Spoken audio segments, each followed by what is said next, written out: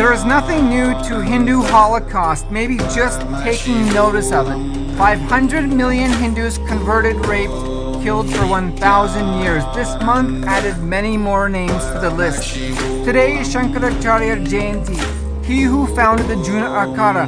Today, 400,000 Hindu monks and 3 brothers beaten to death with tree branches, April 16th of this year. More unearthed images now show special police forces. Military fatigues were present, with rioting protective shields no less in Palghar long before the 3 monks were murdered with tree branches, while officers watched in the dead of night, a night of COVID-19 lockdown whose silence was broken by an impossible spontaneous gathering of more than 200 people.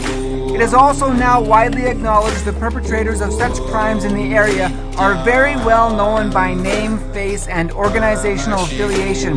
Several well-known leaders of whom were in fact physically present at the murder scene on the night of April 16th, a location that turned out 200 people on a village side road at near midnight during COVID-19 lockdown. The investigation of more than 100 now arrested surely aims at straightly missing those who issued the orders.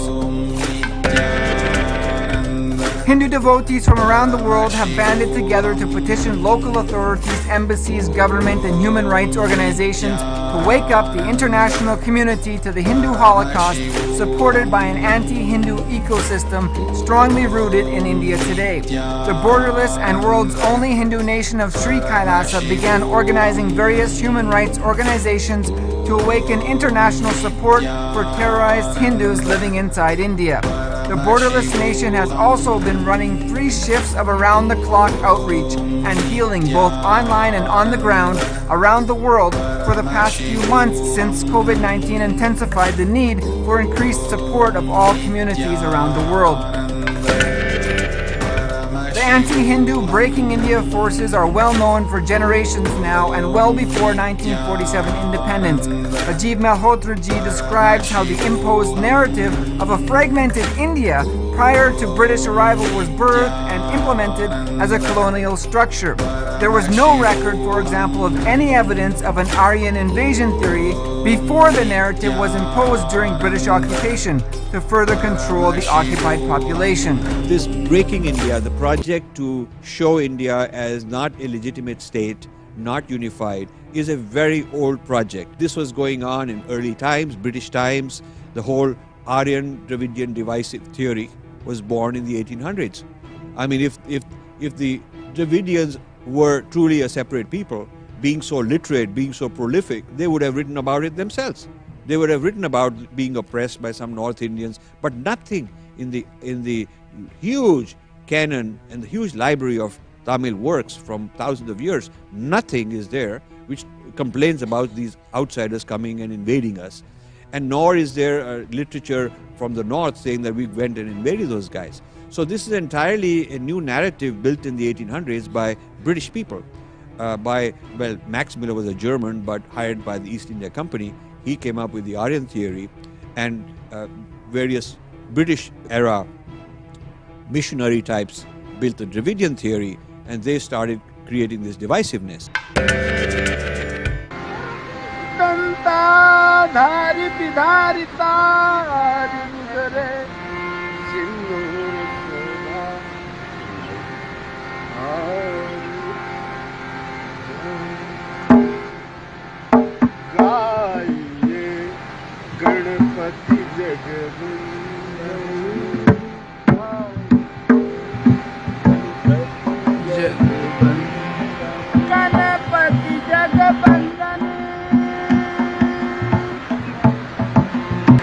Shankara Suvanabha Wani ke Nandan Shankara Suvanabha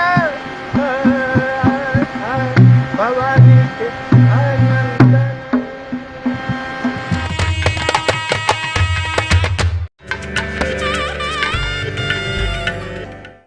There is nothing new to Hindu Holocaust, maybe just taking notice of it. 500 million Hindus converted, raped, killed for 1,000 years. This month added many more names to the list. Today is Shankaracharya Jayanti, he who founded the Juna Akara. Today, 400,000 Hindu monks and 3 brothers beaten to death with tree branches April 16th of this year. More unearthed images now show special police forces. Military fatigues were present, with rioting protective shields no less in Palghar long before the 3 monks were murdered with tree branches, while officers watched in the dead of night, a night of COVID-19 lockdown whose silence was broken by an impossible spontaneous gathering of more than 200 people. It is also now widely acknowledged the perpetrators of such crimes in the area are very well known by name, face, and organizational affiliation, several well-known leaders of whom were in fact physically present at the murder scene on the night of April 16th, a location that turned out 200 people on a village side road at near midnight during COVID-19 lockdown. The investigation of more than 100 now arrested surely aims at straightly missing those who issued the orders. Hindu devotees from around the world have banded together to petition local authorities, embassies, government, and human rights organizations to wake up the international community to the Hindu Holocaust, supported by an anti-Hindu ecosystem strongly rooted in India today. The borderless and world's only Hindu nation of Sri Kailasa began organizing various human rights organizations to awaken international support for terrorized Hindus living inside India. The borderless nation has also been running 3 shifts of around-the-clock outreach and healing both online and on the ground around the world for the past few months since COVID-19 intensified the need for increased support of all communities around the world. The anti-Hindu Breaking India forces are well known for generations now and well before 1947 independence. Rajiv Malhotraji describes how the imposed narrative of a fragmented India prior to British arrival was birthed and implemented as a colonial structure. There was no record, for example, of any evidence of an Aryan invasion theory before the narrative was imposed during British occupation to further control the occupied population. This Breaking India, the project to show India as not a legitimate state, not unified, is a very old project. This was going on in early times, British times. The whole Aryan Dravidian divisive theory was born in the 1800s. I mean, if the Dravidians were truly a separate people, being so literate, being so prolific, they would have written about it themselves.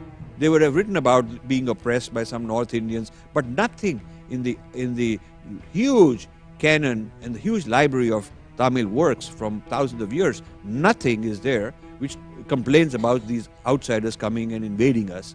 And nor is there literature from the north saying that we went and invaded those guys. So this is entirely a new narrative built in the 1800s by British people. Max Miller was a German but hired by the East India Company. He came up with the Aryan theory, and various British era missionary types built the Dravidian theory, and they started creating this divisiveness.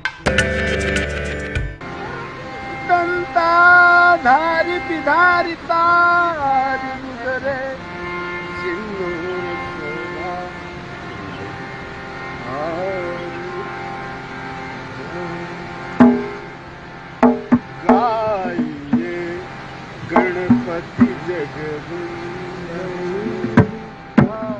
जगबंदन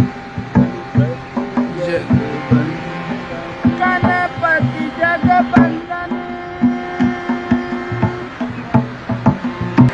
Shankar सुवन वाणी के नंदन शंकर सुवन भवानी के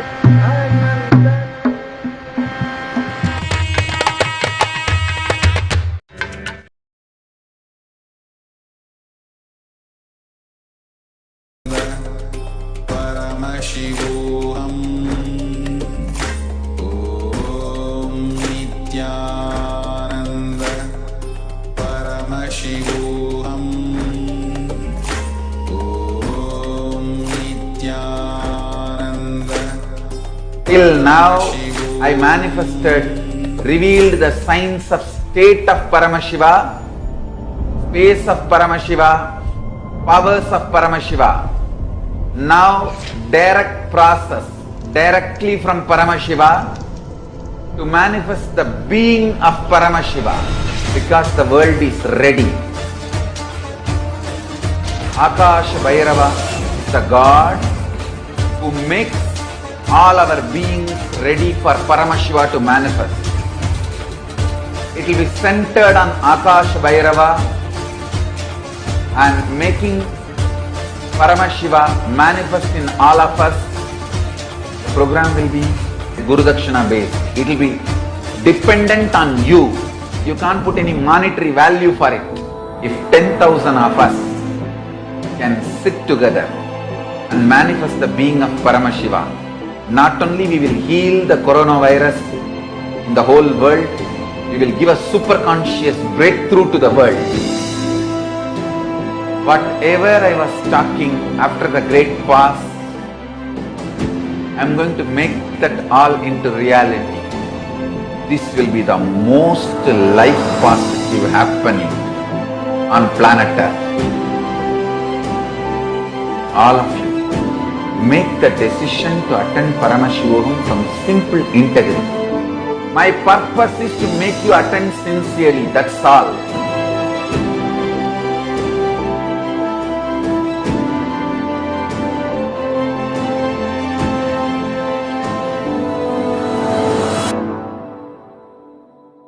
Till now, I manifested, revealed the signs of state of Paramashiva, space of Paramashiva, powers of Paramashiva. Now, direct process, directly from Paramashiva to manifest the being of Paramashiva because the world is ready. Akash Bhairava is the God who makes all our beings ready for Paramashiva to manifest. It will be centered on Akash Bhairava and making Paramashiva manifest in all of us. The program will be Guru Dakshina based. It will be dependent on you. You can't put any monetary value for it. If 10,000 of us can sit together and manifest the being of Paramashiva, not only we will heal the coronavirus in the whole world, we will give a super conscious breakthrough to the world. Whatever I was talking after the great past, I am going to make that all into reality. This will be the most life positive happening on planet Earth. All of you, make the decision to attend Paramashivam from simple integrity. My purpose is to make you attend sincerely, that's all.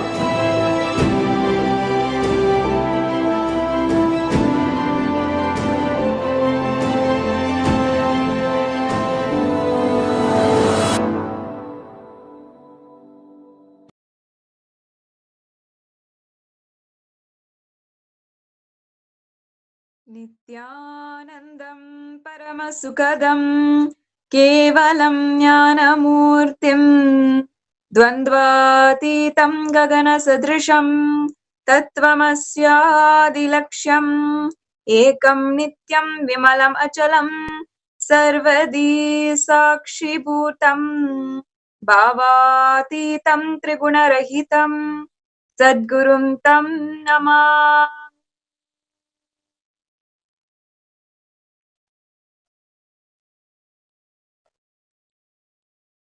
I offer my humble pranam and obeisance to the divine lotus feet of the Supreme Pontiff of Hinduism, His Divine Holiness, Sri Nithyananda Paramashivam. And I welcome all of the viewers who are watching today, gathered all over the world on different platforms of social media, Facebook, Twitter, Instagram, YouTube, gathered in all the different time zones, so many different countries, for the divine darshan of Paramashiva himself, the embodiment of superconsciousness, the greatest happening and advent on planet Earth at this time. Every single day, as the sun rises in the east over India and starts to set in the west, His Divine Holiness gives darshan to all of us and reveals the divine revelations from Paramashiva himself from the space of Sri Kailasa. This is a moment, a time when millions all over the world await the darshan of Paramashiva and listen, revel in the supreme knowledge which he imparts to all of us. This satsang time is no doubt the most awaited time for all of us, no matter what time zone we are in, no matter what background, whatever it is. For millions of us, we gather at this time in order to await darshan of Paramashiva and soak in the Jnanapada, the ultimate knowledge that there is available on planet Earth. I welcome all of you and all of the 2 billion Hindus on planet Earth for the divine supreme address by the Supreme Pontiff of Hinduism, the Mahasatsang that he delivers every single day. Whether we are about to go to rest for the day or getting up and starting a new day, at this time we all tune in like a natural clock inside of us and start to get excited for the first glimpse of Bhagavan for the day. I know that for all of my life, this has been the greatest moment that I look forward to every single day without fail. And for so many of us across the world, this is a similar sentiment. It is always so nice to see everybody sharing on Facebook, on Twitter, Instagram, in so many different places, how they reveled in today's satsang, in that day's satsang, how they shared the satsang, what kinds of clicks and knowledge, gifts that they got from that day's satsang every single day. And of course, how they were completely blessed, how they were so made so blissful when they saw the darshan of Paramashiva, and they share their experience on so many different platforms of social media. If you connect to this, if you have had this experience, I invite you to share the satsang now and spread the message of Sri Kailasa. Let more and more people understand and have this greatest experience that we have been blessed with, the divine happening of the avatar in our lives. Every day, His Divine Holiness has been addressing all of us, addressing the human experience, our fears, greed, emotions, anger, every single thing that we go through, and giving us a solution to transcend that and have the ultimate superconscious breakthrough. Let us now understand and replay, revisit what His Divine Holiness Swamiji revealed yesterday in the Mahasatsang.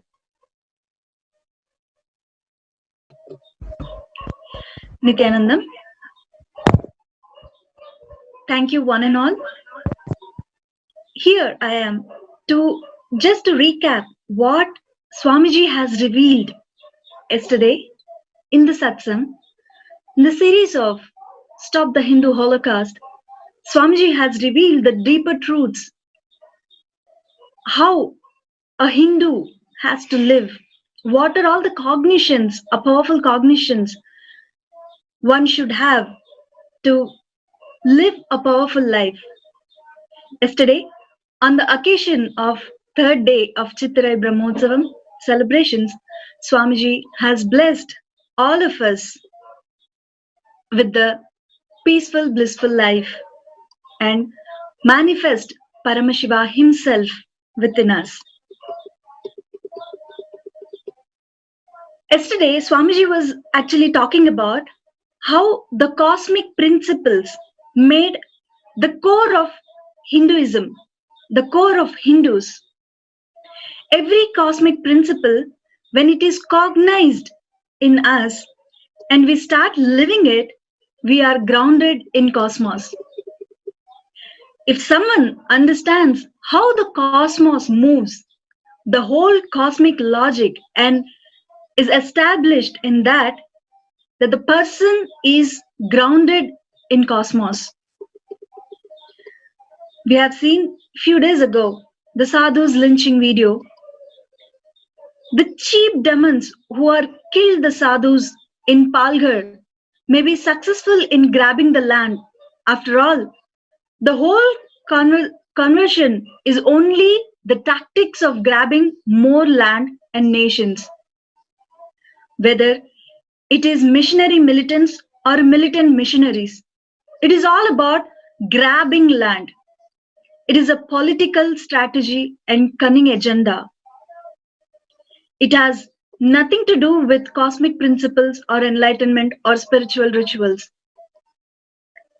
On this context, Swamiji was very beautifully telling, in one of our Adinam, Tiruvannamalai Adinams, there was a snake appeared. And all of our Adinavasis are panicked and they were going here and there to protect themselves, or they have given a message to Swamiji saying what to do. We don't know what to do when the snake has come. And Swamiji has very clearly guided, unless the snake is gonna harm the kids, do not harm the snake. Just leave that snake as is and move away from the place for half an hour. It will just settle down. It will go on its way. On its way. After we are the Hindus who has the cosmic principles as our core, as our lifestyle, where we don't even harm any the animals who can even take our life. Even in that case, we don't harm them. But here in the sadhus case, they're after all sadhus. They are the one who given their life to pour their energy to enrich the whole humanity with these cosmic principles. Without there any harm to the world, the mob has lynched and brutally beaten them to death. When we are seeing that horrible videos, it was so heartbreaking. How come a human being can kill another being just by beating? We Hindus can never think of killing some human being so brutally. Ganging up and killing means all the 200 fellows who are there in that mob are thoroughly convinced that what they are doing is right. They do not even know who the innocent sadhus are. They only know the sadhus are wearing kavi and he is a Hindu sannyasi. These demons are able to gang up and kill so many demons living in a village. They are convinced about killing someone who does not even have a weapon in their hand. Now, lot more details are emerging out. These innocent sadhus are so brutally killed by the whole mob, 200 people. The unholy nexus of anti-Hindus missionary militants, militant missionaries, and Naxals has happened in India. They have roots all over the world outside India. They fight with each other, but inside India, they are a deadly combination on Hindus. That is why Hindus are minority in India. If we are thinking Hindus are majority in India, we are completely deluded. And the so-called neo-Hindus, the anti-Brahmins, anti-Gurus, neo-Hindus, who are supposed to be very dharmic, they are really dangerous, not living up to the Hindu principles and claiming that they are Hindus. Just by this act, they are literally spreading the poison by being anti-Hindus and naming that they are Hindus. The whole lifestyle of our Hinduism is completely pushed to the drain. Those demons are cosmically orphans after they die. They were integrated to the land, but not to the cosmos. But we Hindus do not even kill an animal that can take away our own life. We may not have land, but we are grounded in cosmos. Let our priority be being integrated to the cosmic principles, be in truth with cosmic logic and cosmic principles. As long as we can live like this, we live. Otherwise, the planet Earth is going to completely shattered.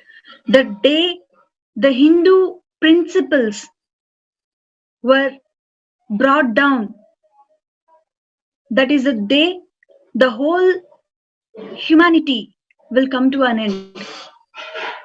The non-violence, the ultimate cosmic principle,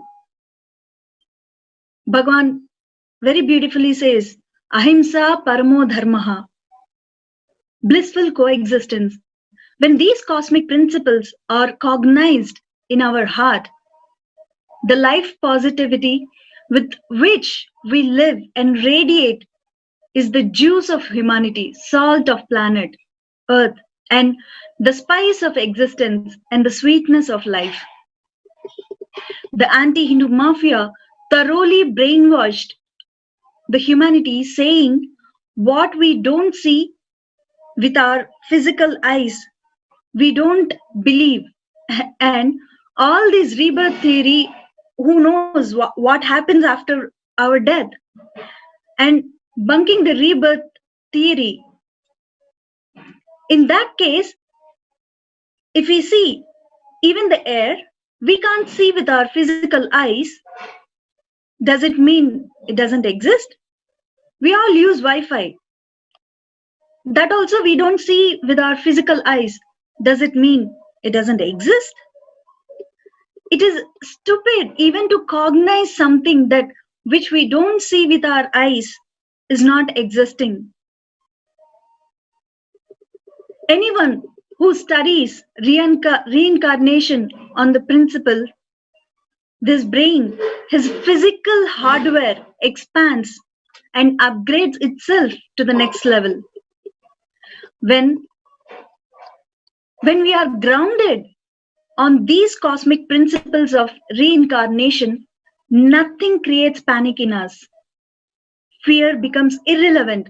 Nowadays, these two, fear and greed, has become a basic life, the undercurrent of life, or greed. In Hinduism, the concept of fear and greed was not at all there.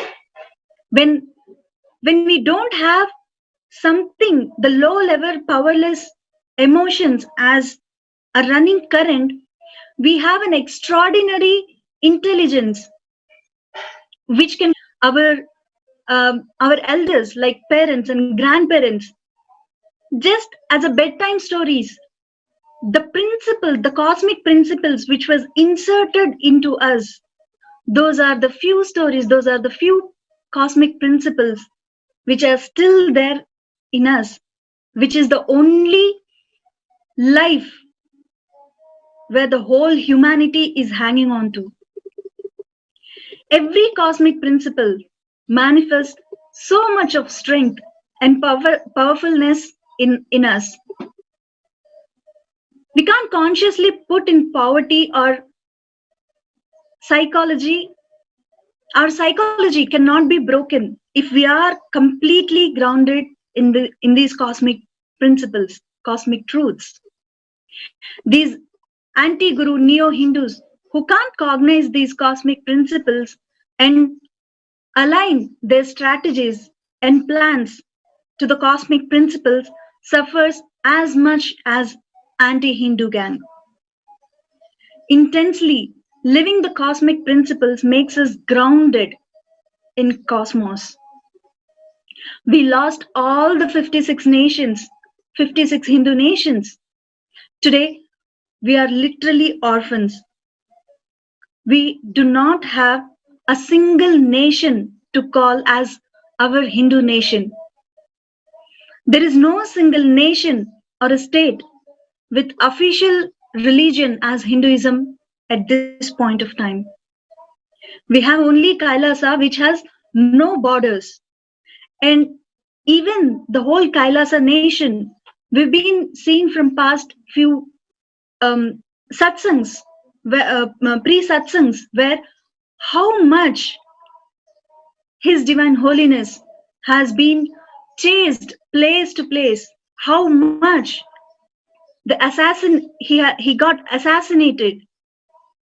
After all, Swamiji had established this Sri Kailasa, the only Hindu nation, but still we do not have a physical borders. Not knowing the cosmic truths like reincarnation principles or the cosmic beings like Ganapati, Paramashiva, Parashakti is the worst way of existence. When we don't know from where we have happened, we will not know what we are. When we don't know what we are, we don't live up to our highest capacity.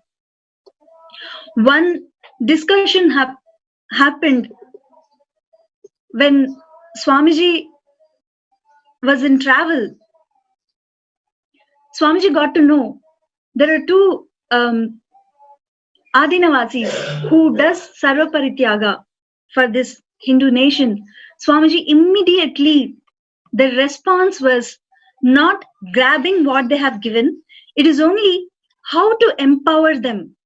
How to empower them so that the tyaga which they have done will be recognized. And Swamiji had told them, and he has empowered them as a Jnanadatas. The one who gives food to everybody is called Annadata. The one who gives the knowledge with which they got empowered. And when they give that same knowledge back to the world, they becomes Jnanadata. Even though they are the one who's going to bring the whole digital world to us. Even though there is a Kindle, gadgets, etc., physical copy is needed for spiritual training. Even if you get 10 crore digital books, a physical hard copy is needed for basic training. So they are the one who's going to collect all Hindu Shastric references, all books related to Hinduism, and bring that whole science back to the humanity. Make it available to all of us. Whether it is accepting donations or human beings, Swamiji is absolutely clear Kailasa will be aligned to these cosmic principles. Only as long as we have life on planet Earth, humanity will survive. The people who are living the cosmic principles without compromising are the juice and the spice and the sweetness of planet Earth. Human beings have started realizing this corona is teaching a big lesson to us. Do not get brainwashed by the anti-Hindu elements. Let us get all of us aligned to these cosmic logics, cosmic truths. And let us get aligned to these cosmic principles, which is the bestest way of existence. And one more beautiful thing Swamiji has told yesterday is the Bhava Samadhi. When a higher person who is the embodiment of Paramashiva himself comes down as a guru and teaches us and satisfy all the bhavas which each and every one are craving for through the Bhava Samadhi, the every aspect of a human being will get fulfilled in our life, whatever we miss or don't miss. But no one should miss this Bhava Samadhi, Bhava Darshans. When we have this Bhava Darshans, actually when we say Sarvadeva Devi Swarupa, means the embodiment of all the gods and goddesses as Guru, in the form of Guru, when he comes down to us and teaches these greater truths. It is the deepest fulfillment. It is the ultimate fulfillment which anyone and everyone should experience it. His Divine Holiness, Sri Nithyananda Paramashivam, concludes with the essence of the Satsang. Never miss Bhava Samadhi Darshans. And let us all work together to stop this Hindu Holocaust and make the Sri Kailasa happen in every one of us and all of us.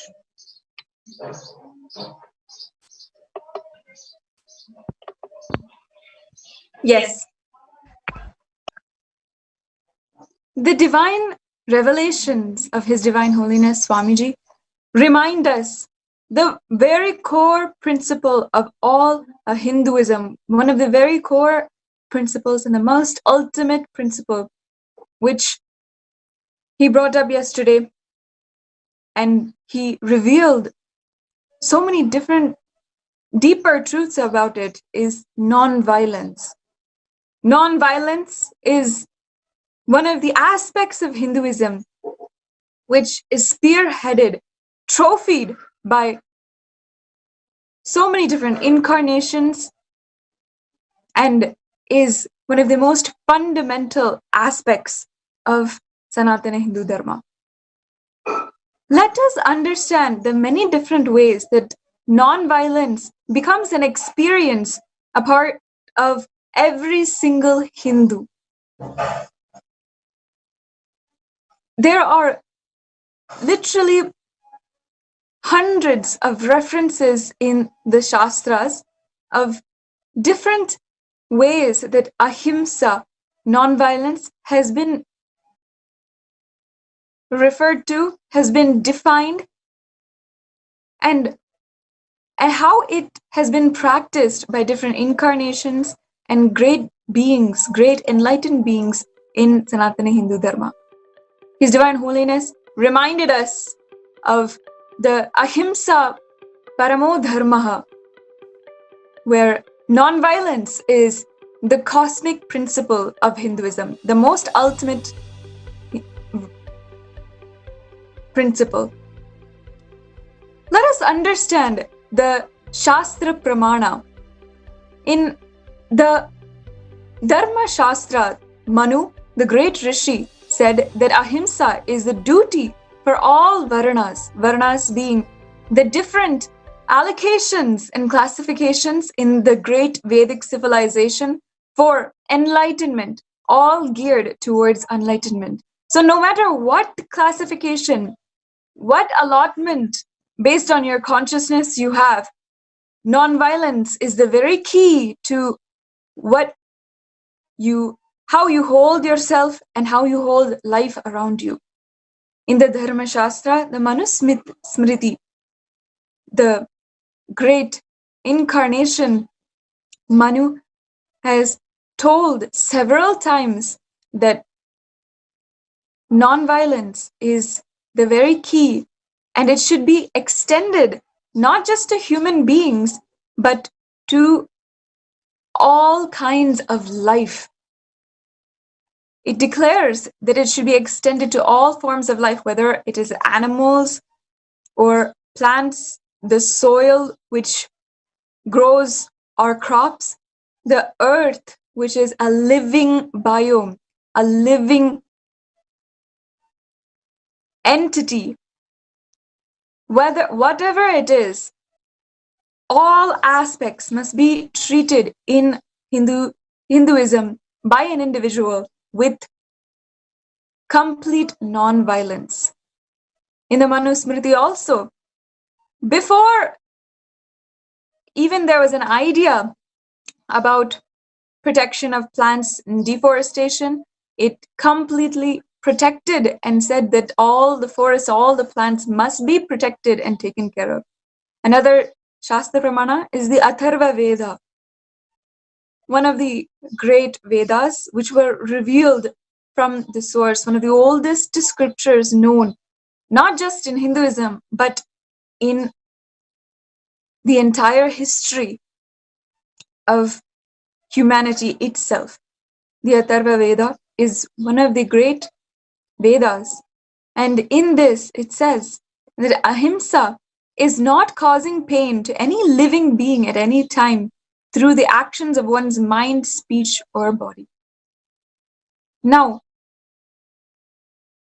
taking this Shastra Pramana as an example and as a way of life, so many different enlightened incarnations have made this their lifestyle, have exemplified, have been paragons of exemplifying the way to live completely non-violent. The great predecessors of His Divine Holiness are all so well known of their love for animals and all forms of life. One of the most sweetest examples that His Divine Holiness remembers always is the great enlightened incarnation, Sri Ramana Maharshi, who was also from Tiruvannamalai and known from Tiruvannamalai, and his greatest contribution was making known his devotion for the sacred hill of Arunachala. He has said that the Sri Ramana Maharshi had always had a love for animals. He even had a pet dog, which he even taught his own disciples how to treat and be loving for it. He continuously taught the foundational principle of ahimsa and practiced it in his life, as you can see. This is a picture with all of Ramana Maharshi, Sri Ramana Maharshi's disciples, including a sweet baby cow whom he adored and brought up with loving and equal treatment, just like any other being. The truth is that incarnations can actually enlighten any being. So in the time that they are in the body, they take the opportunity to interact and enlighten all the beings, including all the animals. Even Bhagavan Sri Satyabhasai Baba, whom His Divine Holiness has seen, respected, revered as a great incarnation, has spoken tremendously on the topic of non-violence. And he is well known for his initiatives in protecting animals, in making veterinary treatment available for them, in having hospitals available for them, in having protection for them. These are both the Shastra and Apta Pramana, showing that in Sanatana Hindu Dharma, ahimsa paramadharmaha is the ultimate principle which has seeped from the scriptures into every single aspect of our lives. His Divine Holiness himself has lived non-violence. He is the great, most non-violent being on planet Earth, as he is established in the state of Paramashiva as the embodiment of Paramashiva himself. He has narrated a beautiful incident from his own life, a beautiful Atma Pramana, which teaches us how non-violence is actually the inner space that we have. He said that he had a beautiful experience during the time when he had just awakened from the first great pause, when a new intense energy of Paramashiva had happened in his life, and he started to intensely radiate Paramashiva more than ever before, and he started working towards Sri Kailasa. At this time, His Divine Holiness narrated a very beautiful incident. He said that he was just meditating and near a banyan tree, and a snake had suddenly come. How he reacted to this very large python, it shows the contrast between how all of us Adinavasis, human beings, had reacted when a huge python was there. Not even the size of what was in front of His Divine Holiness at that time, but how we reacted as opposed to how His Divine Holiness reacted in his life shows the stark contrast between human beings and an incarnation of Paramashiva himself.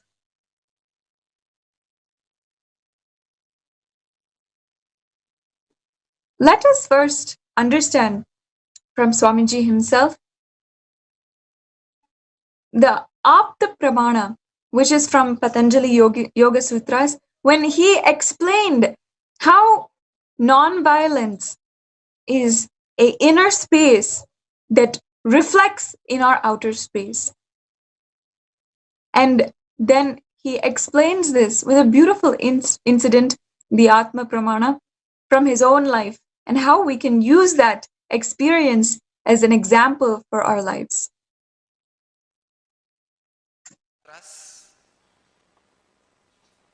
86th Sutra, in 2nd chapter, 35th verse.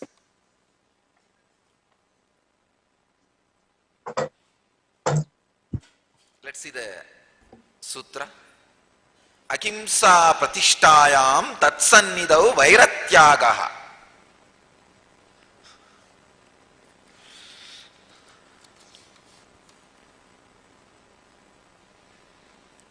Vivekananda translates this sutra as, when the yogi is established in non-killing, in all enmities, cease in his presence. Prabhavananda translates as, when a man becomes steadfast in his abstention from harming others, then all living creatures will cease to feel enmity in his presence. In the presence of one firmly established in non-violence, all hostilities cease. Ahimsa pratishtayam tatsannidau vairatyagaha.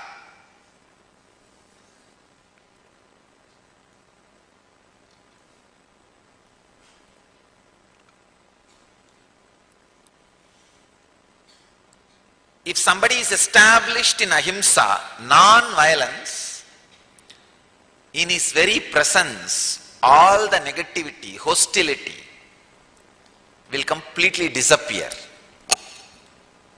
Please understand. Not only in non-violence, any idea, if you are established in it, means even your bio-memory has become that one truth. Your bio-memory has riped into the truth. Then in your presence, whoever is there will be experiencing the truth intensely. Please understand. I am not doing anything to radiate bliss. I am just living it. My bio-memory is intensely established in it. So naturally, whoever comes around, they feel it. In anything you are established, all the people who are in your presence are bound to feel that. Please understand. We are not islands as we think. No.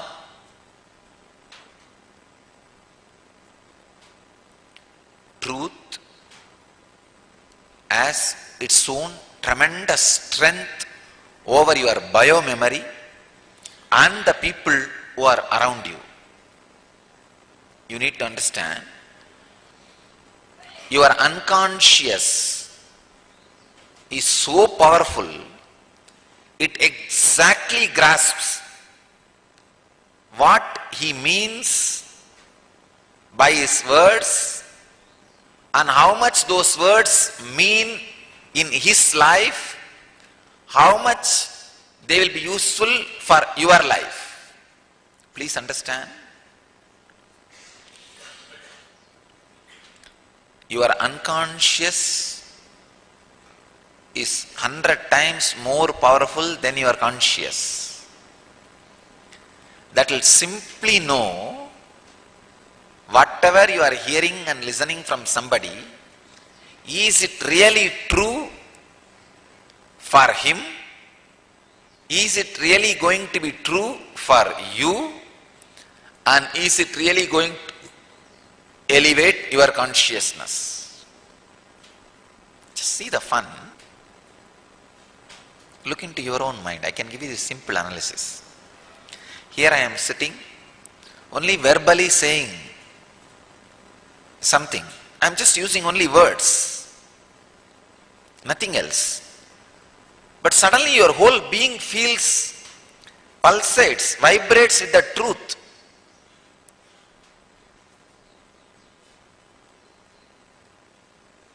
And the truths which I am expressing are not even like things related to day-to-day affairs, like ordinary facts. 1 + 1 is 2. It's the fact which you handle every day. So to prove those facts, maybe a simple words are enough. But what I am talking is beyond your comprehension. Suddenly I am saying that this whole world which you experience is made out of the same material in which your dreams are made. It is not a day-to-day fact for you. It is not the fact you experience everyday life. No. Truth beyond the facts which you experience. But somewhere it clicks. I think he is telling the truth. Somewhere it starts sinking. And even if you are not able to believe consciously, your unconscious gets connected to it, and when you find time, automatically you Google and go to the YouTube, maybe I should spend a little more time in what he is talking. I have seen people do this very secretly. Now really, especially if you are forced and brought here by your husband or wife. Now sometime, to fulfill the family obligation or the friend's obligation, your friend will be nagging, please come. When you go and sit, the words I utter may not be a day-to-day fact for you. For example, this one truth I am saying. This whole world is made out of the same stuff out of which your dreams are made. Means if you can make your dreams, you can make this world also as you want. This is not a fact which you experience every day. It's a truth beyond your fact. But Even if your consciousness does not catch it, your unconscious will feel some click, connection. Oh, feels this guy knows what he is talking. And he is very clear what he is telling. So later on, automatically you will have that temptation in corner. What he really means by that word, this world is made out of the same stuff in which your dreams are made. I came here just for healing, but this words looks true. You will start digging out. It is not the words, please understand. The words I am uttering has become my experience. When I utter these words, this whole world is made out of the same stuff in which the dreams are made. Not even 1 inch of my biomemory, one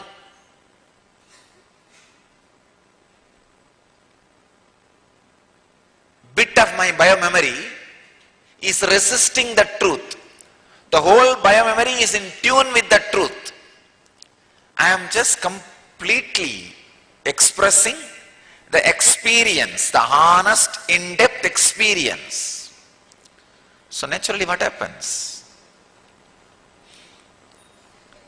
That honest biomemory has to touch you, has to be transmitted in your biomemory, no other way.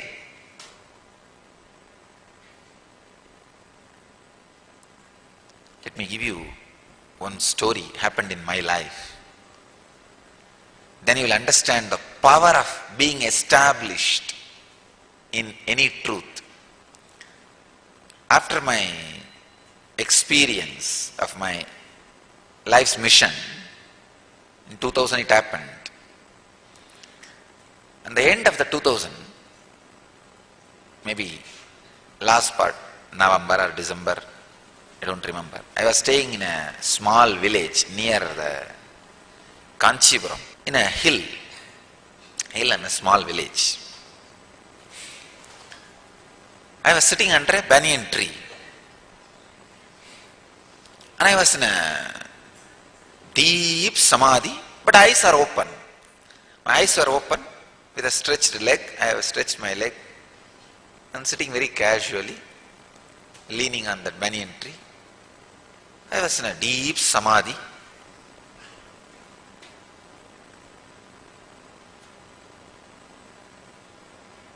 Maybe for 1 hour. Throughout that 1 hour, a big, at least 7 to 8 feet cobra, poisonous cobra, was lying just almost touching my body. It was just lying next to me, completely in peace, completely in rest. Not exactly on my body, but touching my body.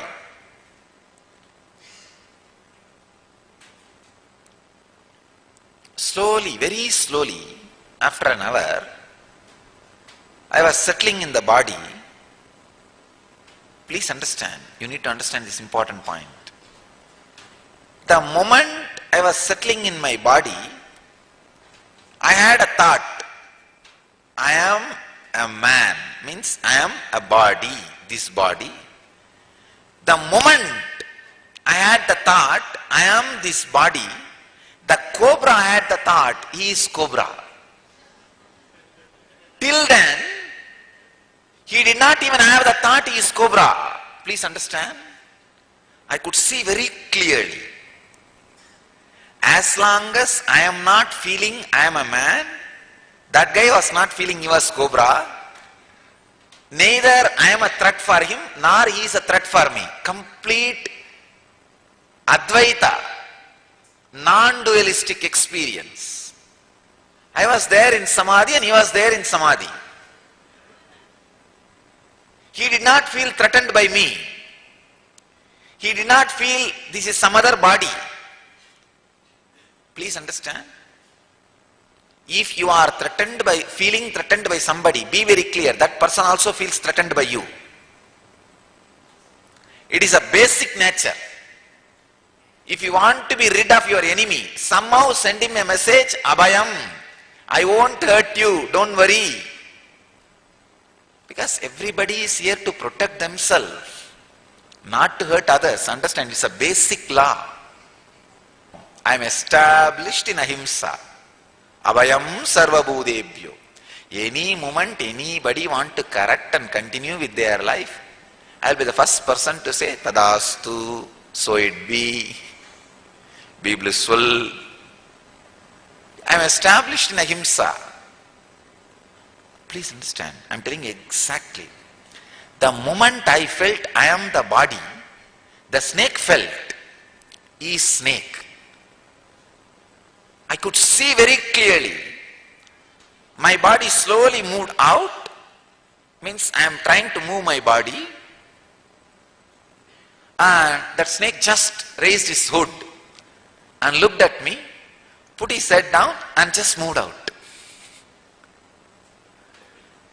Only when I had an idea I am body, the snake had an idea he is snake. So when I felt I should move my body out, he felt he should move his body out. Anyhow, after all I was in Samadhi, so he did not feel I am a threat, and I did not feel he is a threat, so there was no fight. But even this separation may be a threat or may not be threat, but it is separate. The moment I felt the separation, he felt the separation. When there is a separation, there can't be any friendliness. I don't want to hurt him. Because I don't want to hurt him, he doesn't want to hurt me. But let me go on when I decided, let me go with my life, he decided, let me go with my life. Please understand, this whole world is mirror. Context. How you respond to any context, same way the context responds to you. I am telling you, context is not a dead word. It is a living, independent intelligence. You always think egoistically, you are the only living mechanism. The context around you is a dead matter. No.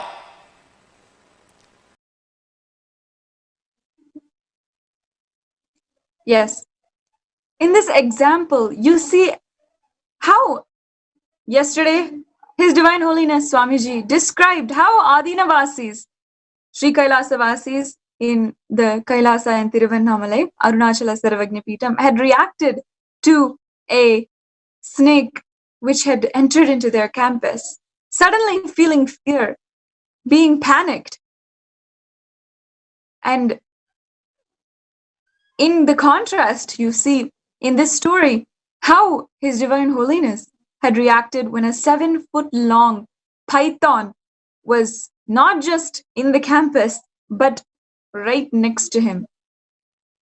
He said that when he felt the ultimate non-violence inside of him, when he felt completely in oneness with the cosmos, not identifying as body, as his body, but in oneness. And he had the experience, he was experiencing that deep state and not remembering that he is this body. He was in such mutual friendliness with that python. And the minute His Divine Holiness had the awareness of the body, that exact moment, the snake also realized that it is snake and it must move on with its life. Understand, In this example, we see two things: that the power of an incarnation is that his very presence and the power of the state which he is established in permanently forever and came down to planet Earth with is transferable merely through the presence of the enlightened incarnation. And on top of that, it also shows us what is the effect of when we ourselves are feeling any type of identity, painful identity, fearful, anger identity, any type of emotion inside of us, and cunningness inside of us, how that immediately reflects in the outside. Further in this satsang, in this Mahasatsang where His Divine Holiness addressed thousands and thousands of people all over the world, it was first in 2010 when he first talked on this Patanjali Yoga Sutras. His Divine Holiness had at that point also gone on to explain that in all of us, the minute we react to the outer world, we should always be clear that we are only the source of anything that is happening on the outside of us. As His Divine Holiness had finished saying, the whole world is a mirror. For you and I, as humans who are not yet established in the state of Paramashiva, we always might think that the whole world is trying to take revenge on us, the whole world is going against us. We have to understand, however, that the minute that we think that the whole world has gone against us, the whole world is going to take revenge on us, that is the moment that the outside also reacts in the same exact way. Just as how the snake had felt that he must also move on with his life. At that time, we must understand that the same thing applies in our own lives. That the minute if we think, oh, they're going against me, they must be angry with me, or they must want to take revenge, or they must want to hurt us. Many of us have these similar thoughts in our daily lives. The minute we have that inside of us, it means that the moment that it has happened inside of us, the exact reflection has happened on the outside. This can be used as a powerful cognition for all of us, inspiring us, teaching us that if we are established more and more inside of us in the state of Paramashiva, in absolute oneness with everything around us and with the cosmic principles, that we are immortal, that we are consciousness, if we continuously are established in these principles, the whole world will react in the same way to us. This is the very exact way that we see His Divine Holiness is reacting to so many people who are continuously abusing, continuously throwing their hatred at Him. Even if the world is showing in any such way, any kind of hatred, anger, violence, because of His state inside of Him, continuously pure and continuously established in the state that ahimsa, the non-violence, because of that, nothing is able to shake Him. Continuously, His Divine Holiness has shown that He has made what He has declared happen. Whether it is the powers that he has manifested in millions of people across the world, or the nation of Sri Kailasa, which His Divine Holiness has revived from the ancient civilization. In this Atma Pramana, His Divine Holiness reminds us that He is the ultimate possibility for all of us. I request the NTV team to just project a few of the photos from that time. This is the time when His Divine Holiness had had that very experience when the python was next, and he experienced that ultimate state of oneness inside of him and saw how the snake itself also felt extreme bliss, extreme oneness, pleasantness, and did not feel any kind of separation, any kind of threat in the body of His Divine Holiness. This was actually in the time when His Divine Holiness had just had the great pause in Omkareshwar, in the city of Omkareshwar.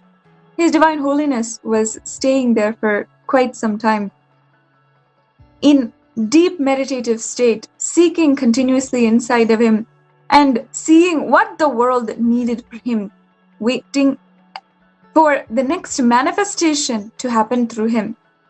It is this time that he had that realization and started manifesting Sri Kailasa for all of us. From that day, it is his non-violence that continuously attracts so many millions of people. That state that he is in continuously, that is what is the grace that emits from the light of his body.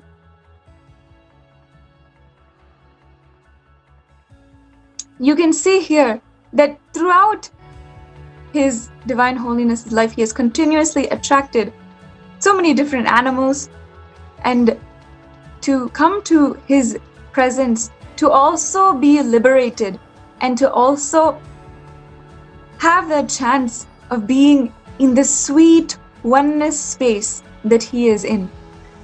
Just like that snake that experienced so much of pleasantness, oneness, bliss at that time when His Divine Holiness had that experience, all of these animals, and including us human beings, when we have the initiation from His Divine Holiness, all of us feel that very same space of bliss, of coexistence, of ultimate oneness. It is the most beautiful experience. And we see it just through His smile today, after the second great pause that has happened recently in 2019. It is happening in such a intense, more powerful way that thousands of people are able to experience that same state which His Divine Holiness is established in, are able to have the glimpse of that state just through a glimpse of him on the online video conferencing. The whole Paramashivam program that His Divine Holiness is offering now is the next super conscious breakthrough that he has offered to the world. Over the last 32 days and counting now, as it is the third batch of Paramashivam level 2 happening, it's been so amazing to see the amount of transformation which is happening, how Sri Kailasa is being revived in each person. They have been experiencing breakthroughs to the next level. And especially during this time of coronavirus, it is not a joke to sustain so much of life positivity for thousands of people all over the world. I encourage all of the viewers now who are watching, if you have heard about this program, you might have seen a Facebook post. You might have heard His Divine Holiness himself speaking about Paramashivoham level 2. You might have seen a fellow disciple sharing about Paramashivoham level 2. It is not a coincidence that you are watching this. I encourage any of the viewers who have not yet signed up and participated completely in this program to start now and register for the program. There is a next batch of Paramashivoham level 2 happening as well, which you can plan to attend. Visit paramashivoham.org, the website which is available down below, and you can not only learn more about what is Paramashivoham, what it means for you, and what you might be able to experience in this 16-day breakthrough program that His Divine Holiness is conducting and offering, but register for the program and you will be able to have that experience for yourself. Let us understand that in this time of coronavirus, when COVID-19 has been so prevalent, has become extremely shocking for the world to see so many people devastated by something that they cannot even see. A virus which has spread so far as to be continuously affecting people and still affecting people. Now is the time that we have to bring awareness, bring the superconscious breakthrough to humanity. As His Divine Holiness Swamiji spoke yesterday, at this time, the whole world is understanding that we must have that superconscious breakthrough. At this time, where so many people across the world are affected by the economic crisis which is happening because of the global lockdown, so many different riots, so much of tension, upheaval, and heaviness which is being spread. This heaviness is being spread almost faster than the disease itself, the depression, a huge economic collapse which is pending. Well, people across the world are not able to work and forced to stay inside. When some people even depend on going to work every single day in order to make their wage, make their salary, and make and earn their living. Across the world, many people are falling into so much of famine, starvation due to this global lockdown. And the most disheartening thing is that the people are not able to help them and are not able to assist at this time. But His Divine Holiness, not only has He offered this superconscious breakthrough to the whole humanity through the Paramashivoham Level 2 program, but He has offered to the world through His ashrams, through all of the adinams, all of the kailasas which He has established all over the world. He has told and established the Annadan and employed and started multiple task forces as well in order to start supplying food for anyone who needs it, anyone who wants it. In Kailasa, in Tiruvannamalai, in Arunachala Sarvagnapeetam, the Annadan is continuously happening for anyone who needs. And every day people are coming, eating for free of charge, all 3 meals. And not only that, free nutritious meals. In Shamala Sarvagnapeetam, Shamala Pita Sarvagnapeetam in Madurai as well, the Annadan is also continuously happening. These are just two examples, but across India and across the world, in all of the Kailasas, at this time, His Divine Holiness is choosing to contribute to other people's lives in every single way, whether it is the basic survival needs of our bodies that we need, like food, or the ultimate superconscious breakthrough. Let's now just watch a short sharing from a Paramashivam participant on the benefits and how they experienced a next level breakthrough in Paramashivam. Nithyanandam.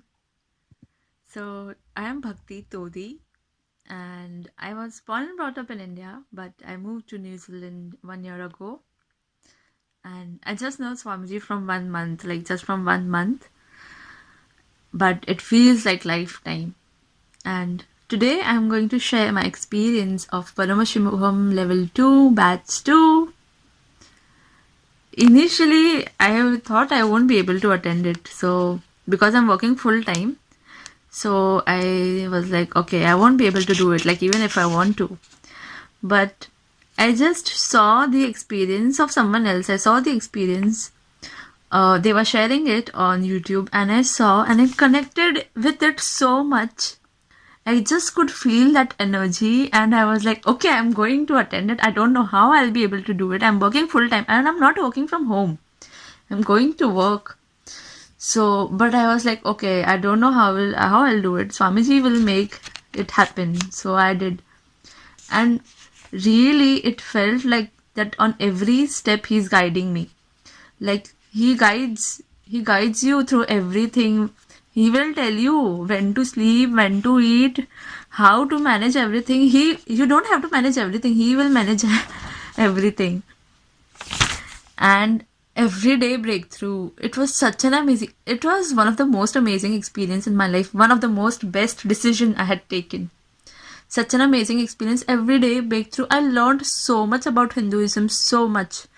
Like eye-opening session every day. And so many things, so many sweet activities also we did. One day we made Ganpati ji out of just like turmeric and flour, and my Ganpati ji looks very nice, very nice. So such a nice, beautiful experience. And one day we made this mandala. If you can see this, I did not have a compass, or I did not have a ruler, but we just did. It just happens. It just, when you are in with that connection, that Swamiji, it just happens. Thing happens. And power manifestation sessions, like initially I thought I did not. I don't know. I just did not. I felt like, why to bother Swamiji for power manifestation? I thought that it's like a bonus point. It's not essential. But then during the sessions, so many cognitive shifts happened, and so many things I learned about power manifestation. And I learned that it's not about bothering him. He is waiting for us to manifest powers. He's waiting for us, like. And then I did manifested power. Some of the powers, like teleportation, that was I did manifest it, and that was like so amazing. I did not knew that I will be able to do it. It was really eye opening. And I can share pictures if you're like, I had shared a picture on the Facebook also about my power manifestation of teleportation. Also, one another amazing experience for me was the fire one. So in which your hand is close to the fire, and at one point you are in such a oneness with the fire that you cannot feel the heat as if it is burning you. And I have the video. I literally felt that the fire, it's not burning me, and I took my hand so close to the fire, and I could feel that my fire is just like coming inside my body. Like it's just coming like this inside, and it was such an amazing experience. Also that day I could see Arunachala hill and the fire. So many magical things happening here and there. Every moment is a magical moment. And I know, so the first thought which comes into our mind is like, we are working or we have other things to do. There are so many things to do for everyone. Something or other is there. But when you decide that you want to do it and you just have to say yes, then things fall in place. So very amazing experience. I would really recommend, highly recommended for everyone. Yes, that's my experience. Thank you, Nithyanandam. Till now, I manifested, revealed the signs of state of Paramashiva, space of Paramashiva, powers of Paramashiva. Now, direct process, directly from Paramashiva to manifest the being of Paramashiva, because the world is ready. Akash Bhairava is the God who makes all our beings ready for Paramashiva to manifest. It will be centered on Akash Bhairava and making Paramashiva manifest in all of us. The program will be Guru Dakshina based. It will be dependent on you. You can't put any monetary value for it. If 10,000 of us can sit together and manifest the being of Paramashiva, not only we will heal the coronavirus in the whole world, we will give a super conscious breakthrough to the world. Whatever I was talking after the great past, I am going to make that all into reality. This will be the most life positive happening on planet Earth. All of you, make the decision to attend Paramashivam from simple integrity. My purpose is to make you attend sincerely, that's all.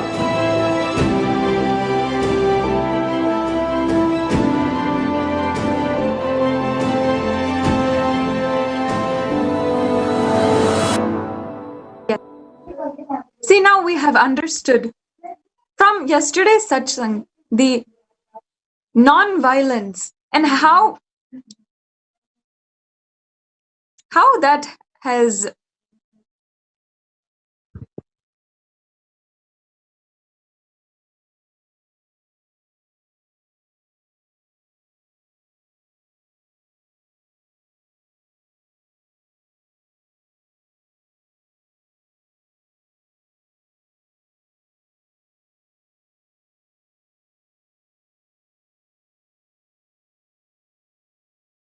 yes, completing for the technical problems. Until now, as His Divine Holiness revealed yesterday, that non-violence is the ultimate cosmic principle.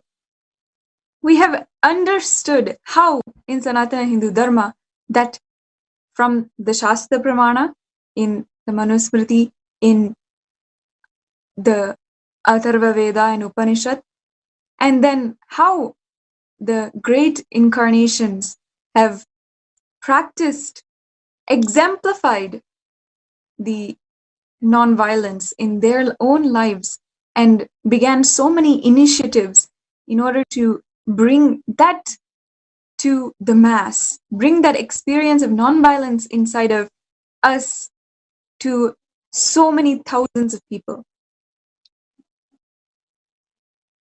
Then we understood the Atma Pramana, how in His Divine Holiness's life, he himself, having being the incarnation of Paramashiva himself, has continuously expressed this state of non-violence, ahimsa.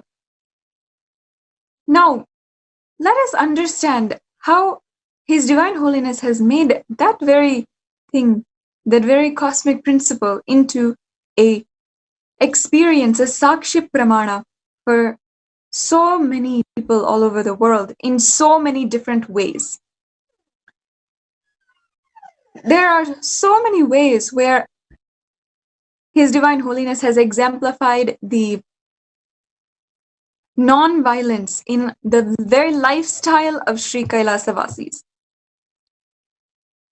From goshalas and establishing animal husbandries to globally advocating vegetarianism, to practicing and teaching the ultimate lifestyle of being organic, having an organic lifestyle, and continuously expressing the love for all beings around, and establishing yourself in the completion state for not just human beings, not just human level, but to all beings and to all ways, whether it is speech, thoughts, or your very attitude towards the outside, the life. His Divine Holiness has revived the tradition of having animal husbandries or goshala. He envisioned for Sri Kailasa hundreds of cows and different animals staying in the Sri Kailasa, not only in Adi Kailash, but in many places all over India and soon to be in all over the world. Why Goshala is important? Why is it such a big aspect in Hinduism that all kinds of groups, not just singular people, not just people who are looking for milk, but large Hindu organizations and groups have taken up Hindu Goshala? In our Shastra, the cow is seen as mother. In the Kamikagama, the Gomata is referred to as mother. Mata is what Sanskrit for mother. Why? Because the cow, every aspect of her is able to be used for such nutritious benefits, whether milk, ghee, butter, or the gomutra and gomiyam, the cow urine and cow dung. Even the cow urine and cow dung have medicinal purposes. The cow dung is used for the enrichment of the soil for the crops, and gomiyam is also used for medicinal purposes, is even considered to be like drinking gold, like drinking nectar, because of its medicinal purposes. In the Agamas, it is told. This is why His Divine Holiness has revived this aspect of Sanatana Hindu Dharma. As you can see in the photos, even the participants of programs are able to interact with the cows and the animals living in Adi Kailash. In every morning, the Go Puja happens in the Nithyanandeshwara Paramashiva Devalaya, and the cow is worshipped continuously, treated with so much loving care. And not only that, these special cows are able to understand, are able to have the initiation from His Divine Holiness himself, a great incarnation of Paramashiva. You see, it is an incarnation who is able to make even animals enlightened. Human beings, through their intense seeking, knowledge and capacity, have the capacity to reach enlightenment on their own. But His Divine Holiness Swamiji has said that animals, due to so much of limitations, they themselves cannot be able to experience the enlightenment by themselves. Though there are many examples where in Hinduism they have transcended that experience through devotion and through the initiation from incarnation. That is why the opportunity to be able to live in Adi Kailash, to be able to live in the presence of His Divine Holiness in Sri Kailasas all over the world, is the most beautiful thing that His Divine Holiness is offering to the whole world, not just humanity, but the entire universe itself. Something I would like to add more. As Mahasannidhanam was sharing about the Goshala, about the cows, I remember Swamiji mentioning that it is not just a Goshala, it is a Go Mandir. And like how Mahasannidhanam was telling us, we refer to the cows as Go Mata, as mother. I remember Swamiji beautifully explaining how in Sanatana, I cannot say object, but these three aspects which we relate to lives. Mother is somebody who makes everything available for us, who has everything that we need. As a young born child, you do not need anything else beyond your mother. That is all. She has everything, all the nutrients, all the care, all the love, everything that you need. Similarly, when you relate to the Gomata, if you just go and spend some time in the Go Mandir along with the cows, spending time with them, and that milk secreted by those cows when you drink, Swamiji says that any ailment, any disease, anything that you have, that milk will exactly act as a medicine for that. You may be surprised as to how this works. This is beyond just our scientific, just our logic, our binary logic. The Go Mata is a living energy, and when you spend time with her, she is able to record what your physiology, what you need, and then produce that for you. There are numerous references in our Shastras as to what is the benefit of rearing cows, of taking care of them. Just one that I would like to present to you here from the Atharvana Veda. The verse goes as Vasham Devam Upajeevitam Upajeevanti Vasham Manyusha Upa Vashedam Sarvam Bhavatu Yavatu Suryo Vipashyati. O cows, with your milk and ghee, you make the physically weak strong and nurture the sick to health. With your sacred utterances, you chastise our homes.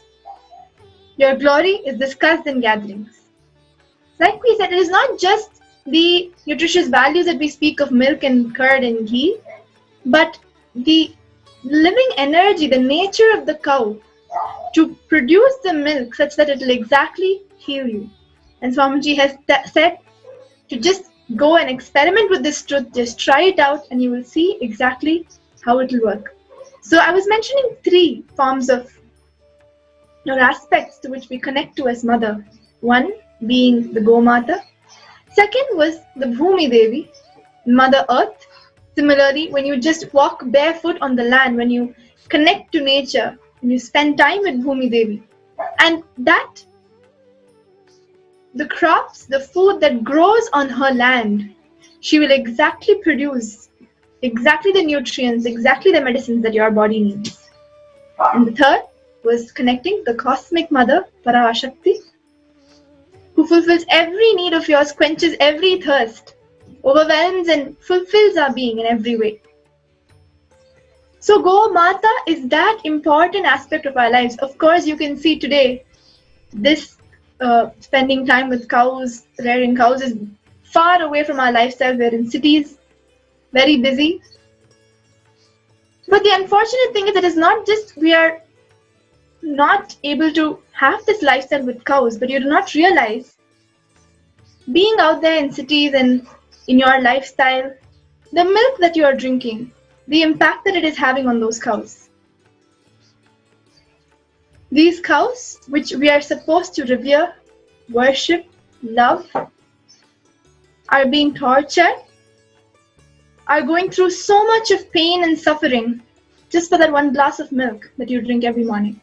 And that is why Swamiji is very, very openly, strongly recommending, urging, inspiring, requesting humanity to convert to a non-violent lifestyle. Veganism, vegetarianism, unless you are extremely sure that your milk is coming from a non-violent source, do not take it. First of all, so many cows who are meant to be worshipped are going through that suffering, and like we have mentioned time and again, that suffering, that pain is released into those chemicals, into that milk which we are going to be intaking. On a larger point of view, seeing it from the bigger picture, it is that karma of that non-violence, that collective karma that we have built up because of this violence against all beings, that too against Go Mata, that we are even having to face this pandemic such as Corona at multiple levels, from your own health raging to the karma that we have incurred as a whole community. We all have to stand up for non-violence, stand up to protect cows, protect the Go Mata, the Go Mandirs, create more Goshalas everywhere so that we revive this lifestyle and protect Sanatana Hindu Dharma so that we can protect humanity in the future. And that is why Swamiji has announced the Go Mandirs, the Goshalas, as one of the 5 pillars of Sri Kailasa, and hence everywhere where Swamiji is establishing the Sri Kailasas, we see that he is also reviving the Go Mandirs, the Goshalas. Let us hear from Swamiji what Swamiji has to say about Go Mandirs, about Goshalas, about non-violence, and much more. Let us listen from Swamiji now.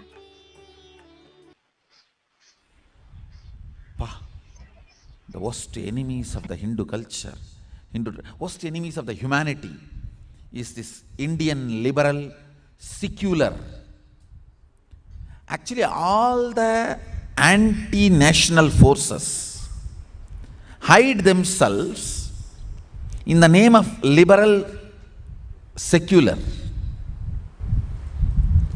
Cow worship is a direct spiritual practice.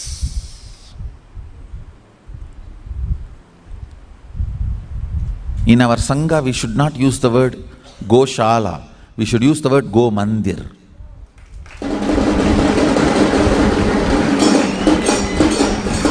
It's a temple. Understand? It's not joke when our Shastras declare all the gods and goddesses reside in the cows. It's not joke. If you just take care of them and attend to them, deity worship, doing alankara to deities and taking care of the cows. Only if you practice, you will understand the kind of inner space they manifest.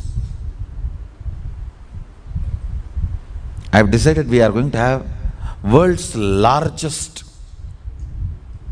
ahimsa based Goshala.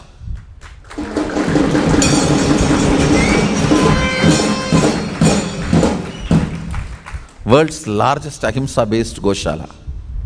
I am very clear, because worshipping cows and taking care of the deities is some of the best methods of building right biomemory and bioenergy.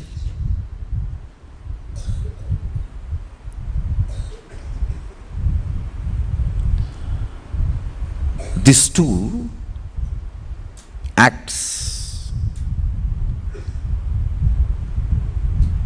bring certain heart and visualization based Shaktipada, much better than verbalization.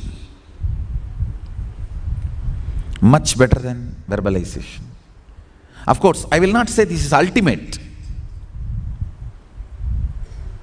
I will not say this is the ultimate, but surely much, much better. Vatavarana.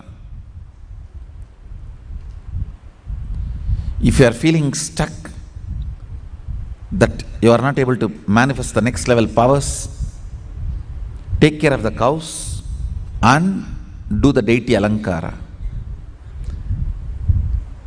All the campuses of our Sangha and all our university campuses should have these two, temple and Goshala. Even the international campus outside India, you should start working to get a legal permit, at least to have few cows. And it should be desi cows. It should be desi cows.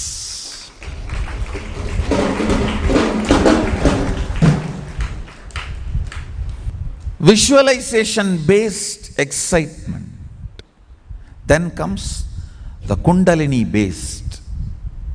When the Kundalini is kindled, the kind of energy you manifest and radiate, and the kind of action you do.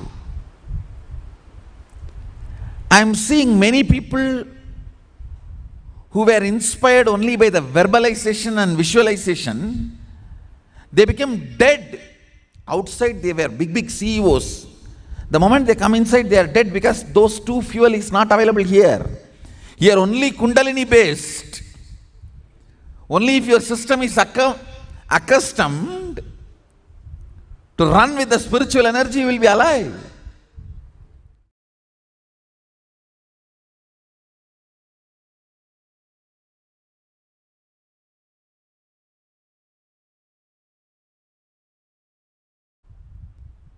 Only if you are living in an artificial place, all this mosquito, all that will come. Otherwise, the Goshala is the most hygienic, healthy place. If there are mosquitoes, any other thing, then something is seriously wrong, means we are not following the tradition. Either the place is not cleaned as per the tradition, or the food is not as per the tradition. If the food and care and the place is as per the Hindu tradition, cow dung is used to drive the insects and mosquitoes in Hindu tradition. How can there be mosquitoes in Goshala? Goshala is the most hygienic, safe place, I tell you.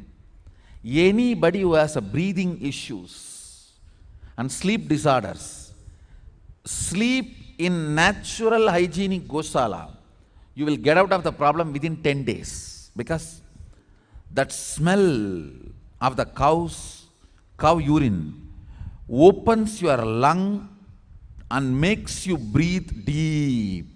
These secular, stupid donkeys will criticize all this.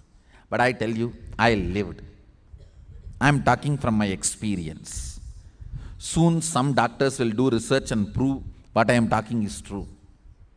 Science may catch up with me. Science may catch up with me in 1 year, 2 year or 10 year. I don't care. If you are my disciple, listen and live it. Don't waste your time till some stupid Janganaka Jikunaka fellow catch up with me.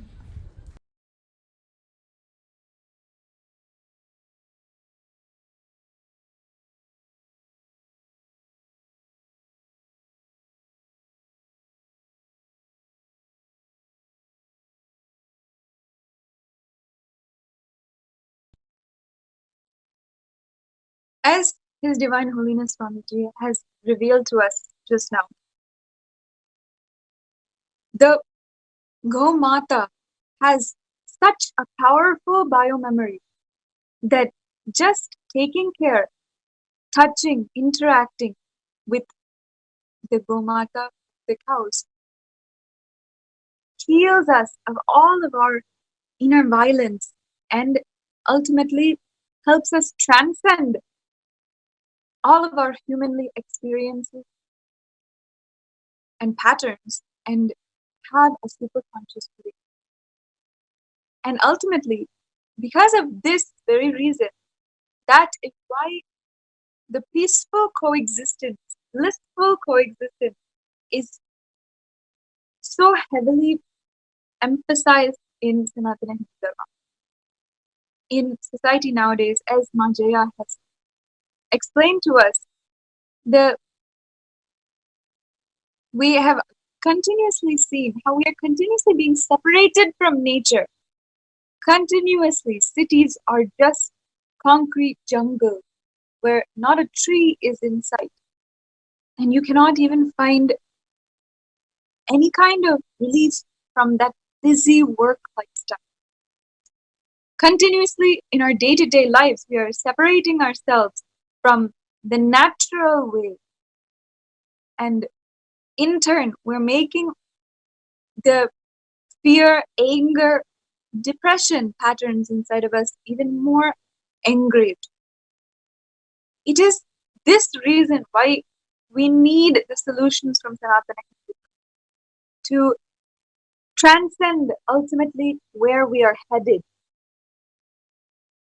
His Divine Holiness has even promised humanity in yesterday's satsang and also many times over the last few years that he has brought down the science of how to make animals talk, how to make cows speak Sanskrit and Tamil, and how to even make monkeys, dogs, different animals talk language, and we are able to communicate with them.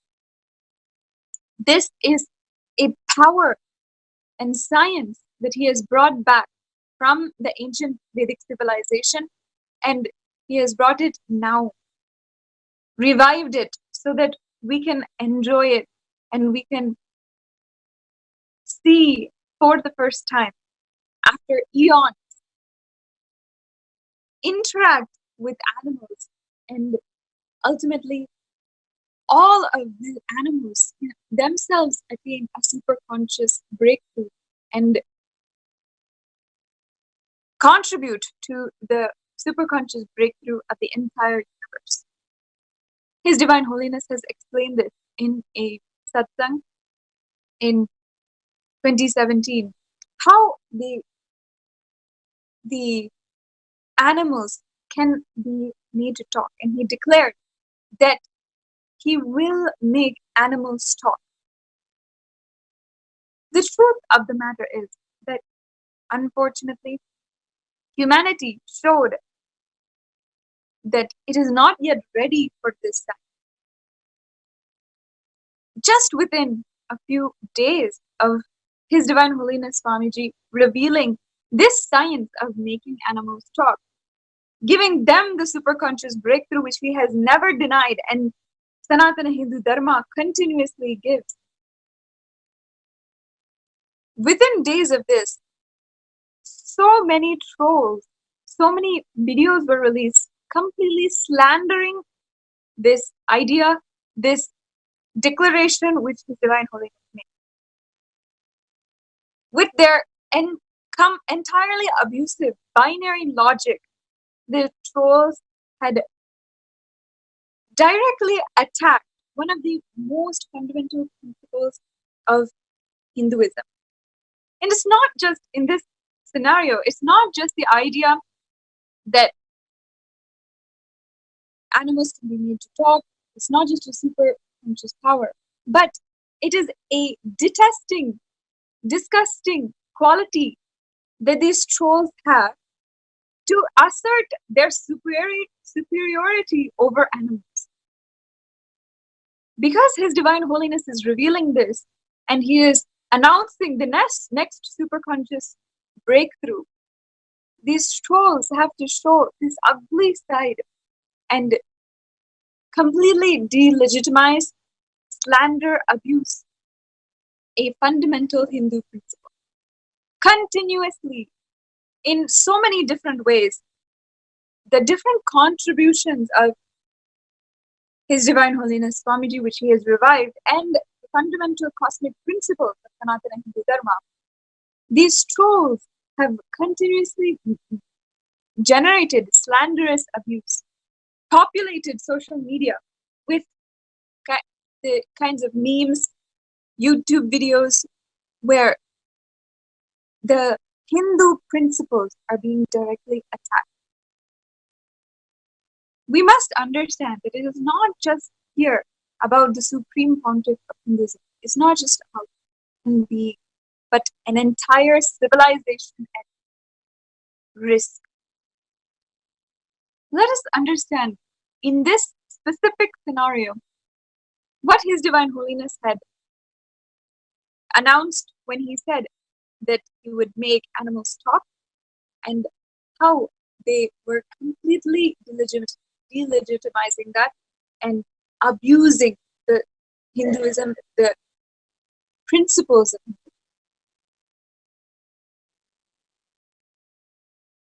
I will demonstrate monkeys and other few animals which do not have many of the internal organs we all have.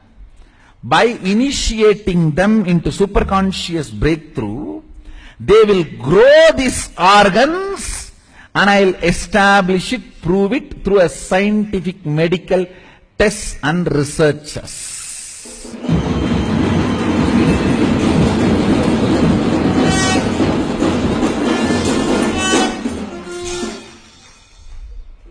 I am declaring after testing this software yesterday. Yesterday actually I casually tested this software. It was perfectly working. It was perfectly working. That is the reason I am claiming now. Understand? Let this be on record. Within a year I will establish this.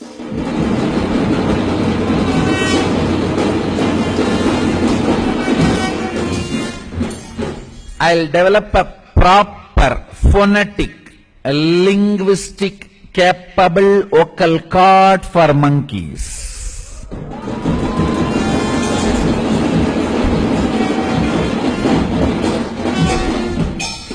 Phonetic, linguistic, capable vocal cord for lions and tigers.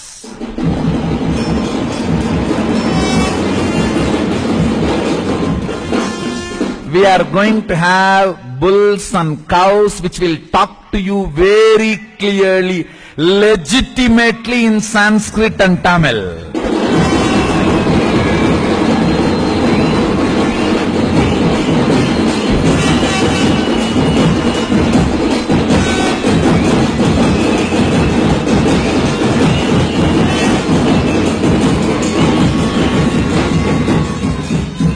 Understand? It is going to be a large-scale, superconscious zoo laboratory where many of the animals have extraordinary possibilities, still they have not lost it. Like a cat can see in the darkness. Those capabilities, plus their third eye awakened, they will evolve one of the best eyes and retinas. Understand? Those eyes can be transformed.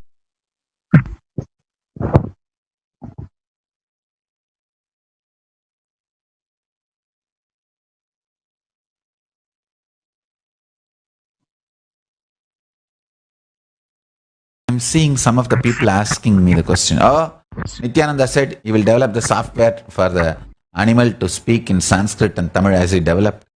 Hey, have you taken any responsibility? Okay, I declared. I am ready even now. The software is ready. If I dictate, are you ready to come and stay and pen down and reveal it to the world? You have not taken any responsibility even to pen down all I am revealing. And you have audacity to question me.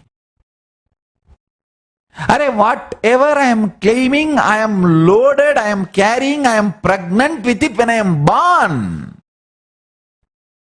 I just need people to gather around me and pen down and reveal it to the world, share it with the world and take it and train people and make them manifest. If I was allowed to be in peace and do what I want to do, In 2003-4, I would have revealed everything. The moment I reveal one science, I will not be allowed to be staying in one place with a group of disciples. In 2001, I started revealing this whole science to the world. And then 2013-14, the courtyard sessions I started, we have video records of everything. At least 2001-3, we don't have video records, but in 2012-13-14, in all the courtyard sessions, we have video records. But I was not allowed to be peacefully able to sit with my Gurukul kids in my courtyard and do my work. And these people who troll and question me, as he developed, I am ready. But are you here? Are you ready even to receive when I am revealing and pen down our video record, capture it and share it with the world and make people manifest?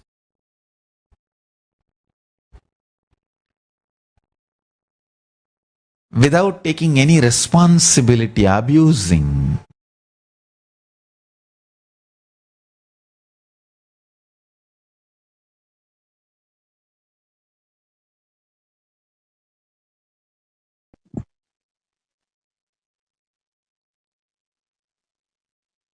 His Divine Holiness Swamiji had strongly explained to all of us that he is completely full, loaded with so much to contribute to Hinduism, contribute to humanity. But the fact of the matter is that we have not proven that we are ready for it. We have not shown whether it comes to the violent way that we react or the way that Hindus themselves have not taken the responsibility to stand and decide to revive Sanatana Hindu Dharma, to dedicate their life to it.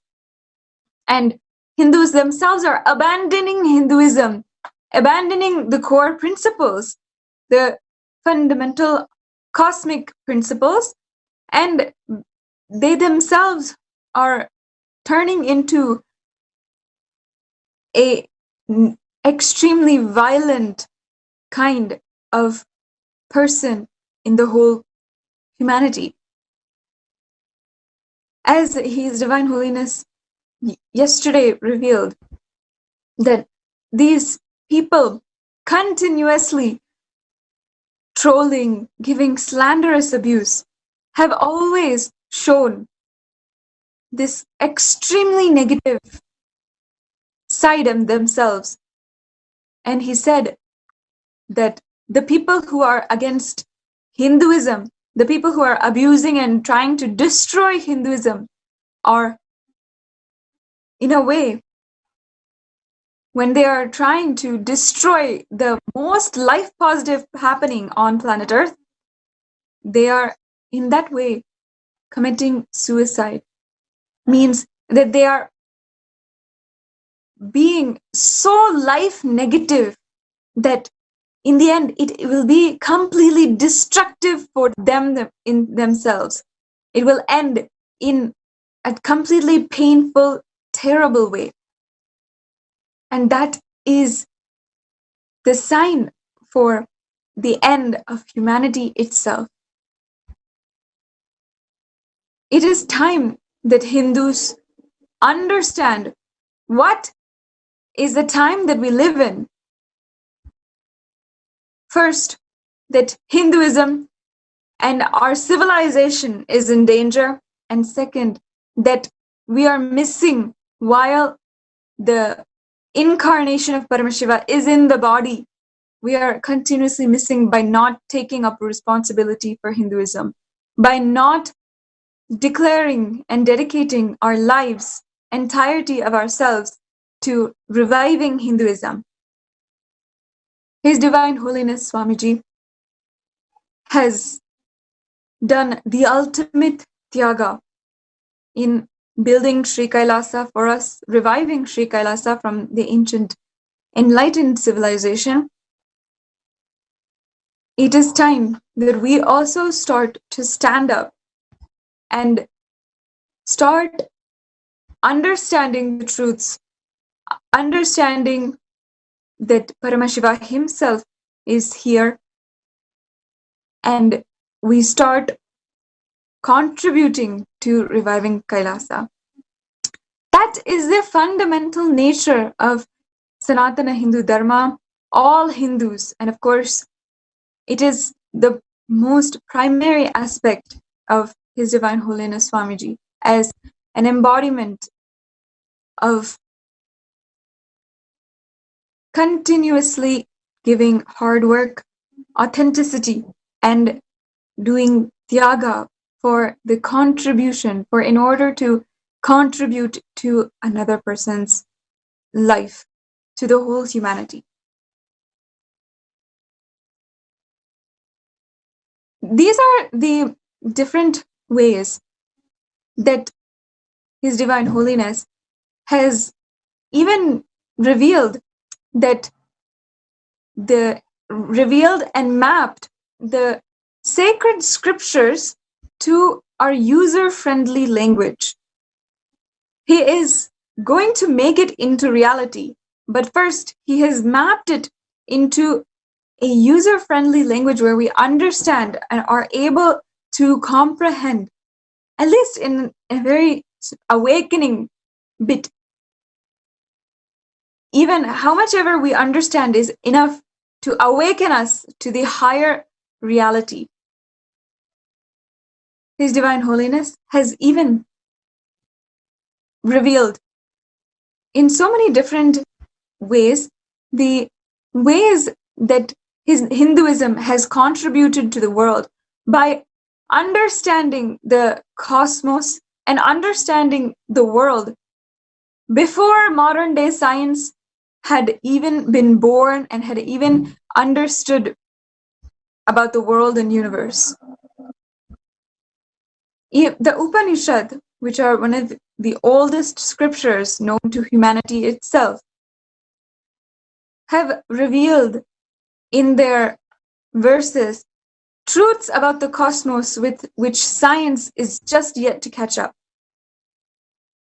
But it is shown in many ways, in many fields of science, in the frontiers of the scientific field, that what His Divine Holiness is saying is slowly starting to be proven as true. This makes His Divine Holiness as a scientist who is completely misunderstood and far ahead of his time. For example, His Divine Holiness Swamiji spoke on the E is equal to mc squared theory of relativity.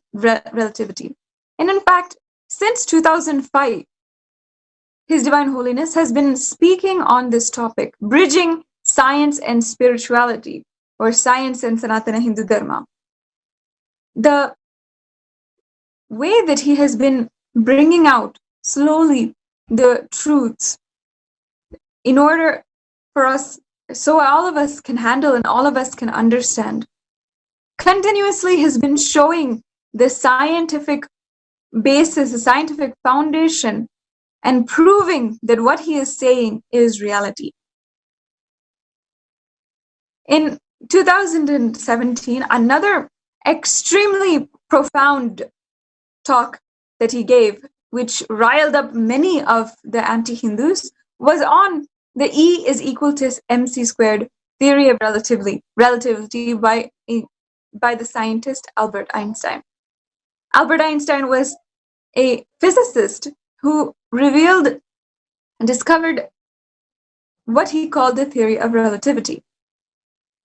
Let us watch how His Divine Holiness uses the understandings in the Upanishad and expands on this theory of relativity that was given to the world by Albert Einstein.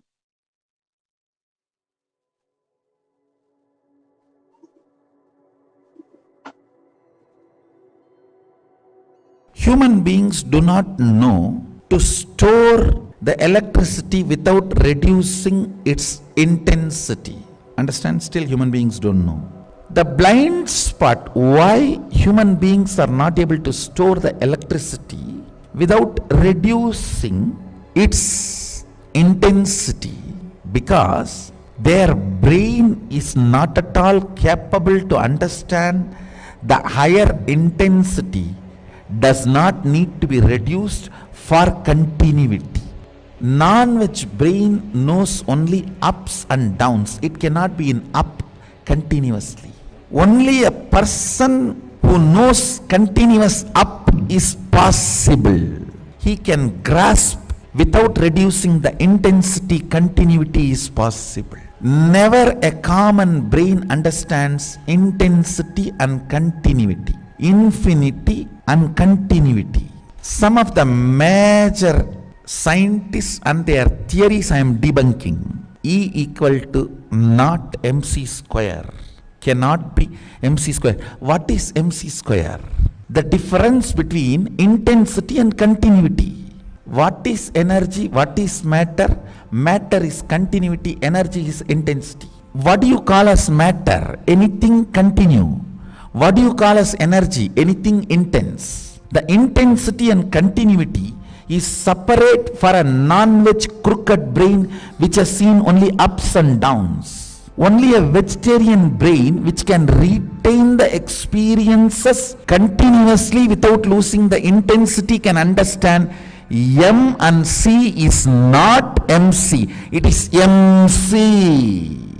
MC cannot be squared because it is not M and C.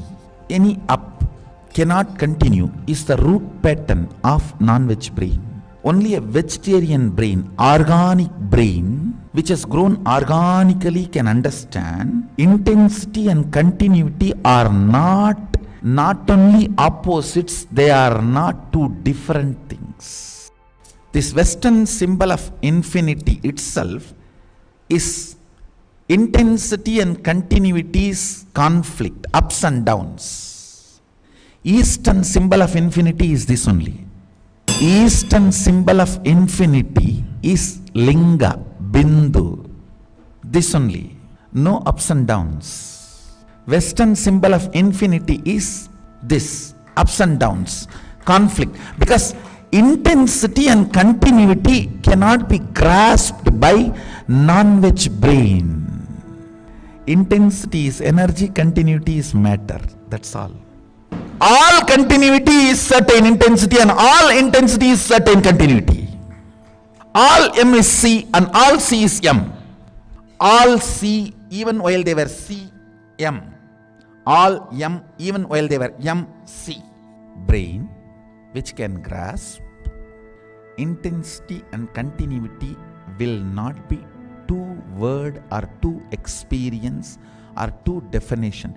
A brain which can perceive intensity and continuity are not two separate. That brain can draw the circuit and handle electricity, store it without reducing its intensity. Agastya puts a battery circuit. The initial charging of that battery has to be done by the person who makes it. His body, his biocurrent, bioenergy. Whoever first programs that battery body, after that it will function forever with that programming. If I believe energy and intensity are simultaneous happening, that way that battery will be charged. If I believe in my core, energy and intensity is separate and one has to be compromised for the other, it will be charged that way. It will continue to function in that way.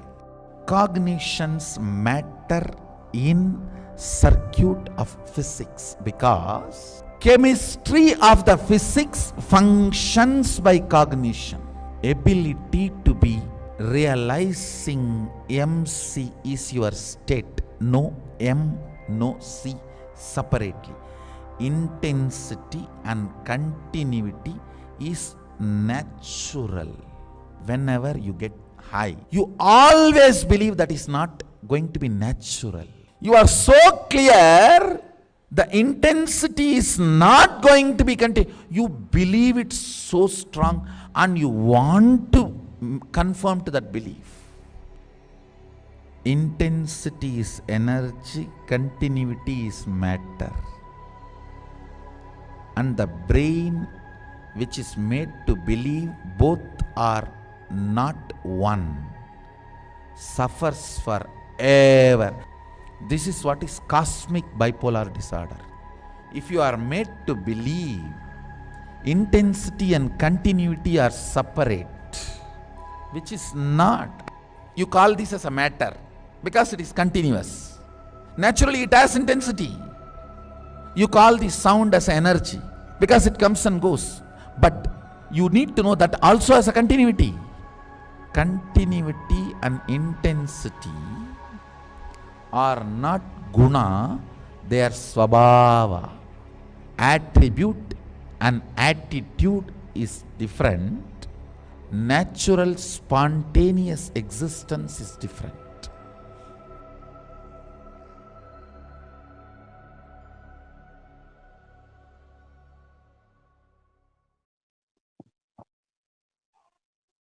See, as you can see, His Divine Holiness has explained to all of us, mapped to our binary logic, the ultimate truths of this first verse of the Ishavasya Upanishad.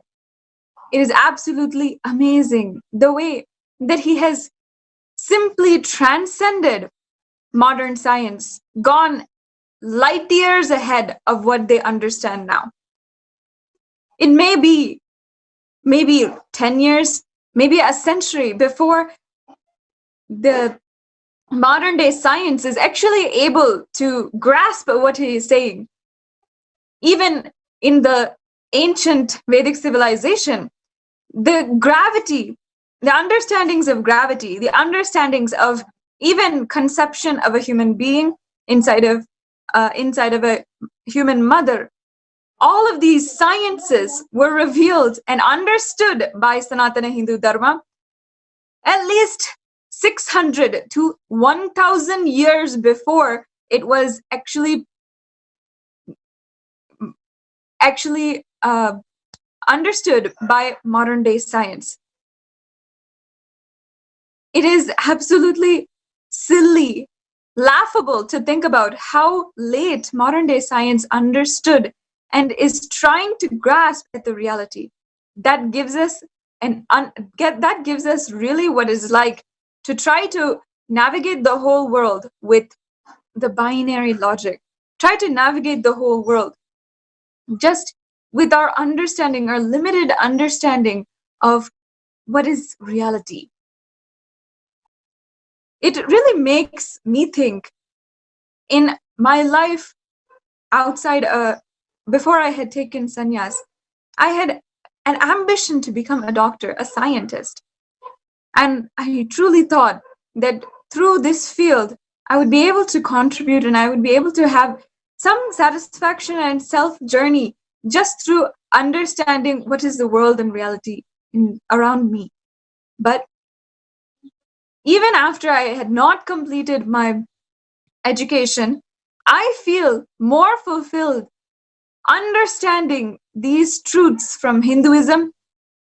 And I feel that more than I would have ever understood, or more than I would have ever had such immense understanding of life and the universe, I am having it now only as a sannyasi and as a disciple of His Divine Holiness, as a practitioner of Sanatana Hindu Dharma. I'm sure many of you may understand what I was feeling before. The way that humanity has almost had so much of hypocrisies is so disheartening for the modern day youth. Nowadays, they plunge for veganism and vegetarianism has started across the world because people are realizing now, after the pandemic of coronavirus, that the practice of eating non-vegetarian food, eating other animals, is extremely dangerous for us. On one level, superficial level, the whole idea of vegetarianism, just for the prevention of diseases, just for keeping the sanitation, keeping the health of humanity intact. And then as we go deeper, we have to also understand that vegetarianism is not just about health, but it is about the deeper patterns inside of us, the deeper fears, pains, guilt, anger, whatever it is that is inside of us that is continuously bringing us down and aging us. The largest pandemic is not any disease, but the life negativity which has taken over the world. And the non-vegetarianism, as His Divine Holiness had explained in the video, has in so many ways, limited humanity from understanding and grasping the principles of Sanatana Hindu Dharma. That's why there is so much of abuse against it, because simply they're not able to comprehend, not able to really comprehend the way that His Divine Holiness is contributing to humanity. Because of so much of life negativity, which is deeply engraved inside of abusers, inside of humanity itself.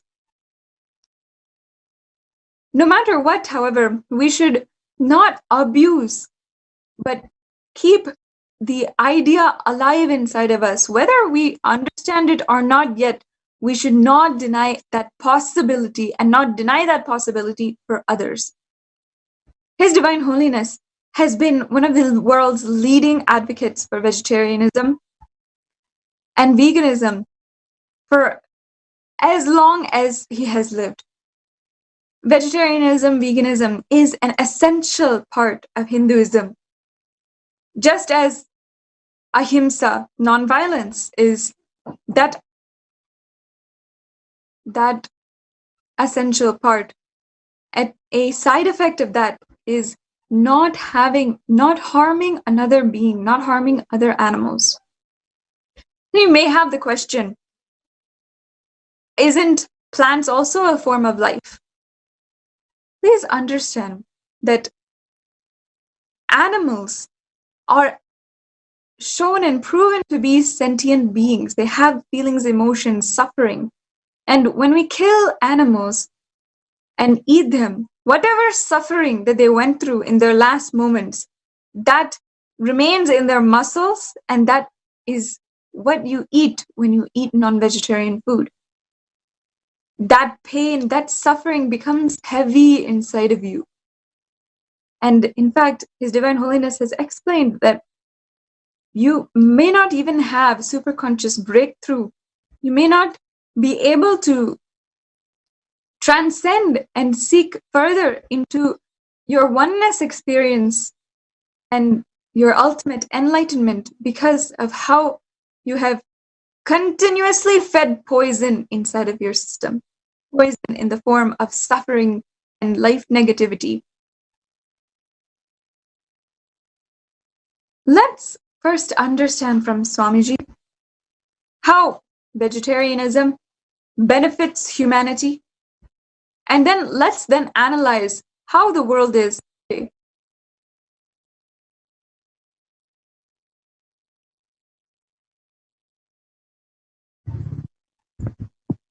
Not say no to the existence of animals. Listen.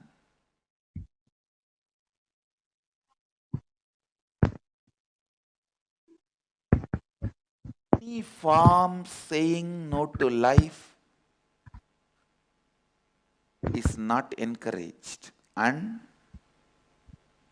I also very clearly reveal the truth. A practicing Hindu has to be vegetarian. You cannot say no to the existence of animals. Listen. People come up with the argument, oh, plants also have pain, plants also have life. When you can eat them, why not animals? Listen. Plants have not developed the muscle memory to store the pain in them. So they do not existentially feel the pain. They do feel some kind of a alternation happening in them, but do not feel the pain. Pain as one of the important quality, getting stored an ability to replay itself is one of the important quality of the pain, which does not exist in plants. Please understand, getting stored an ability to replay itself is one of the important DNA qualities of pain. Plants don't have that. That is why eating plants, agricultural products are allowed. I can give you tons of examples. Naturally, human body is created for vegetarian lifestyle. And I am also warning the whole world.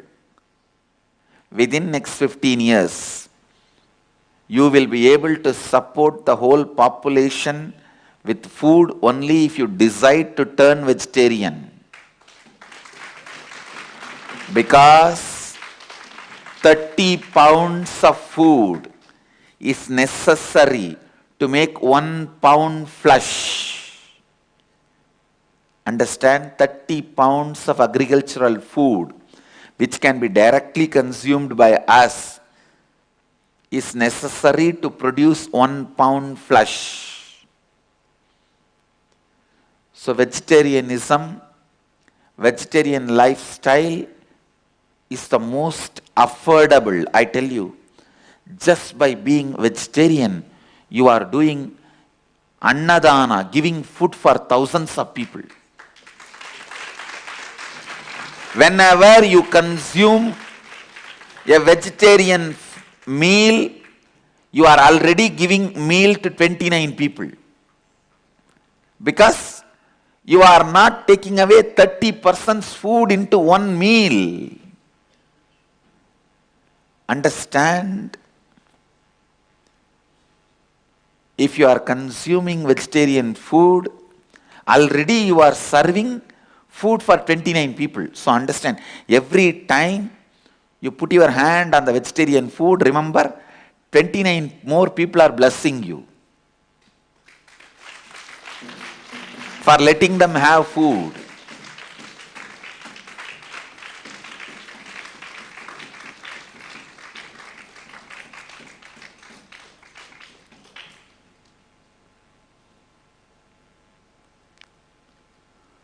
All practicing Hindus have to be vegetarian, because saying no to life is most dangerous. You don't have the right to say no to life. Atmahana, you have no right for Atmahana. Because you are Atmagana, means you are embodiment of Atma. You don't have a right to say, you don't have the right for Atmahana.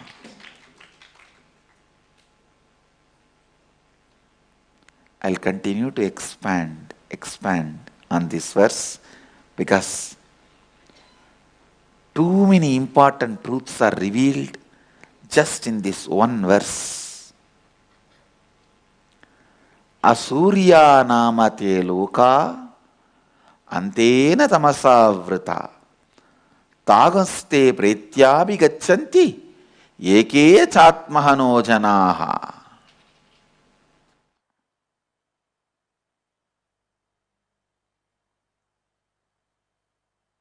I wanted to present to all of you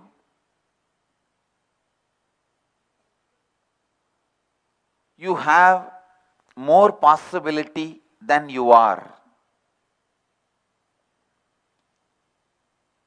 This is the beginning of life.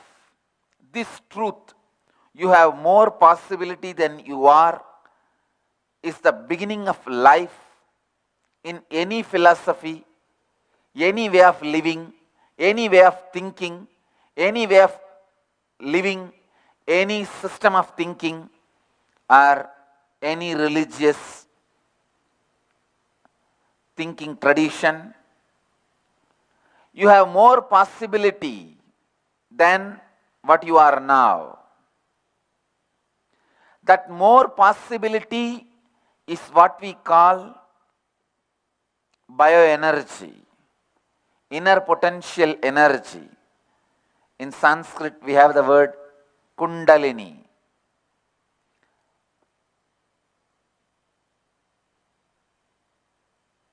You can see in your own life when your power of feeling, your power of emotions expressed along with your power of words and power of thinking, the energy you express will be totally different. I'll give you this example.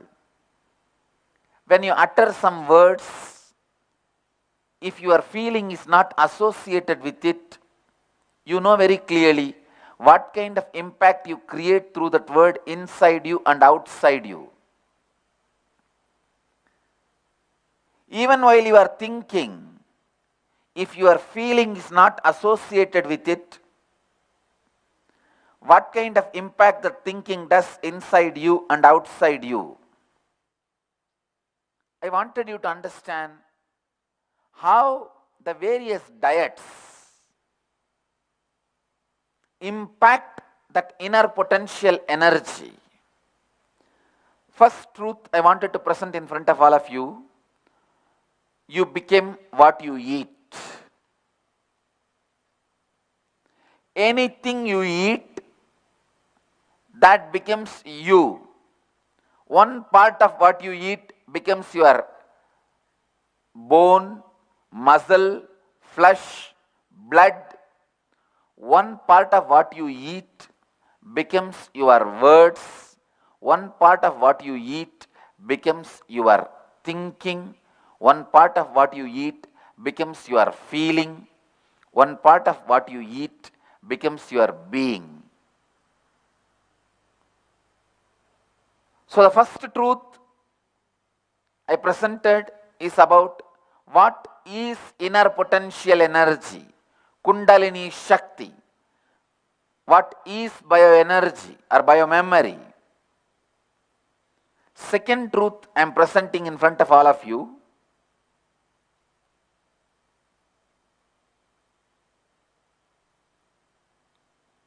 A very important truth. You become what you eat. Now, with this two understanding, look at your life.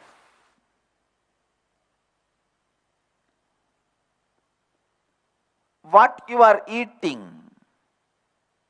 how it is impacting your thinking, feeling, words, and finally actions. Last but not the least, you need to understand there is no such thing as inanimate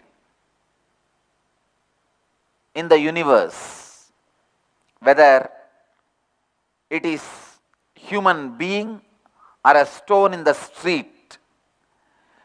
The variation is only degree of life, not the existence of life. Please understand. The variation is only the degree of life, not the existence of life. Whether it is a human body or the stone in the street, only the degree of life. So, we need to understand, when we kill an animal for our food and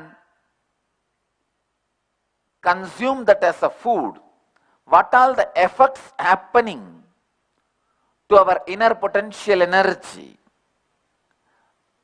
And if we eat vegetarian sattvic diet, the word sattvic means pure. I'll define that word later. If we eat the pure diet, what happens to our inner potential energy? First, I'll try to explain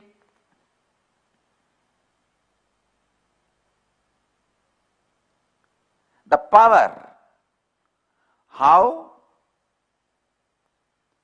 the non-vegetarian food, the body of any animal, what happens when it was killed, and what happens when you eat that flesh. Please listen. Our flesh has a capacity to store the memory. All our memories are stored, recorded in our flesh. You can call it as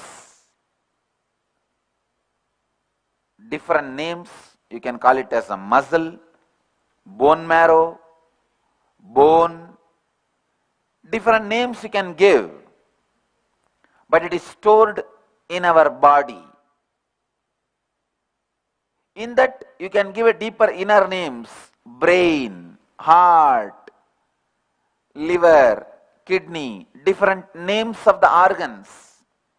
But the ultimate truth I wanted to present all of you: memories get stored in our flesh, in our body. That is why certain memories, when they are rekindled in you, certain organs in your body gets immediately affected. I can give the example. If you become upset, start feeling depressed, immediately your stomach will be attacked. You will have stomach upset because the depression attacks the navel center. In Sanskrit we have a word, Manipuraka Chakra, the energy center situated in the navel. So each emotion, each memory heals or kills, makes or breaks certain part of your body. Your emotions and your body is very closely connected because your memories are recorded in your body. When an animal is killed, the animal is not going to be blessing all of us and the world when it is dying. Naturally, it is going to express so much of hatred, fear, anger, unfulfilled desire for life, a deep incompletion. When it is dying, it is going to release such powerful incompletion into its muscle memory, into its biomemory, into its body. Please understand, it carries a subtle but very powerful poisonous toxins, because every time you are affected, you are attacked by the emotions like fear, anger, anxiety, powerlessness, incompletion. You know the amount of adrenaline happens in your life, amount of the toxic chemicals spreads in your body when you are raging with anger. You know what happens to your system. When you are agitated, you know what happens to your system. Please understand, the same thing exactly happens to the animal which is getting killed for various reasons. So the animal is not going to die in the space of completion, blessing all of us and the whole world. No. It is going to die, leaving so much of incompletion into its body. Please understand, when you eat that body, what are you eating? Poisonous, toxic chemicals, the flesh filled with so much of negative ideas, flesh filled with so much of negative memories, so much of incompletions. So the basic truth, when you eat food filled with so much of incomplete biomemory, incomplete bioenergy, the incomplete memories, what is going to happen to our muscle memory and biomemory, to our body? Please understand, your muscle memory or biomemory is going to be created only out of what you eat. The subtlest part of your food becomes your muscle memory. Subtlest part of your food becomes your biomemory. If the subtlest part of your food is associated with so much of fear, anxiety, unfulfilled desire for life, and incompletion, then what kind of biomemory, muscle memory it is going to create in your body, you have to decide. You can visualize.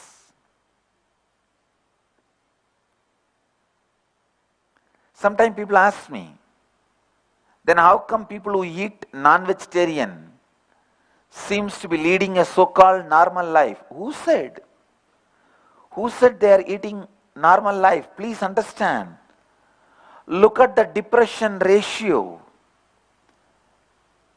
Look at the people suffering with the depression and the countries suffering with highest crime rates. You can directly connect the both to their diet. There are tons and tons of research papers available in the internet. You can study. Tons and tons of social surveys available in the net. You can study.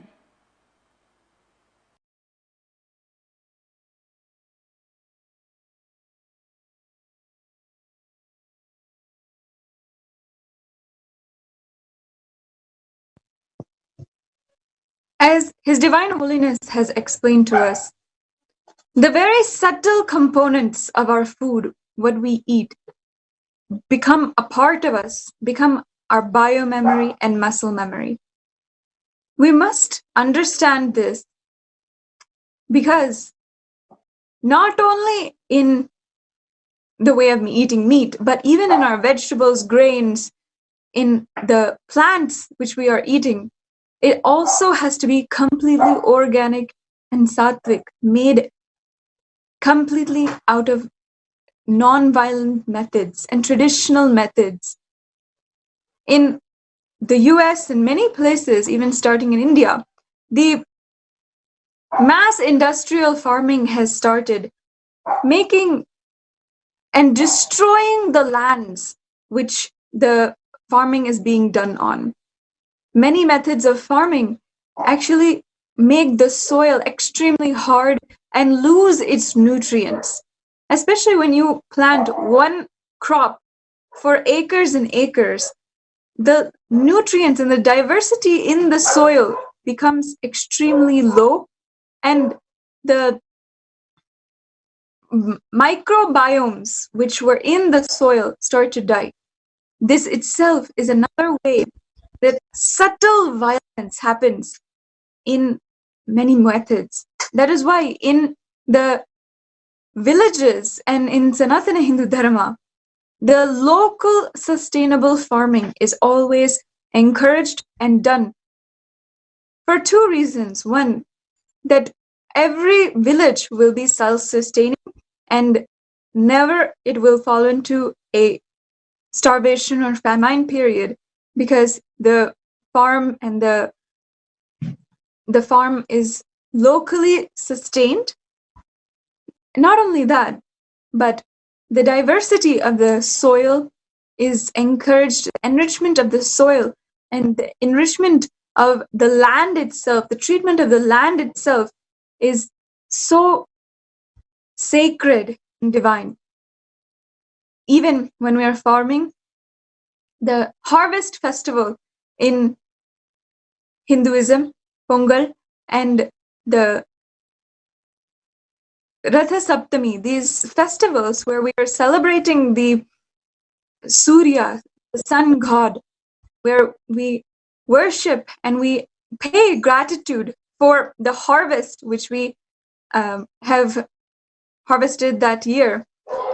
Even these festivals are ingrained into our system, worshipping what we are consuming, worshipping what we are given from Mother Earth.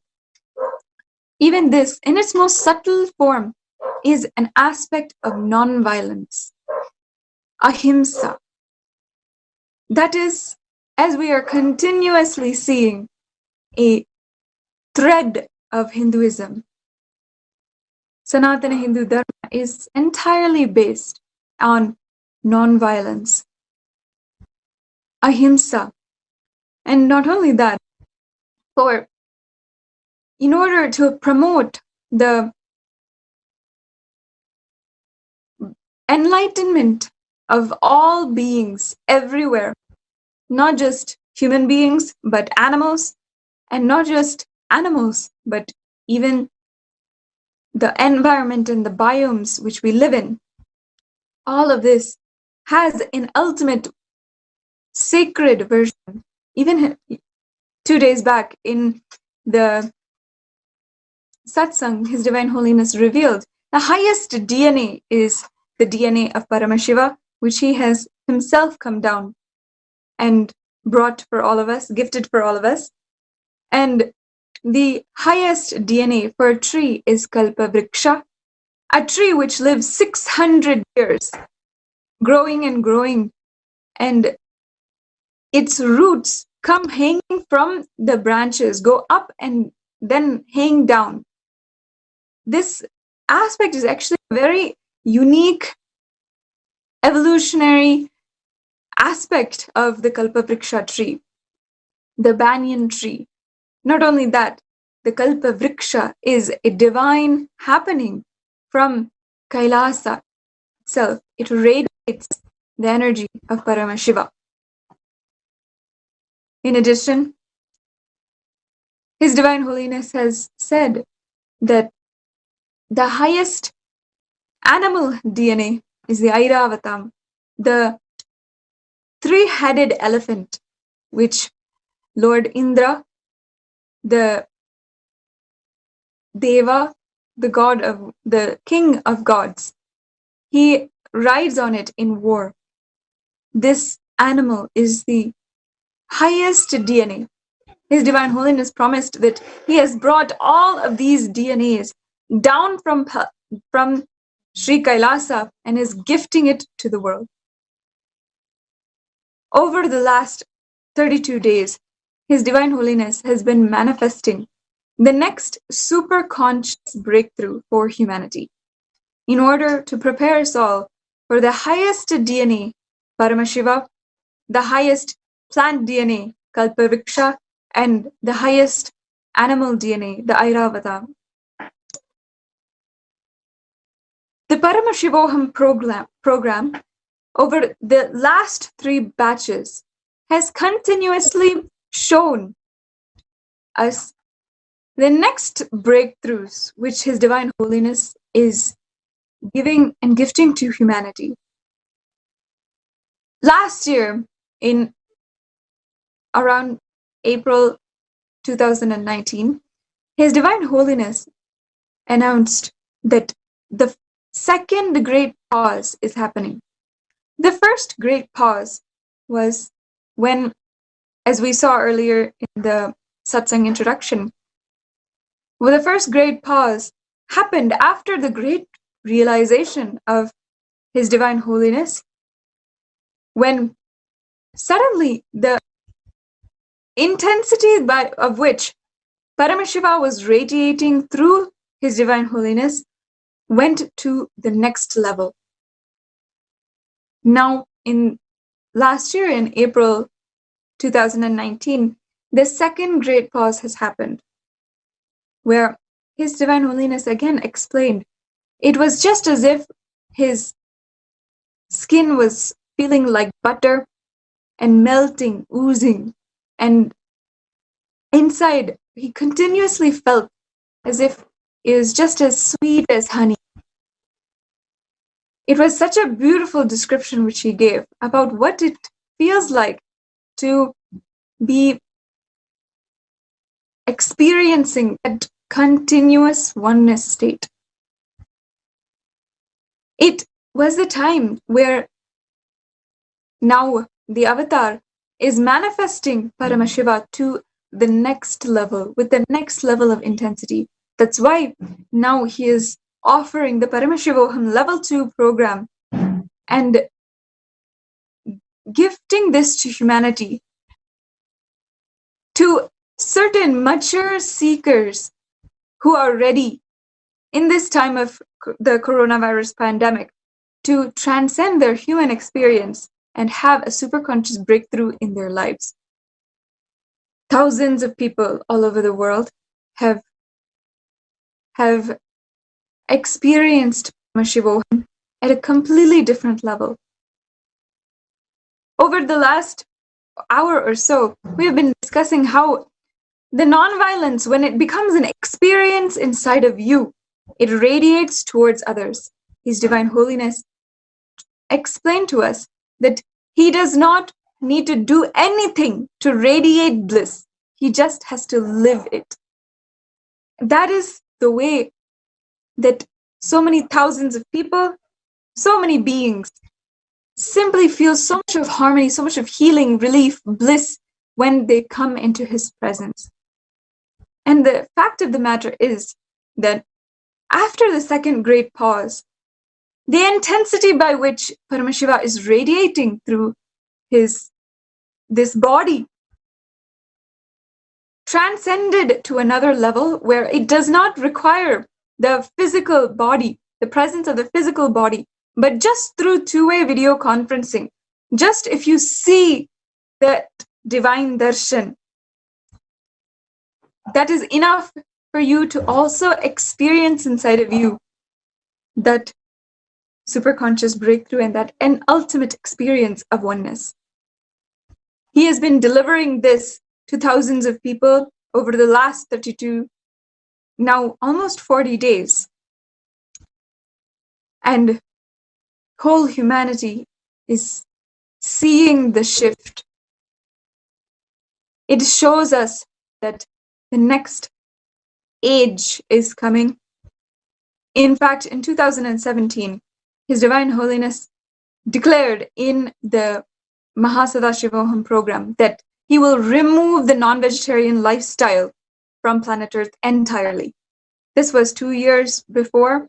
Not even had veganism taken a boom in social media and in mainstream populations.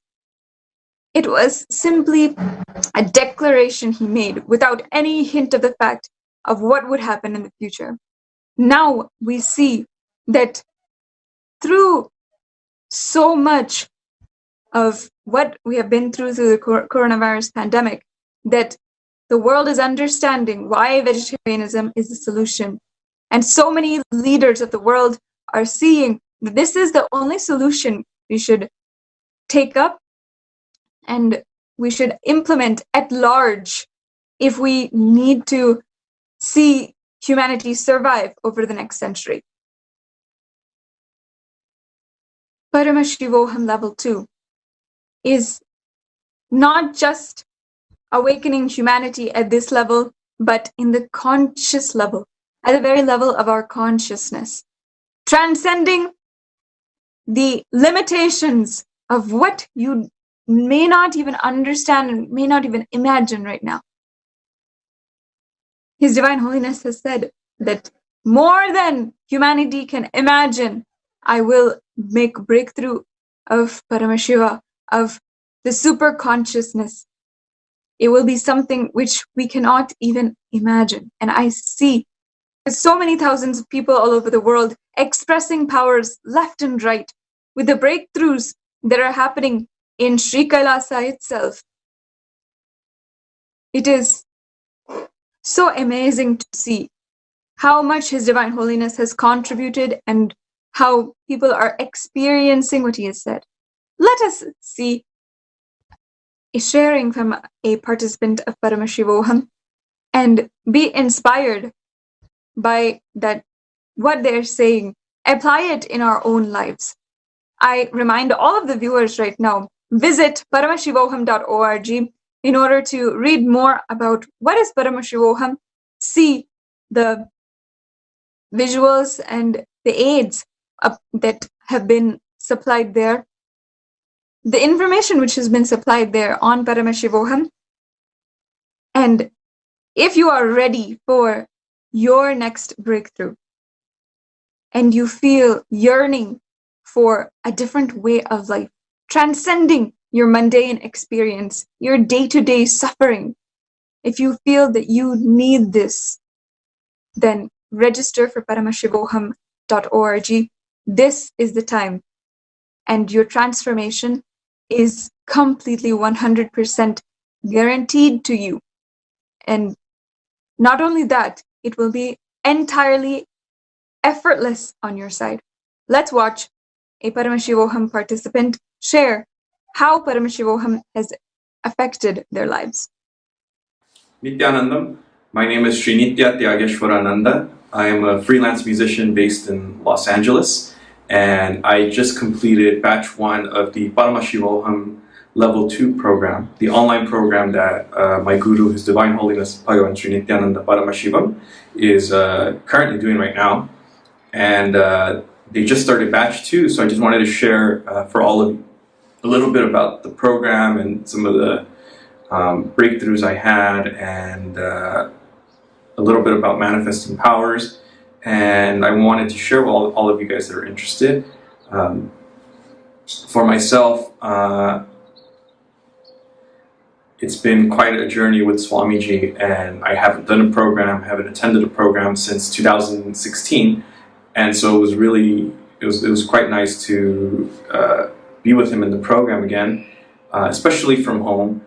It was an intense experience, but a great spiritual experience. And I think when I first took a program with Swamiji, one of the biggest breakthroughs I had was I realized that because our day-to-day lives are so busy, we rarely take such an extended period of time to ourselves, right? Not a vacation or anything like that, but a real introspective time, right? Where we just dig. And this 16-day program that we just did right now, this online program, it really reminded me a lot of that time. and it was ended up being a very sweet, intimate experience with Swamiji, even though we were doing it online and he wasn't physically present. Especially the last session that I had with him. It was quite an experience, right? The way he talked, the way he sat, the way he shared, the way he expounded on the truths. It was almost like being in a very small, in his courtyard. He used to have this courtyard in Bidadi, in his main ashram. And I never got to experience that firsthand, and it felt like this was the closest I could get to that, and it was really quite amazing. The truths that he shared, especially during that last session, was quite amazing. It made the whole program worth it. For me, my favorite parts were all the darshans with him, right? Every single moment with him was just quite amazing, right? It shifted so much in me, and every single one was like just really, it was just about me being available for him, right? For him to do his work on me. And for myself, I really quite enjoyed a few of the manifesting power sessions where the whole of the participants were like a buzz with energy, and they were just contacting each other. Everyone was like really working sincerely to manifest powers. And for myself, I got to experience and see things like consciousness over matter, people moving matter using the powers of the third eye, and things like feeding the deities, right? And body scans and healing that was like remote healing that was just like spot on in sharing and seeing what were the root patterns that are blocking you from some particular thing. And so I'd like to encourage you, if you're thinking about taking this program, this is considering that we're in a shelter-at-home order, especially here in California. If you have the time, if you want to make the time to make this happen, I would encourage you all to do it. You won't get this time back, and this is a great time to really dig in and get to know who you really are and what you really are, right? And so the registration link is paramashivoham.org. Register, experience the program, get a taste of it, and I guarantee that you will stick around for the rest of the days. Nithyanandam, thank you for your time. Till now, I manifested, revealed the signs of state of Paramashiva, space of Paramashiva, powers of Paramashiva.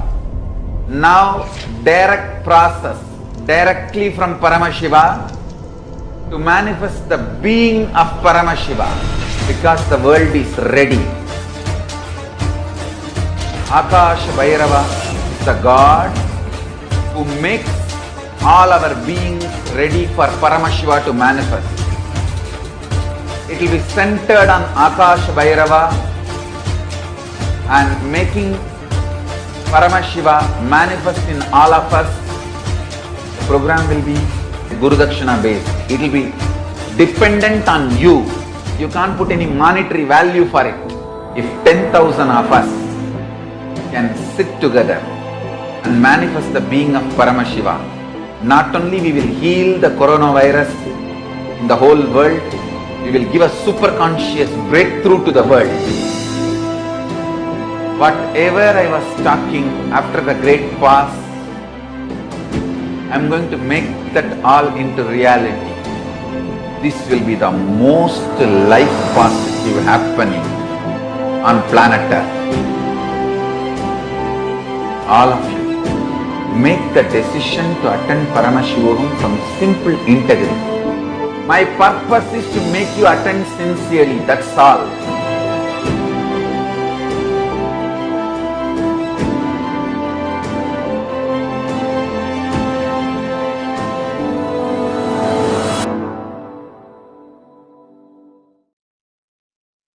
Yes, if you are watching this right now, I encourage you to register for Paramashivoham and visit the website now, paramashivoham.org. The sessions for this program are a extreme delight, a once in lifetimes experience, something that you have been waiting for your entire life.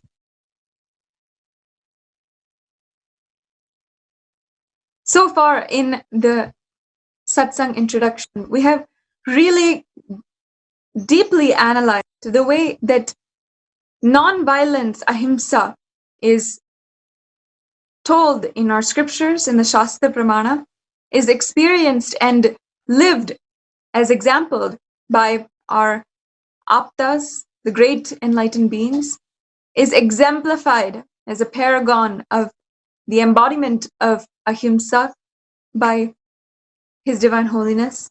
And we have also seen how His Divine Holiness is reviving the lifestyle of Hinduism, the lifestyle, completely non-violent lifestyle, in order to give us that experience as well, give us that Sakshi Pramana. So far we have understood that it's not just human beings that His Divine Holiness has included in His grand mission on planet Earth, but also the animals, plants, biomes, ecosystems on planet Earth. The Sanatana Hindu Dharma is so inclusive. It includes every single being on planet Earth in order to transcend and have that superconscious breakthrough. Through the animal husbandries, through organic farming, through the practice of vegetarianism, each of these are a way that ahimsa, non-violence, is practiced in Sanatana Hindu Dharma. Another way that ahimsa is shown, practiced, and inclusivity is practiced in Sri Kailasa is absolutely zero discrimination against gender, caste, class, or any of these humanly classifications which we have subjugated ourselves with. Across humanity, we are seeing so much of differences, so much of pain and suffering which comes from these classifications: gender, class, caste, all of the human rights issues, women's rights issues, caste rights, all of them stem from these classifications which we have made for ourselves among humans ourselves. In one species, we have classified ourselves through gender, through race, through caste, and so many different ways. But His Divine Holiness is very clear from the very beginning that Sri Kailasa has absolutely no discrimination. And even in the level of humans, among us, no matter what differences we may have, no matter what kind of experiences we may have in life, we all have to transcend this human experience, and we have the opportunity. We are given this life as an opportunity to transcend it and achieve the ultimate, have the superconscious breakthrough. His Divine Holiness has shown in the way that He has built the lifestyle in Sri Kailasa, the way that absolutely zero discrimination exists, whether it is in means of gender, caste, or class, race, or anything that you might think of. One of the strongest examples of absolutely zero discrimination is being and holding the feminine empowerment and gender equality in Sri Kailasa. His Divine Holiness has made the opportunity for females to transcend gendered roles, to transcend gender identification and victimization of themselves as women or as victims of sexual violence, victims of domestic violence, whatever it is, transcend these identities and have higher identities with living by the cosmic principles.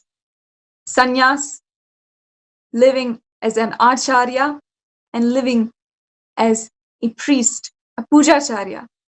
These are opportunities that His Divine Holiness has opened for women.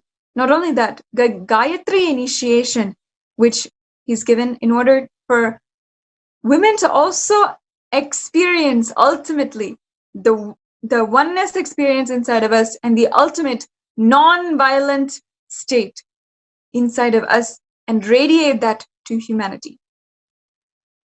This opportunity is such a golden opportunity for women to transcend, strengthen ourselves as a gender after so many eons of abuse and violence against women as a gender. The victimization which has happened to an entire gender across humanity is being healed by the Supreme Pontiff of Hinduism, His Divine Holiness Nithyananda Paramashivam. In so many different ways, His Divine Holiness has completely included all genders and relieved society itself from gender identification as a problem in your life. He has straightly told us the truth about what is gender, how it is limiting us, and how we can transcend it and go beyond gender itself, live beyond gender. Let's first watch a short video how His Divine Holiness has broken any bars of discrimination and even from the level of gender.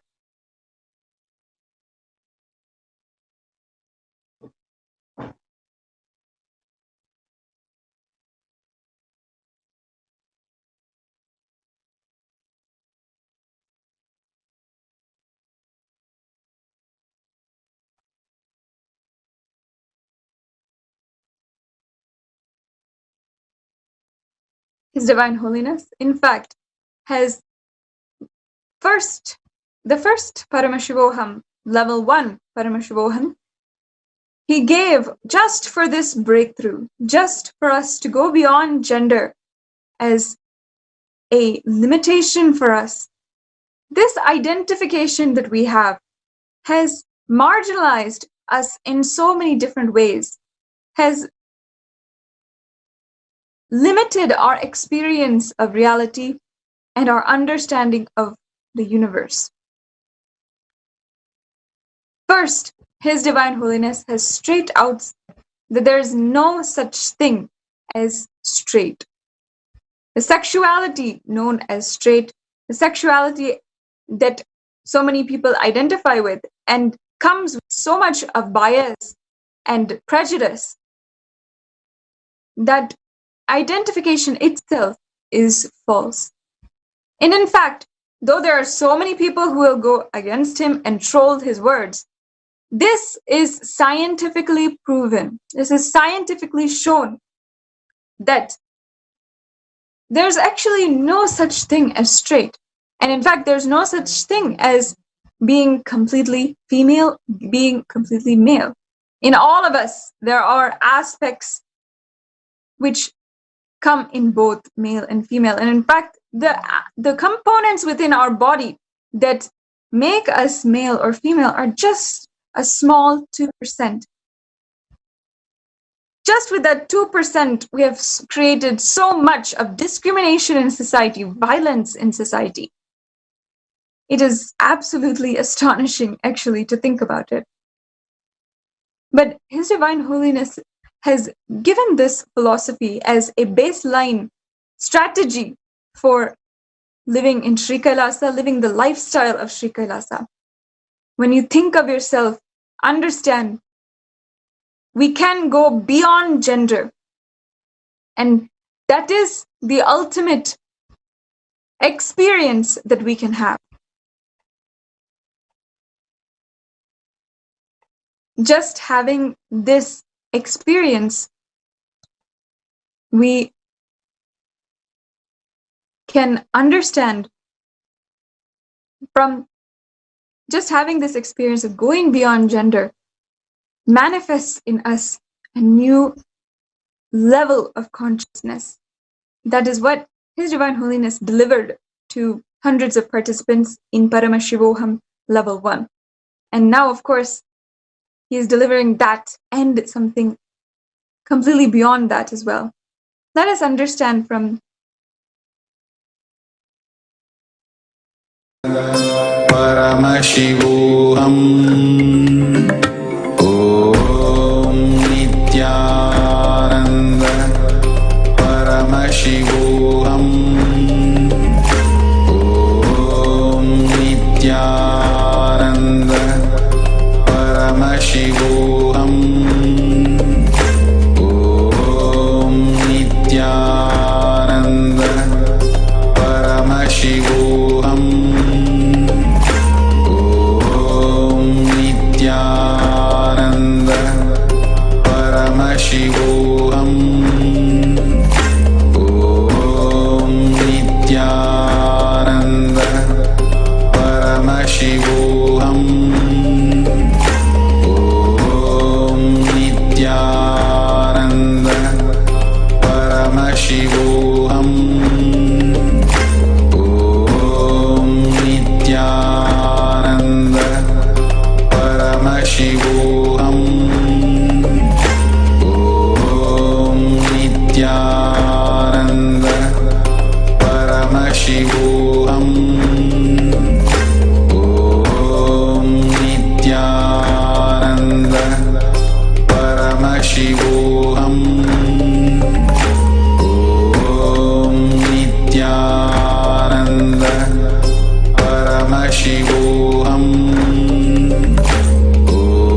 Om Nithyananda. Paramashivam. Om Nithyananda. Paramashivam. Om Nithyananda. Paramashivam. Om Nithyananda.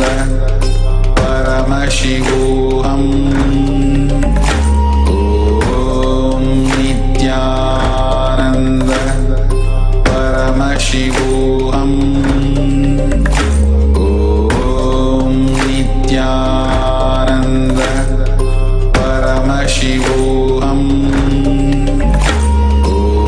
Om Nithyananda. Paramashivam. Om Nithyananda. Paramashivam. Om Nithyananda. Paramashivam. Om Nithyananda. Paramashivam. Om Nithyananda. Paramashivam. Om Nithyananda. Paramashivam. Om Nithyananda.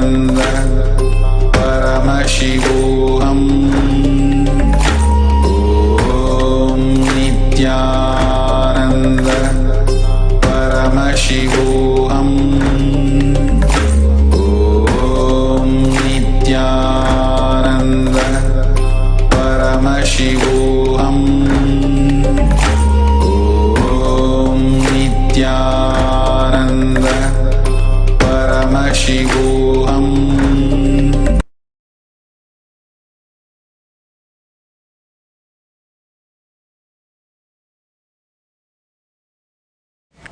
Connecting with the divine with your eyes closed is meditation. Connecting with the divine with your eyes open is darshan. Come, let us all now move from meditation to darshan.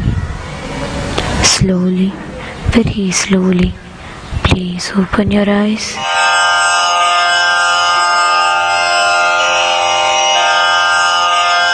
श्रीकैलासोन्नतद्वादशान्तश्यामलापीठारूढ श्रीमीनाक्षिसुन्दरेश्वरा भिन्नस्वरूप परशिवपुत्ररत्न Kumar गुरुमण्यतुल्यावतार श्रीपार्वतीस्तन्यपानलब्धदिव्यज्ञान विश्रुतसकलनिगमागमसारभूत द्राविडवेदप्रवक्त्रे श्रीमत्परमशिवकरुणासमधिगतमुक्तामयचतुरश्रयान् गीयमान छत्रचामर श्रीचिह्नकाहलादिसमस्तबिरदावल्यलङ्कृत ज्ञानविज्ञानचक्रवर्ती सर्वजनसङ्घसद्यो निर्वाणदीक्षाव्ययापवर्गवर्ष विश्राण Jimuta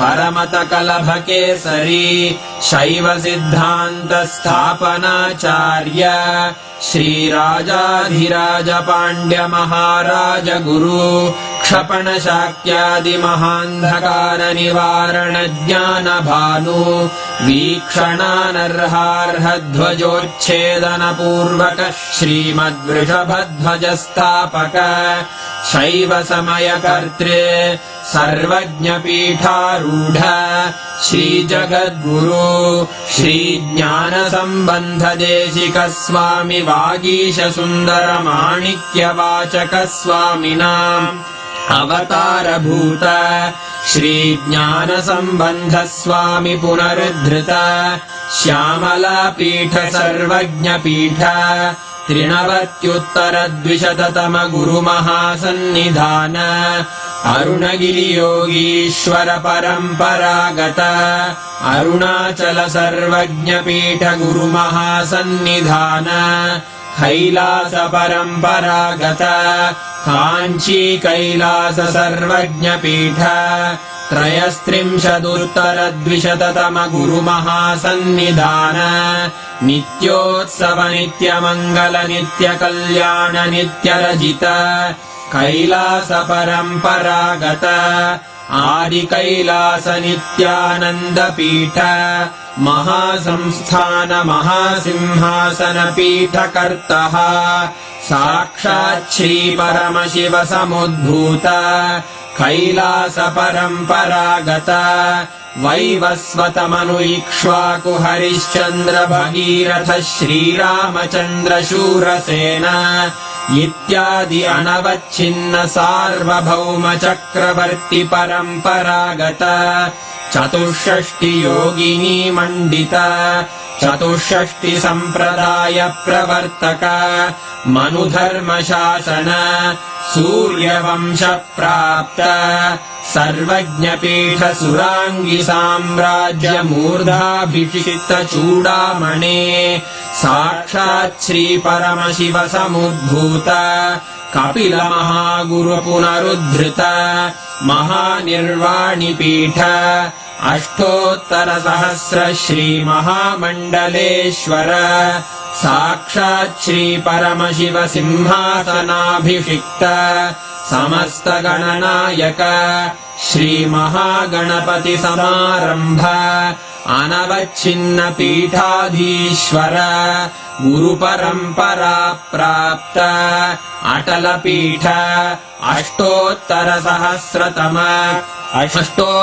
सहस्र श्री अटल पीठाधीश्वर धर्म मुक्ति स्वर्गपुर स्वर्ण पीठ त्रयोविंश गुरु महासन्निधान कैलास परम्परागत आदिपीठ सर्वज्ञपीठ जगद्गुरो श्री कैलास पुनरुद्धारक श्री कैलास परमाचार्य श्रीमत्परमहंस परिव्राजकाचार्य वर्य सच्चिदानंद प्रणव स्वरूप श्रोत्रिय ब्रह्मनिष्ठ श्रीमज्जगद्गुरु श्रील श्री भगवत् श्री नित्यानंद परमशिव श्री ज्ञान संबंध देशिक परमाचार्य स्वामिन् अत्रागत्य परिपाल्य च अस्मान् विज्ञान वितरणेन विजयी भव जय जय।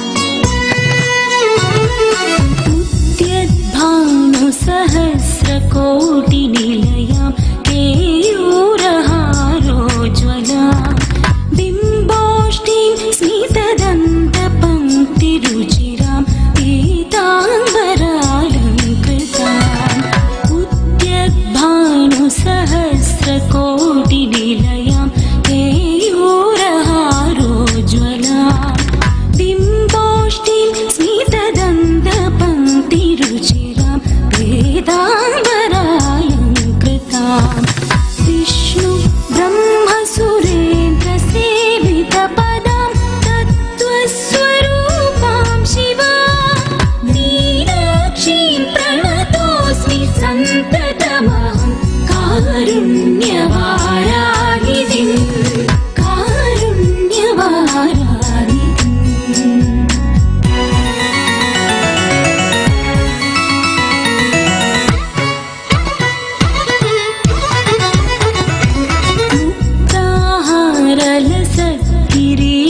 रुचिरां पूर्णेन्दुवक्त्रप्रभां सिञ्चन्नूपुरकिङ्गिणीमणिधरां पुष्पप्रभाभासुरां सर्वाभीष्टफलप्रदां गिरिसुतां वाणी। ॐ नित्यानन्देश्वर परमशिव समारम्भाम् नित्यानन्देश्वरि पराशक्तिमध्यमाम् अस्मदाचार्यपर्यन्ताम् वन्दे गुरुपरम्पराम्।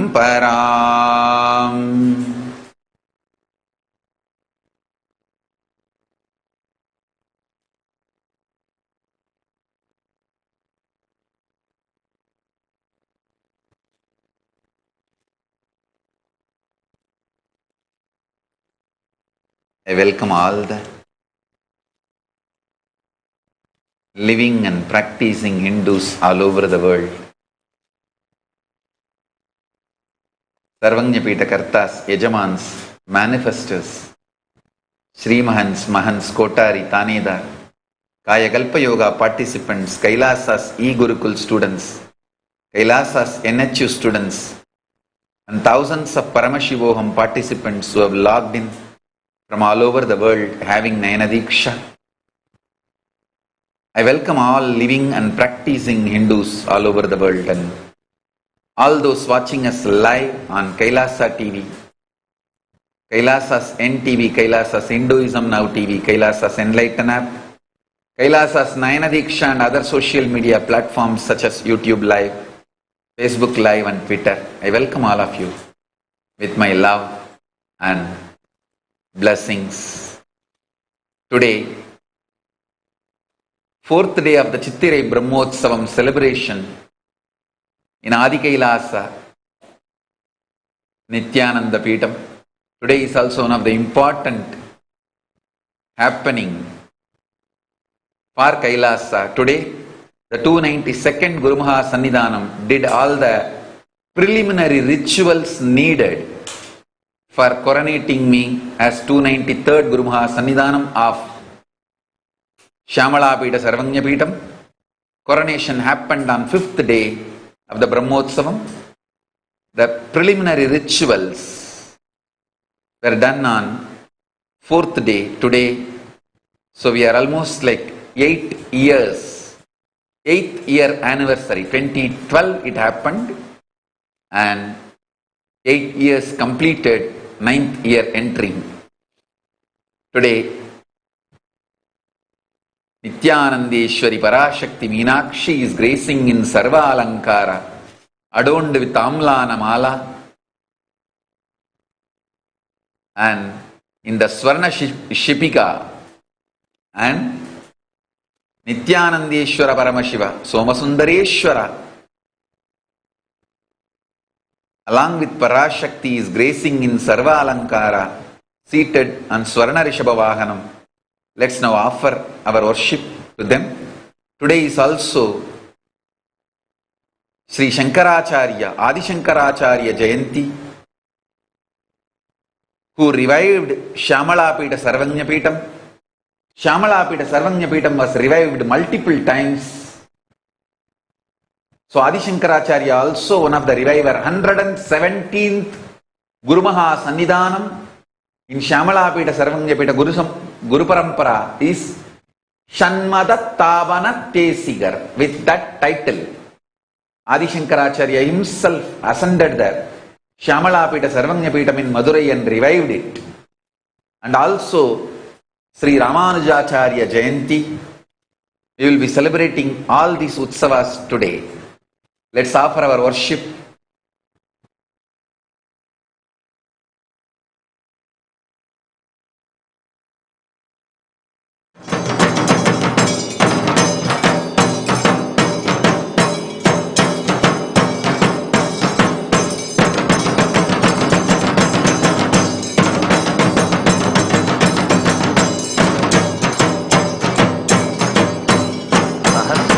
पद्मे सुपुम्नान्तमार्गे सुरचन्द्रवीयुषधारां पिबन्तीं सदा श्रावयन्तीं भामूर्तिमम्बां परञ्ज्योतिरूपां भजे।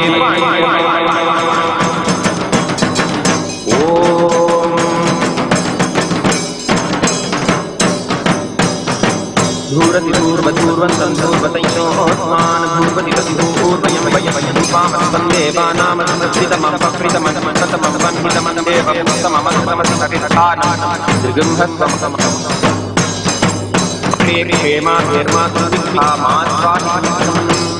ॐ श्री नित्यानन्देश्वरी पराशक्ति मीनाक्षी महाधूपमाघ्रापयामि। ओम प्रजातवेदो पठन् निदृतिं ममापतिष्ठमख्यमापः जीवनञ्जोदिश मानोऽस्मि जातवेदो गामश्वं जगत् अभिभ्रदगणागनिकया मां परिपालय। ओम श्री नित्यानन्देश्वरी पराशक्ति मीनाक्षी देवी महाएकहारति संदर्शयामि। ओम अमृते अमृतोत्सवे अमृतवर्षिणि अमृतं श्रावय श्रावय स्वाहा। ओम श्री नित्यानन्देश्वरी पराशक्ति मीनाक्षी देवी नमः। नानाविधानि नैवेद्यानि निवेदयामि।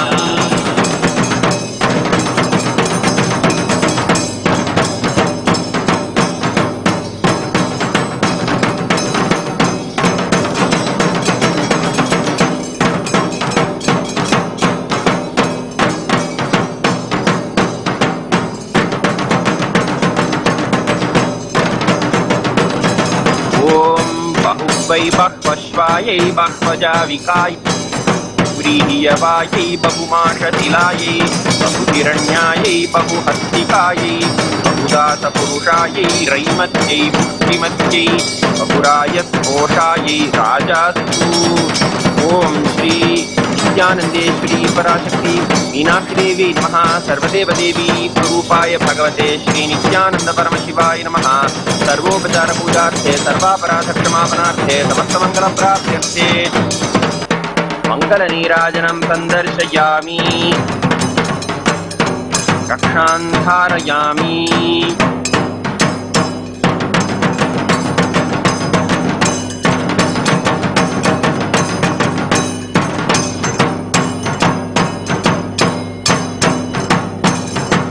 आलास्यनाथाय महेश्वराय आलाहलालङ्कृतकन्धराय मीनेक्षणाय पतये शिवाय नमो नमः सुन्दरताण्डवाय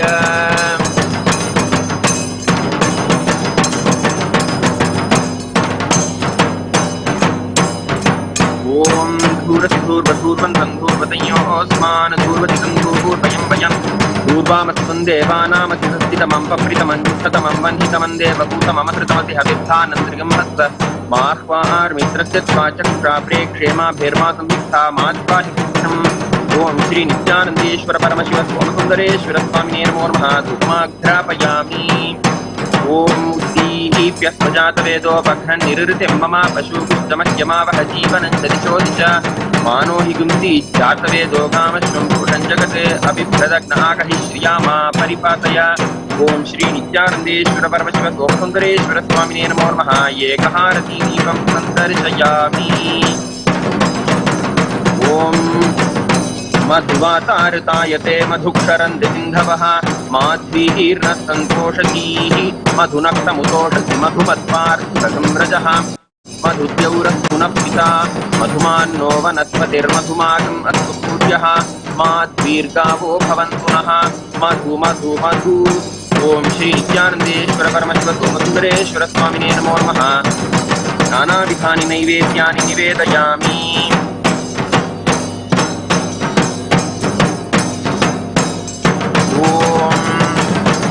सोमो वा ये तस्य राज्यमादत्ते यो राजा संराज्यो वा सोमेन यजते देवसुवामेतानि हवीगुंषि भवन्ति य एतावन्तो वै देवानागं सवाः स एवास्मै सवान् प्रयच्छन्ति स एनं पुनः सुवन्दे राज्याय देवसूराजा भवति तन्महेशाय विद्महे वाक्विशुद्धाय धीमहि तन्नः शिवः प्रचोदयात् ॐ श्री नित्यानन्देश्वर परमशिव सोमसुन्दरेश्वर स्वामिने नमो नमः सर्वदेवदेवी स्वरूपाय भगवते श्री नित्यानन्द परमशिवाय नमः सर्वोपचारपूजार्थे सर्वापराधक्षमापनार्थे समस्तमङ्गलप्राप्त्यर्थे महामङ्गलनीराजनं सन्दर्शयामि रक्षां धारयामि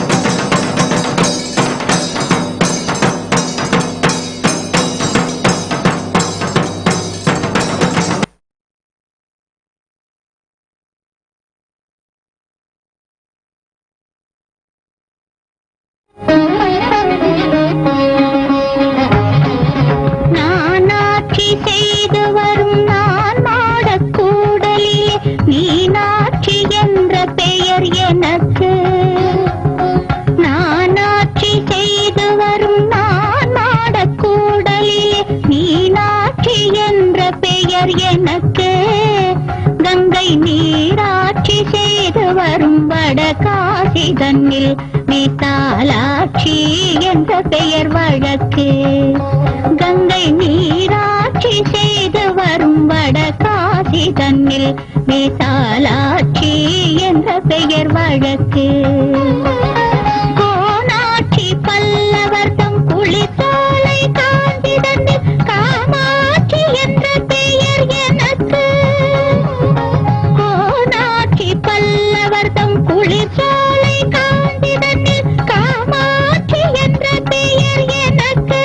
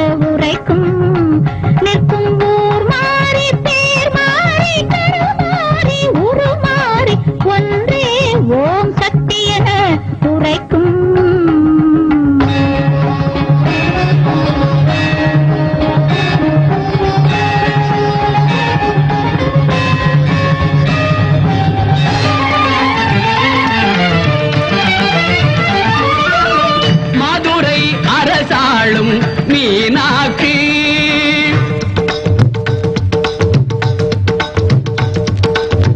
மாநகர் காஞ்சியிலே காமாட்சி மதுரை அரசாளும் மீனாட்சி மாநகர் காஞ்சியிலே காமாட்சி மதுரை அரசாளும் Meenakshi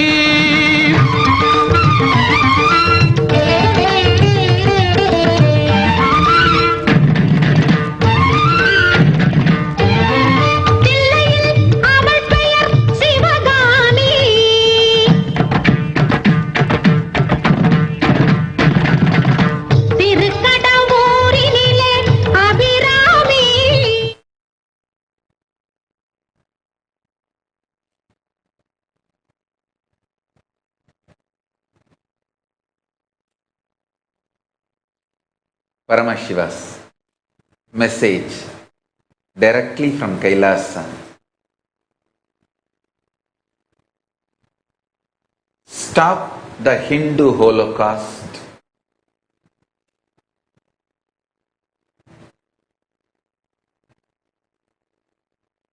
I want lot of misinformations about Hinduism to be cleared and the full breadth and depth of Hinduism to be understood. Understand?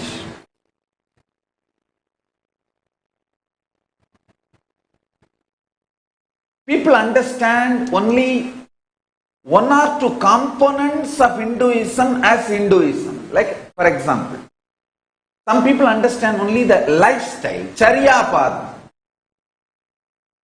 Like, if you are non-violent and truthful, all the principally lifestyle of Hinduism, vegetarian, yoga.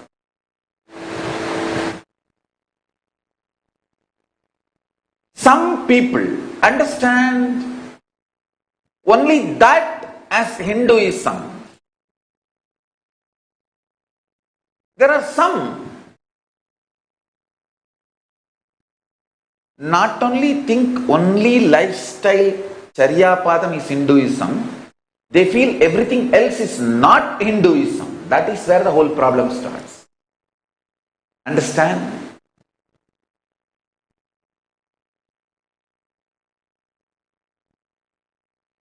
They think the lifestyle of non-violence and truthfulness and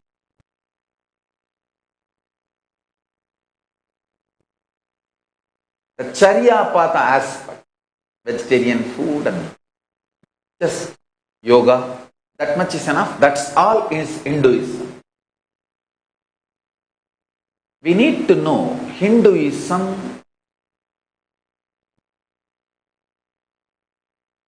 is a great spiritual science.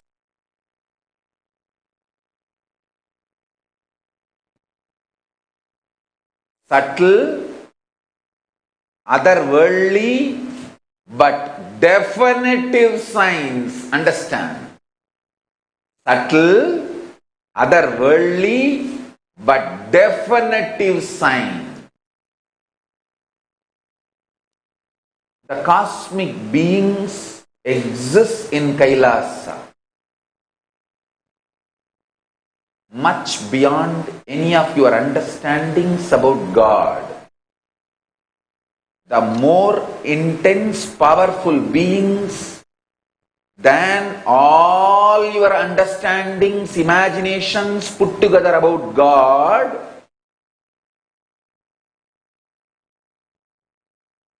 infinite number of beings, more powerful than any idea you have about God, exists in Kailasa, higher place, and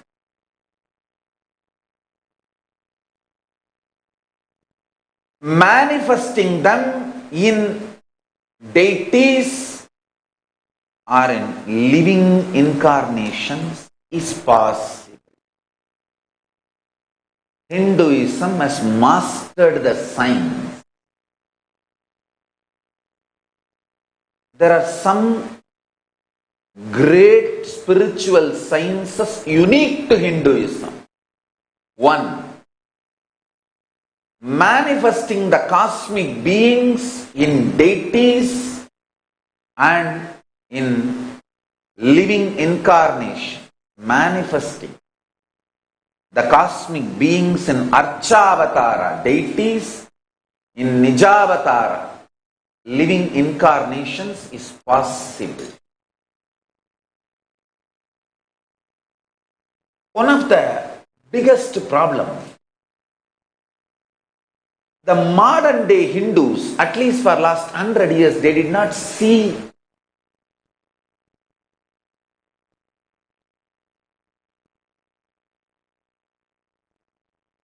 this manifestation in Nijavatara in large scale. Ramakrishna did it.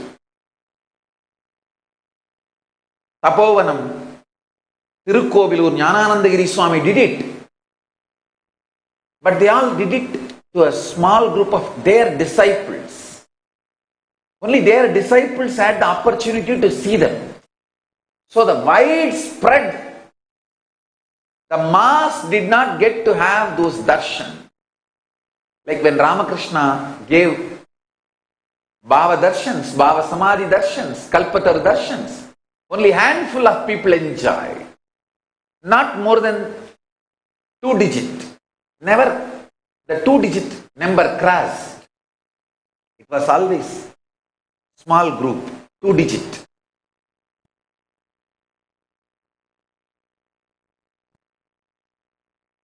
So unfortunately, Hindus forgot this is the science from Hinduism. Cosmic beings manifest in Archavatara, deities, in Nijavatara, living incarnation, is Kriyapada. Understand? Kriyapada of Hinduism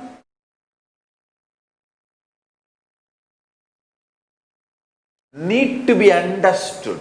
Unfortunately, Hindus need to understand that. Unfortunately, Hindus have forgotten or started denying. I can say one chunk of Hindus agree.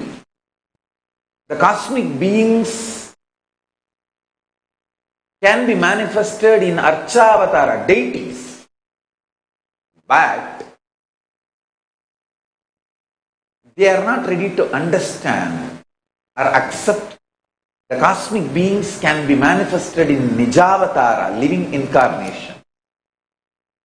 That is where a lot of conflict starts happening. But the Vedas and Agamas,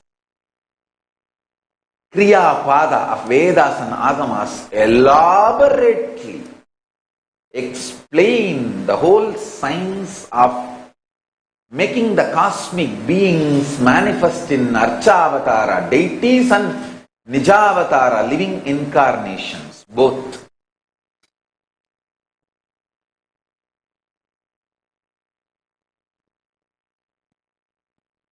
Unfortunately, the neo-Hindus who are not understanding, ready to understand the cosmic beings can manifest in Archavatara, deities, they become anti-temples, anti-Brahmins. I have seen enough of neo-Hindus, Hindutva gang, anti-temples and anti-Brahmins.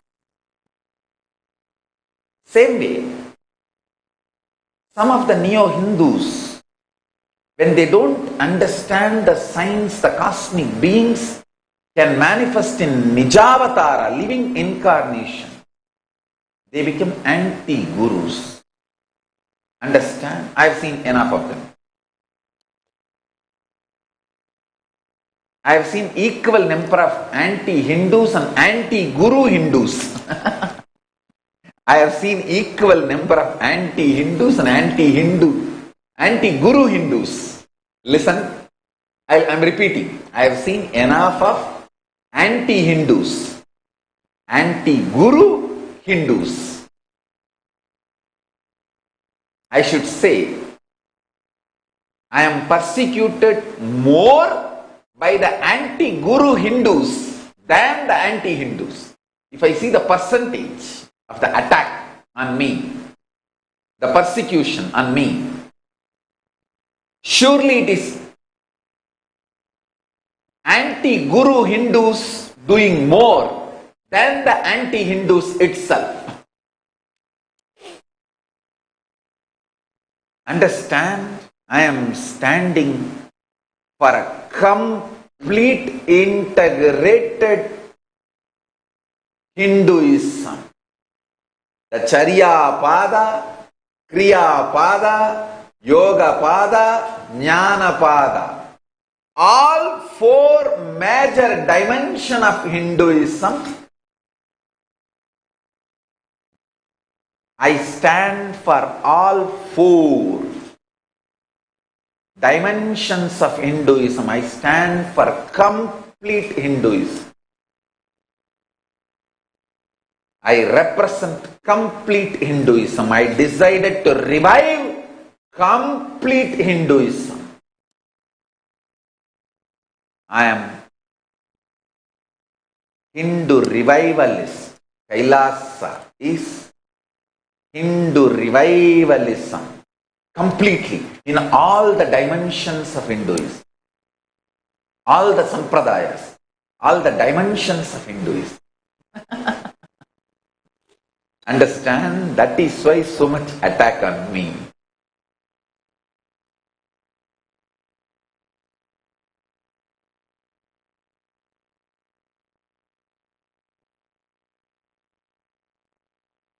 Many times I have seen these trolls, abusers,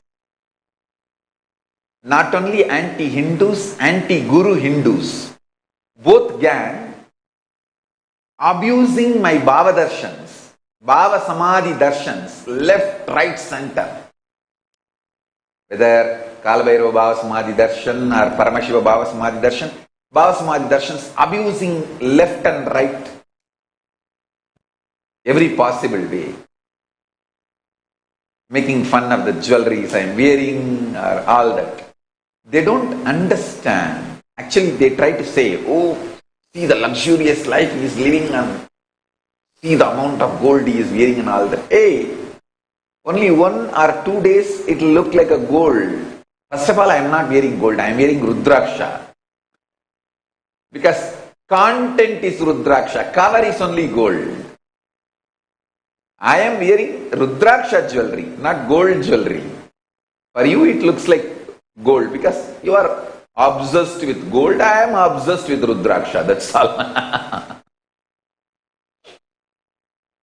Even if you measure the weight, I am wearing more Rudraksha than the gold weight. You measure whatever I am wearing, the Rudraksha weight and gold weight, surely the Rudraksha weight is more than the gold weight. So, I am clear, I am wearing Rudraksha jewelry. So, anyhow, only first day it will feel like gold, day in and day out. Wearing these heavy jewelries and continuously giving darshans is not a joke, understand? It is real, sincere, hard work. This is one of my tyaga to revive Sanatana Hindu Dharma's kriyapada aspect. The Hinduism's one of the important aspect which need to be revived is Daivam Manushya Rupena. Hindus need to be given confidence about this great truth experientially. The cosmic beings land in Archavatara deities and can manifest through Nijavatara living incarnation. to give that experience to people day in and day out.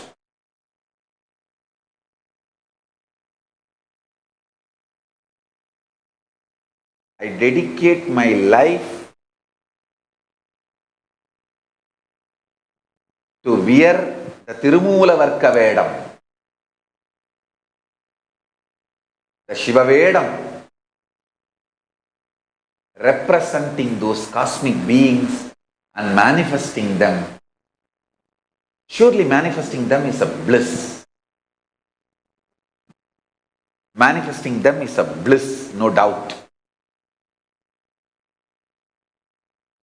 But wearing all those jewelries, some darshans, I wear more than 11 or 12 kg heavy dresses and jewels all put together and stand 2 or 3 hours giving darshan in Bhava Samadhi. And these heavy jewels, not only heavy, they always scratch and damage the skin, body in multiple ways. But that is part of the Tyaga. Understand one thing. It is not luxury. It is Tyaga.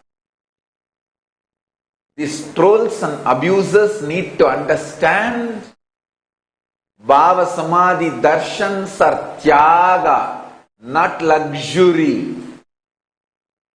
not show.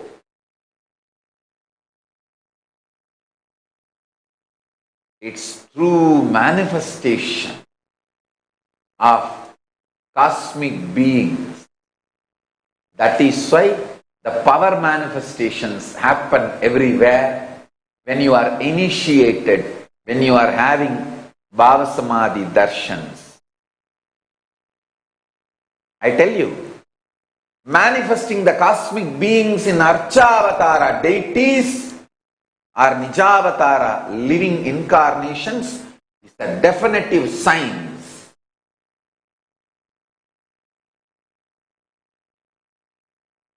Now, because of the grace of Paramashivam and protection of Mahakala Bhairava, the Kailasa has happened. I am safe. I have a place where I have complete religious freedom, where I can revive Hinduism, introduce and revive the authentic Hinduism to Hindus first. You understand? When these anti-Guru Hindus don't understand the absolute, complete, definitive sciences of Hinduism, they think all these sciences are fake, and they think these gurus who manifest these sciences are anti-Hindus, and they are really convinced that these gurus need to be eliminated to keep the Hinduism is alive. I am telling you, this is the most unfortunate thing. Actually, I don't hate these anti-Guru Hindus. I really don't hate these anti-Guru Hindus. I only feel, oh God, what a delusion and ignorance. The ignorance clubbed with arrogance and sometimes political power, media power, money power. These anti-Guru Hindus are more dangerous to Hinduism than the anti-Hindus themselves. Especially when they don't understand the principles, possibilities and definitive sciences of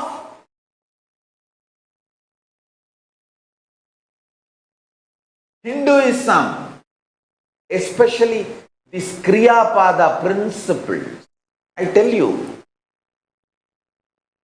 actually when you pour the mercury with the Prana Pratishta mantras, it just becomes solid without any chemicals added, just with the power of the mantra that alchemy happens.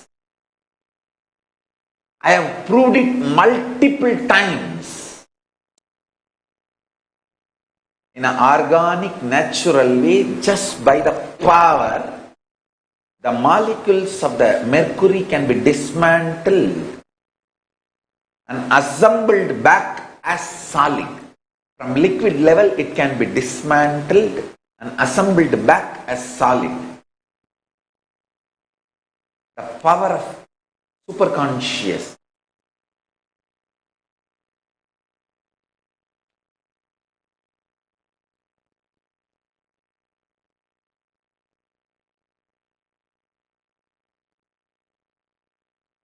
Unfortunately, because this was not demonstrated or reproduced in large scale last few hundred years,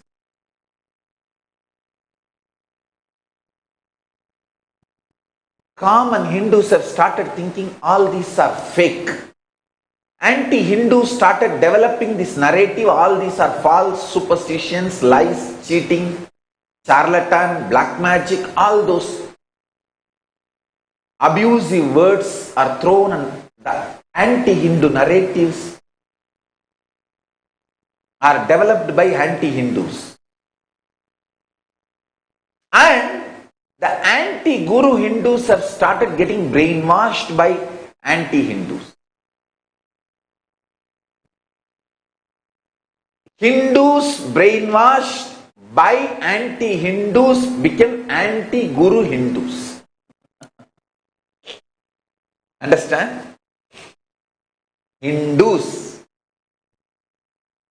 brainwashed by anti-Hindus became anti-Guru Hindus.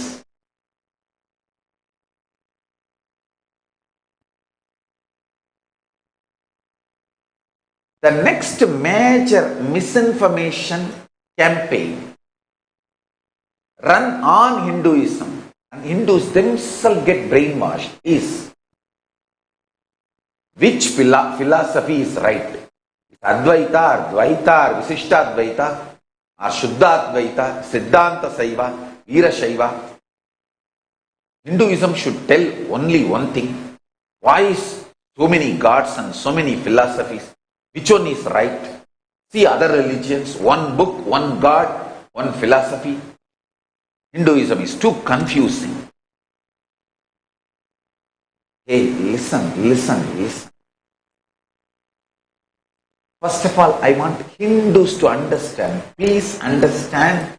Only in binary logic, one philosophy can be true. In cosmic logic, all these philosophies are true. And there are much more number of philosophies which are more truer and truer and truer. Understand? Visishtadvaita is absolute truth at one level for you.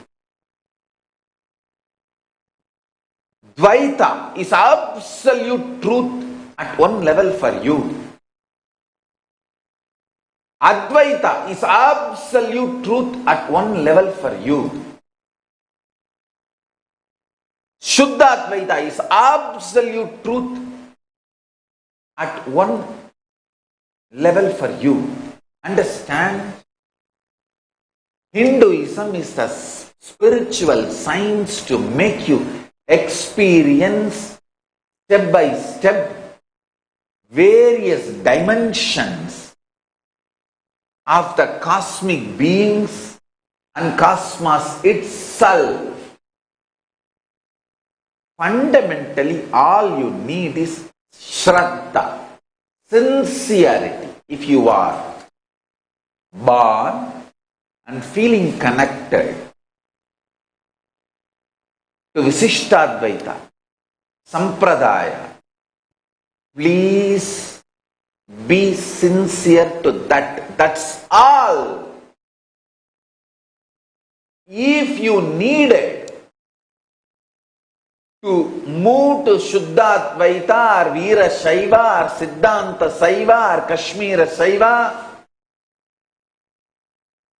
that spiritual force to which you are integrated that cosmic being to whom you are sincere, Shraddha, that being is capable enough to guide you to the next level or higher level or where you need to reach. Please understand, all of them are in absolute oneness.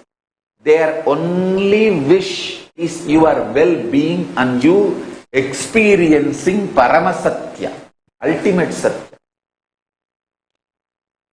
There is nothing called higher and lower. I will never say Advaita is somewhere higher than Visishtadvaita.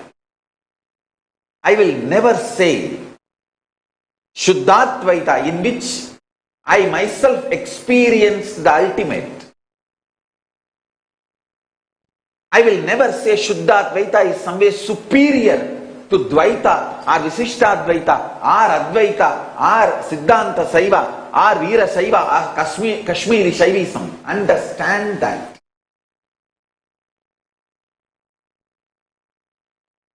Sincerity to the Sampradaya you are born or you are feeling connected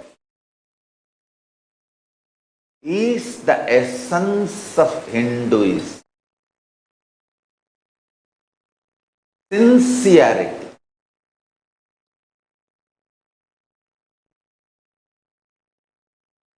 Shraddha. Understand? I am telling you,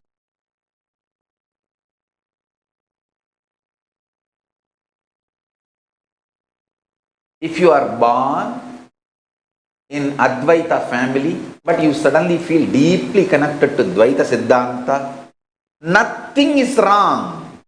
To the Siddhanta you are feeling connected, be sincere. You are born in Vaishnavite family and suddenly you have a deep feeling connection with me. I am sitting with all the full Shaiva symbols and lifestyle and philosophy. Nothing is wrong. Be sincere to your feeling connection. And you are born in Shaiva Siddhanta family, but you have a strong feeling connection with Advaita or Veera Shaiva or Kashmiri Shaivism or Agora Sampradaya or Shakta Sampradaya. Nothing is wrong. Be sincere to the Sampradaya or tradition you are feeling connected. Nothing is wrong.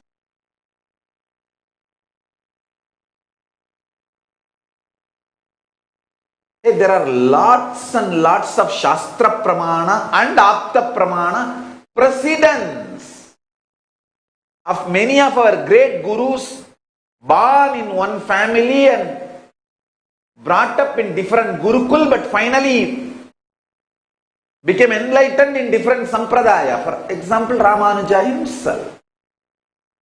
He was in Advaita Siddhanta Gurukula. His guru was Advaita, great Advaiti. Actually, I should say awakened Advaiti. Nothing is wrong with the guru and nothing is wrong with the disciple, Ramanuja Acharya. Ramanuja became a great Visishtadvaita Siddhanti.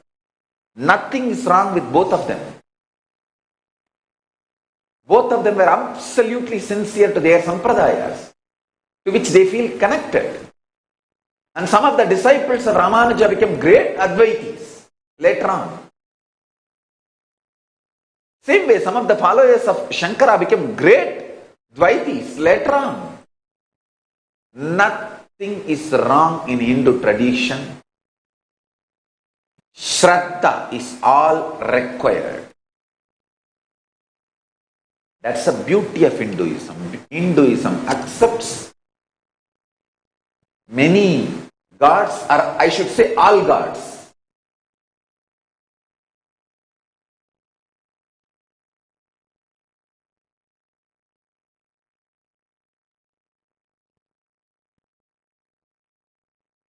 I always tell this one story.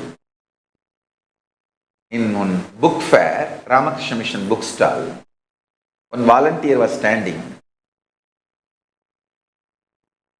managing the book stall.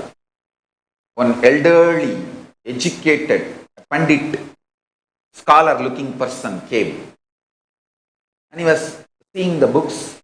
There was a Brahmasutra Sankarabhashya English translation and Brahmasutra Ramanujabhashya English translation.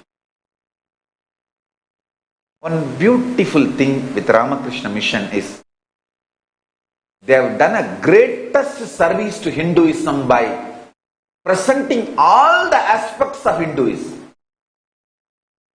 I bow down to Sri Ramakrishna for creating such an amazing ecosystem called Ramakrishna Sampradaya, where smoothly, beautifully you can enjoy Advaita, Dvaita, Visishtadvaita, Shuddhadvaita, all Hindu Sampradayas you can enjoy in Ramakrishna's ecosystem. He is real Sarvadeva Devi Swarupa. I bow down to Ramakrishna. Pranamami Muhurmuhu for giving me the taste and experience.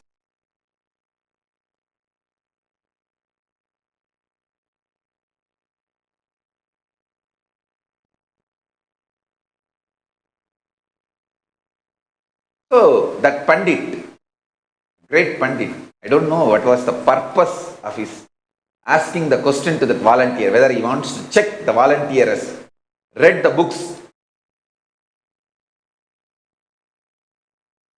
because he is trying to stand in the stall and sell, whether he has read the books or the Pandit wants to show his Panditya, or just to pick up an argument. I don't know the purpose.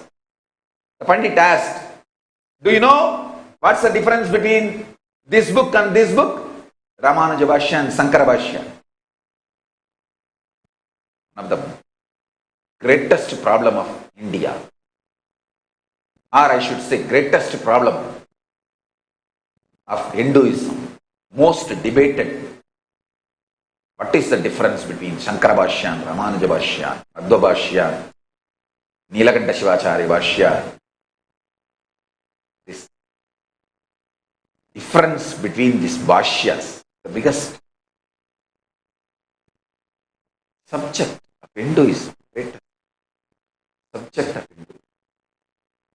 The volunteer, innocent person, just a person doing seva, not much Panditya or doesn't know how to argue or debate or anything. He just said, 35 rupees, sir. This is 70 rupees, this is 35 rupees, that's all, sir. One of the biggest problem of Hinduism he has answered in 1 minute. I don't know whether to laugh or...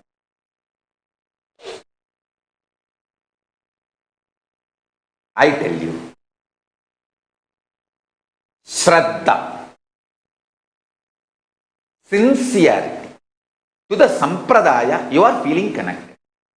For example, you strongly feel connected to Dvaita and Udupi Sri Krishna, and you are all the time in the Bhava Samadhi of Udupi Sri Krishna. If you needed to experience Shuddhadvaita or Dvaita or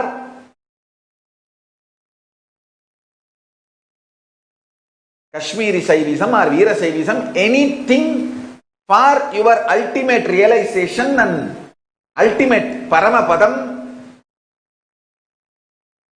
Udupi Sri Krishna is capable enough, powerful enough, intelligent enough to lead you properly to that source and make you feel connected and do the smooth transition and liberate you. Or he can liberate you even directly without even making you go through. All you need is a Shraddha to what you are doing and to the Sampradaya you are feeling connected. That's all. Please, let us stop internally weakening ourselves, destroying ourselves, abusing ourselves.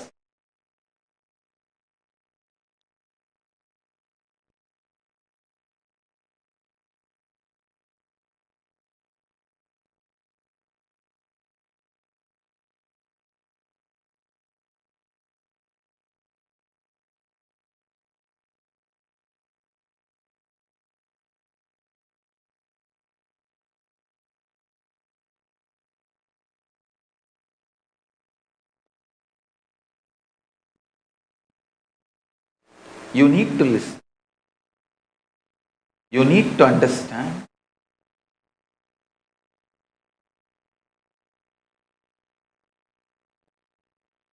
Shraddha, sincerity to the tradition you are feeling connected is all you need.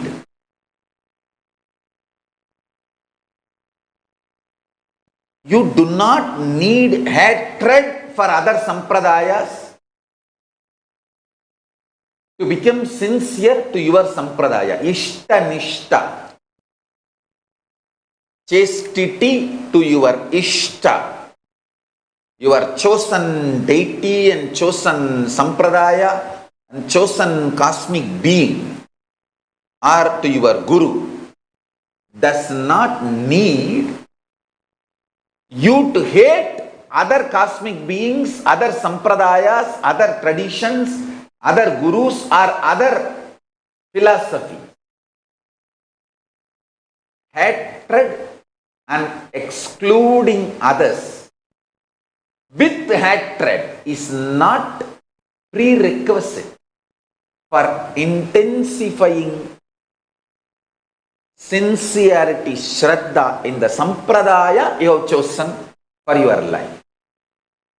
That is what is the important truth you need to know. And I tell you, all the Sarvanyapitas which I have experienced and revived, I tell you, I am an insider. I have seen all the original deities which is in Shyamalapita, Sarvanyapita, Madurai.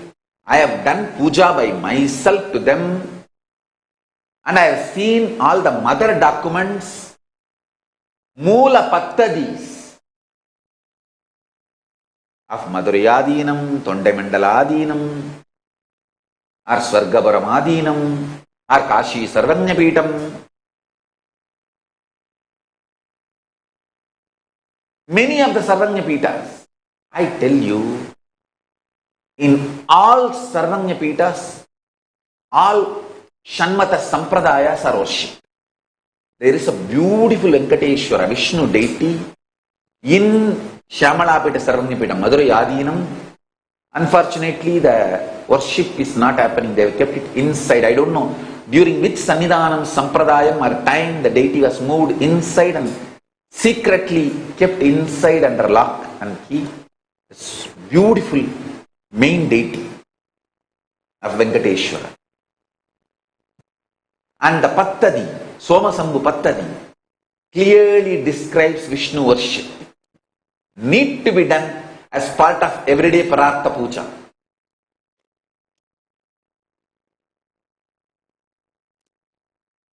So the Pattadi and all the cosmic beings, deities described in Pattadi manual, both I have seen in all Sarvanyapitas.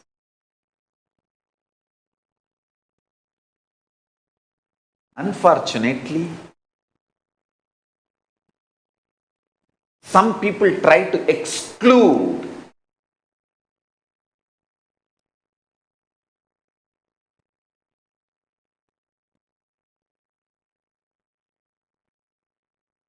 and these people who try to exclude start fight between each other, and I don't want to get into those details, but I want modern day Hindus to know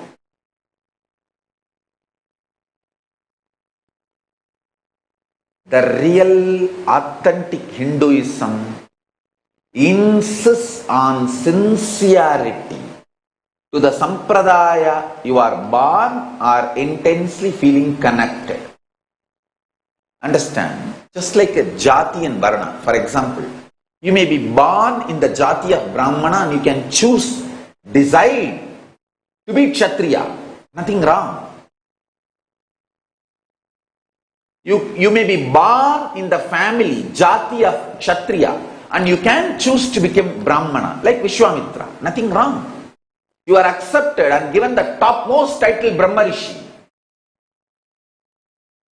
Same way, you can be born in Vaishya family and you can choose to become Brahmana. You are accepted into Brahmana Varna. Nothing wrong.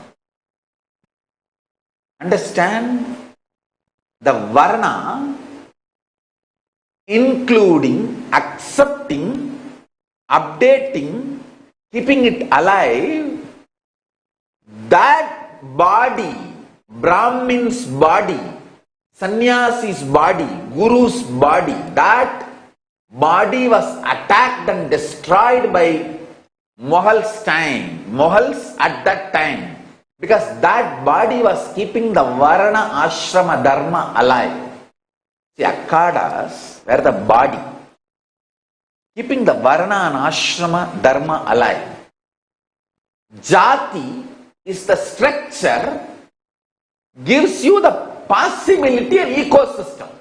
For example, if you are born as a Brahmin, you are given that ecosystem to evolve and become the part of Brahmana Varna. But if you decide you want to become part of the Kshatriya Varna, you are free to do. You are given absolute support and you are declared as Kshatriya by the Panchayati. See, each village used to have the Panchayati. That is why it is called Panchayati Akkadas. The Panch Parameshwar, the 5 experts in that field, each field, will sit together. Either expert in a Brahmana, or Vaishya, or Kshatriya, or Shudra, any field, 5 experts should sit. They are called Panchayati. And that Panchayati, they are called Pancha Parameshwars. That Panchayati declares somebody entering into Brahmana Varna, or Kshatriya Varna, or Shudra Varna, or Vaishya Varna. Mostly the jati, same person, gets into same Varna, but not compulsorily. This beautiful structure was destroyed by Mughals during the Mughal invasion and twisted and distorted by British, saying that only by birth Varna exists. Jati and Varna is same. That is the biggest crime done by British. Destroying our civilization. Understand? Usually, the Jati person gets into the same Varna, but not compulsorily. And one more thing, Varna is only 4. Varna is only 4. Jati is more than 30,000. That itself should make you understand. Varna is different and Jati is different. Jati is 30,000. Varna is only 4. And the beauty is, if you do not want to fit into any of these Varna or Jati, you are free to declare yourself as Adhyashrami, Paramahamsa, and live the life out of the grid.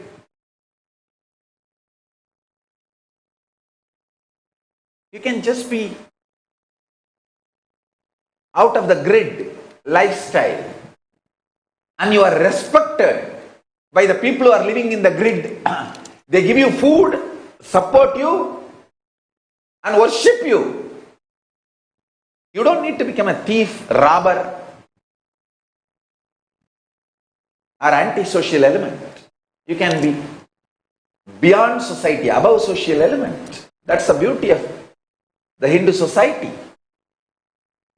Many Hindu scriptures describe the cosmic beings, gods, goddesses, incarnating and manifesting in Shudra Sarira.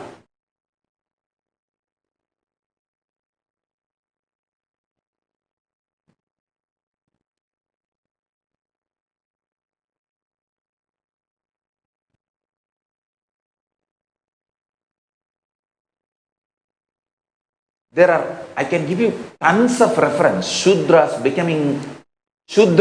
Jati became Brahmana by Varna. Valmiki, Vasishta. Shudra by Jati, but Brahmana by Varna. The CRPC inherited by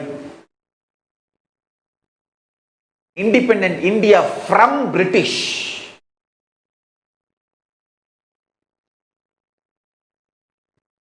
does not give you the knowledge. I tell you, first of all, the Indian education system, instead of teaching you the nuances and subtleties of the Varna and Ashrama Dharma, it teaches you to brush aside the whole thing and destroy it. Even the modern day neo-Hindus, many Hindus feel ashamed about the Varnashrama Dharma. They understand that is the most beautiful social structure, most stable social structure. I will set up a successful model of Hindu original Varnashrama Dharma as per Manu, and then talk to you guys. Hey, if we are still alive, if we are having the pride of oldest living civilization, it is because of Varnashrama Dharma.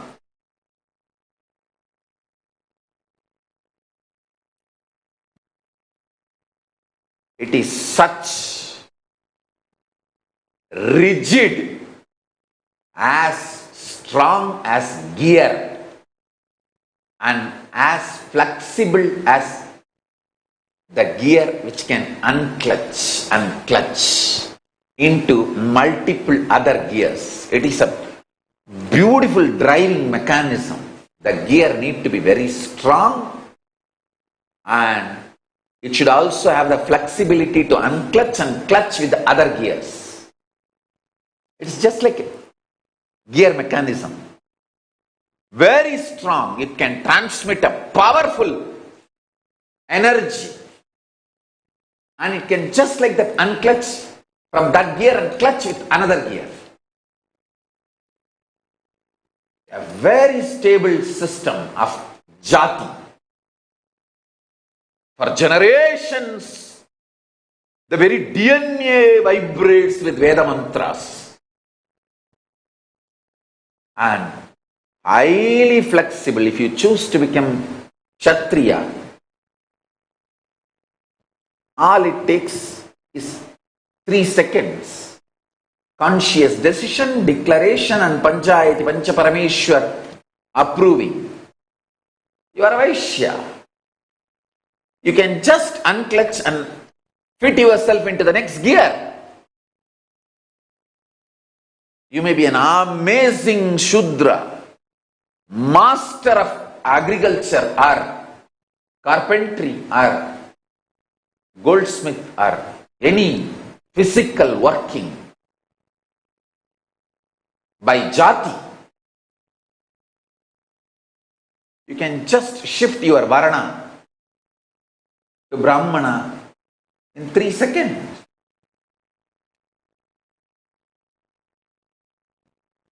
Understand? There are tons of evidence Shudras moving to Brahmana Varana. Shudra by Jati moves to Brahmana by Varana. Brahmana by Jati moves even to Shudra by Varana. And Brahmana by Jati moves to Vaishya or Kshatriya by Varana.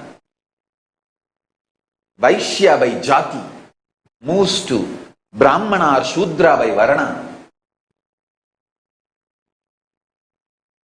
The Varna Ashrama Dharma should be revived in Kailasa. I will revive it.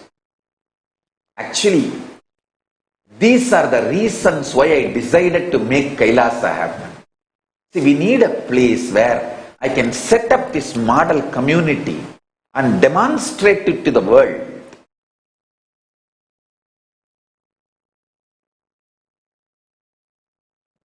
I want my kids to understand Jati and Varna is not wrong.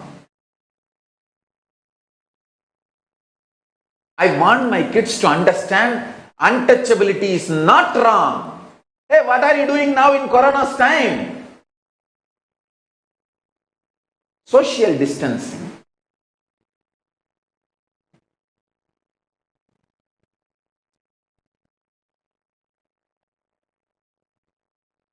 Our Hindu rishis prescribed the same thing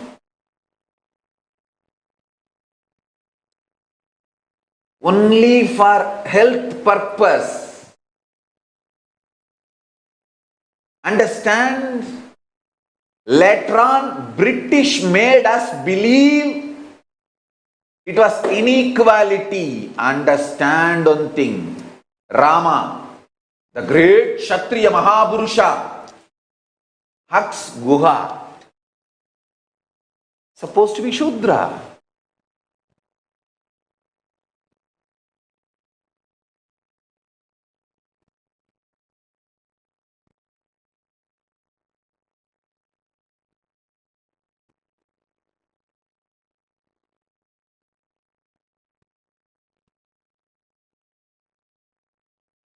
Great sons like Pottuluri Swami and Tukaram had Brahmins as their disciples.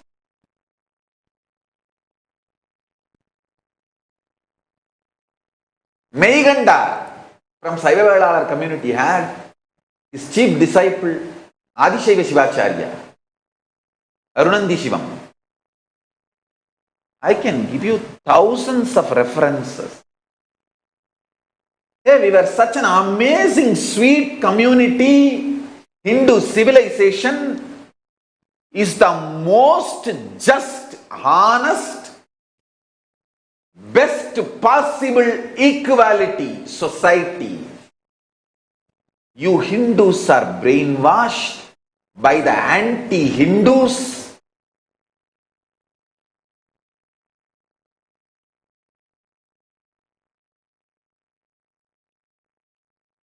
To believe your Varna Ashrama Dharma is anti-social. Hey, I tell you.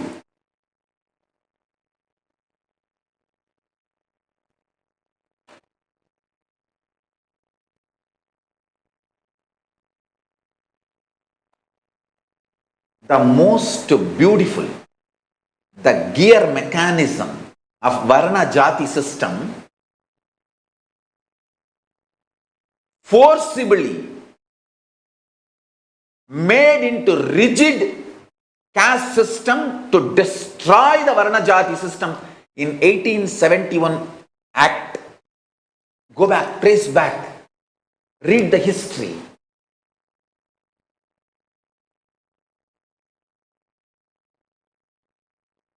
It's a cunning strategy of the anti-Hindus to break our society. As I told you, these four pillars of Hinduism: Gurukul, Guru Sampradaya, and the benevolent autocratic leader-led democracy. That was the Hindu political system. Third, the Varnashrama Dharma. Fourth, a strong, beautiful joint family system.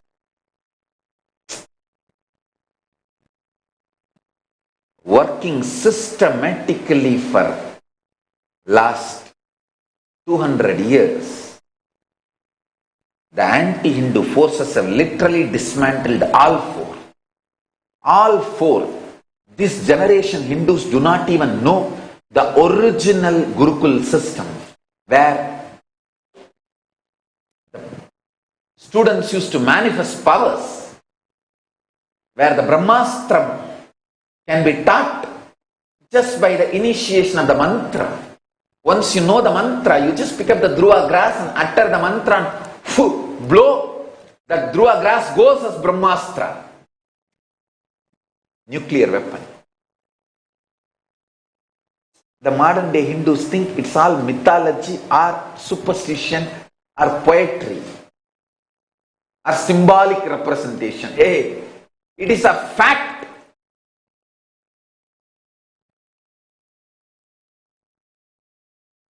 Absolute fact.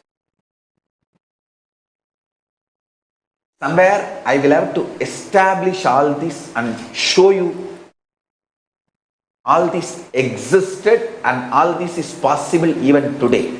Only then I can make you understand. That is why I have decided to make Kailasa happen, and multiple things I have already started proving. The power manifestation science, and how the Varna and Jati can be organized, creating an ecosystem,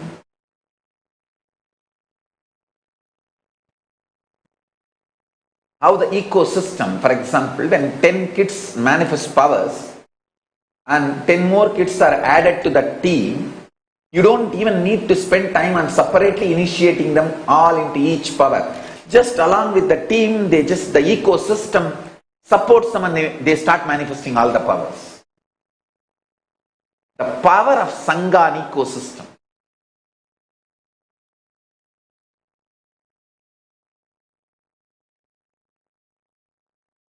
I can tell you, this is possible, that Tilagavati Ammayar, her power and feeling connection with Paramashiva, she just gives vibhuti, sacred ash to Tirunavukarasar, who was actually converted into Jainism. Just by that sacred ash, not only he gets healed of his stomach pain, his whole heart experiences a feeling connection with Paramashiva. And he comes back to the Shaivite tradition.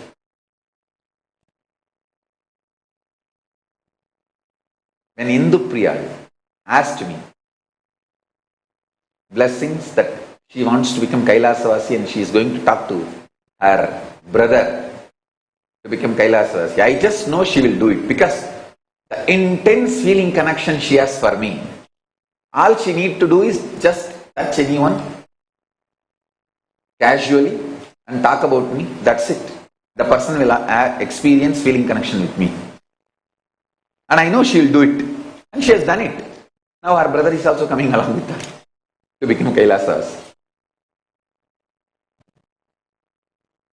A sister's tapas and feeling connection can be a powerful ecosystem for brother or the family to experience the same power and feeling connection.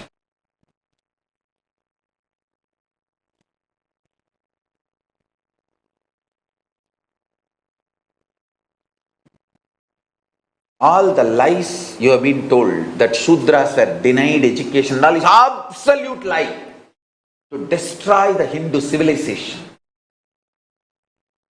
This false identity Dalit was developed,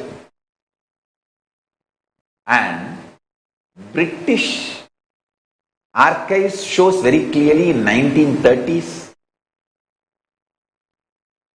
75% of the students in Gurukuls, every village, are Shudras by Jati. By Jati you can be anything. Education is not denied for you, and entering into any Varna is not denied for you.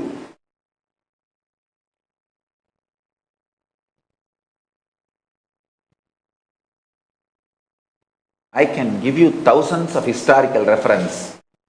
More than that, I will establish and show you this as a living successful model. Unfortunately, I was not able to do this in India. India has become the anti-Hindu gang, anti-Hindu ecosystem and anti-Guru Hindu ecosystem. Both became so powerful. Listen, anti-Hindu ecosystem, anti-Guru Hindu ecosystem, both has become so powerful. It was literally strangling me, persecuting me. Literally they want to eliminate me, especially this anti-Guru Hindu ecosystem is so thoroughly convinced the Hindu Gurus need to be eliminated to keep the Hinduism alive. They are convinced that Hindu Gurus are the parasites on Hinduism and Hindu society.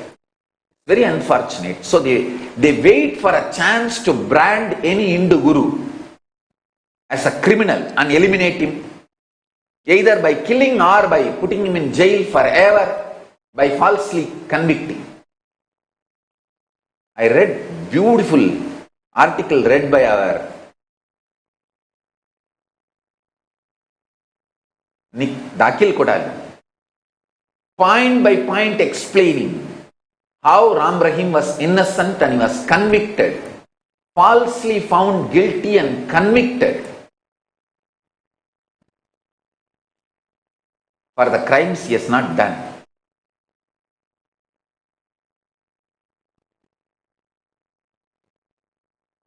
Either they do like a Palgar mob lynching. The sadhus who are killed in the Palgar mob lynching, Kalpavriksha Giri Maharaj and his assistant sadhu and his assistant driver, all three. The only crime they have done is they trusted that police will protect them. Instead of getting into their vehicle and rushing, driving away, they just trusted police will protect us. What is there? We will go to the police station and establish our identity and prove that we are neither thieves nor criminals, so we are going to be protected. That trusting that police is the biggest crime. Kalpavriksha Giri Maharaj and Sushil Giri Maharaj and his driver, all three of them did. I have done that same crime multiple times, trusting the police, that police will protect me.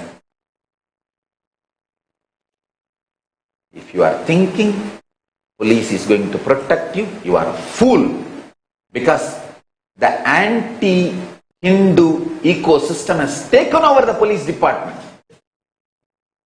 Same way, anti-Guru Hindu ecosystem, these two ecosystems are already taken over the police department, are all departments, whether it is a entertainment cult or mass media cult or administration or legislative or politics, both the gangs have taken over. Anti-Hindu cult and anti-Guru Hindu cult, both have taken over.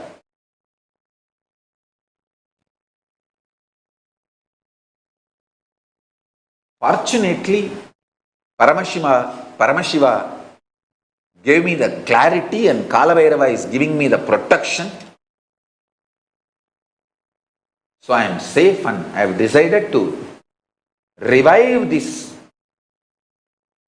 authentic original Hinduism as per the scriptures. Hey, I want to tell you, Hindus are the only civilization. Do not need to be ashamed at all about your past. Everything happened in your past, you have done best. Don't be ashamed. Nothing to be guilty of. If at all you need to be guilty or ashamed of something, whatever was falsely taught to you as a Hinduism and brainwashing done on you by the anti-Hindu cult and anti-Guru Hindu cult, You need to be ashamed of only that brainwashing and whatever you allowed to happen to you due to that brainwashing. That's all. The sati, the original sati system, the modern day Hindus do not even know. The anti-Hindu cult, how they taught and brainwashed the Hindus about the sati system. Only that the modern day Hindus know. The original system of sati is an amazing spiritual science of leaving the body and taking the next body. Alright, you stopped the sati. Have you stopped the whole society? I want to question all the anti-Hindu elements destroyed the sati system. I am questioning them. You stopped the whole society. Falsely branding sati as murder or suicide. Actually, people who branded sati as murder and suicide is nothing but they want our Hindu women as sex slaves for them.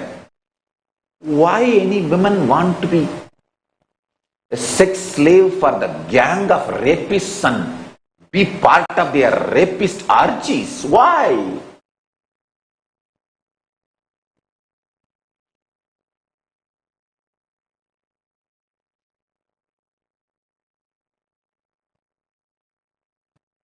I tell you, sati was not compulsory. Kundi did not die. When Dasharatha died, neither Kausalya nor Kaikeyi or the mother of Lakshmana and Shatrugna died, Sumitra. None of them entered into fire.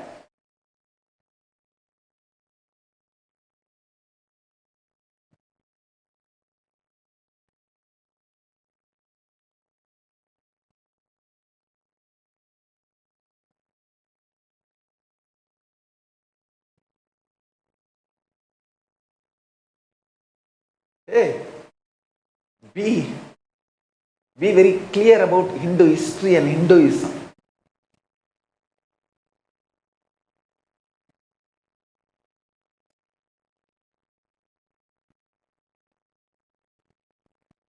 Misinformations about charyapada, kriyapada, yogapada, jnanapada should be cleared.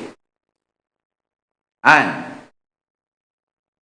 all these four pillars of Hinduism, Gurukul,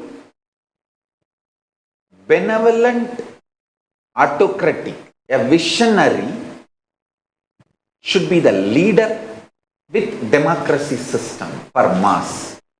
Certain powers should be democratic, but the vision should be in the hands of benevolent, autocratic leader. And the third, Varnashrama Dharma. Fourth, a beautiful, large, joint family. I will revive these four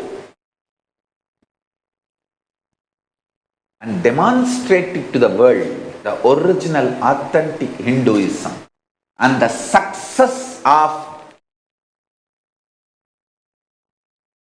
the Hindu lifestyle, principles, everything. How it gives superconscious breakthrough as a natural lifestyle.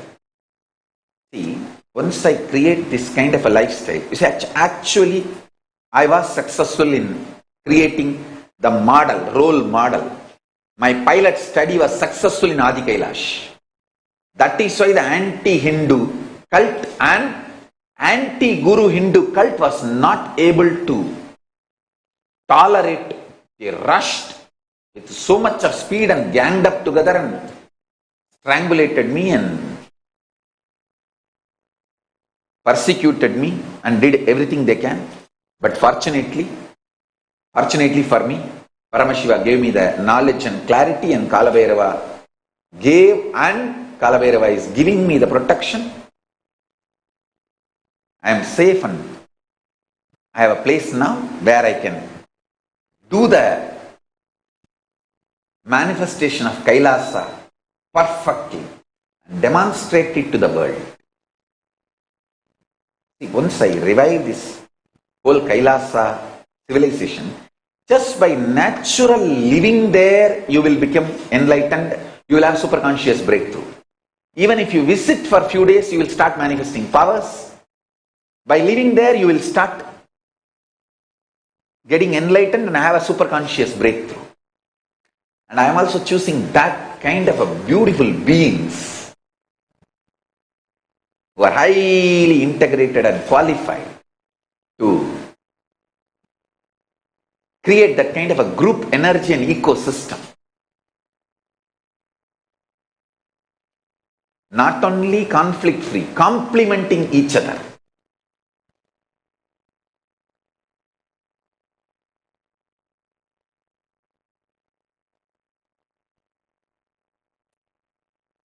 We need to stop Hindu Holocaust by making this anti-Guru Hindu cult to understand the importance of Hindu Gurus, to keep the Hinduism alive and bring legitimacy to every aspect of Hinduism. Hinduism cannot be kept alive just by bringing political legitimacy. We need to bring spiritual legitimacy to Hinduism by demonstrating all the power manifestation sciences and studying them scientifically, systematically, doing researches and demonstrating it to the world, documenting it.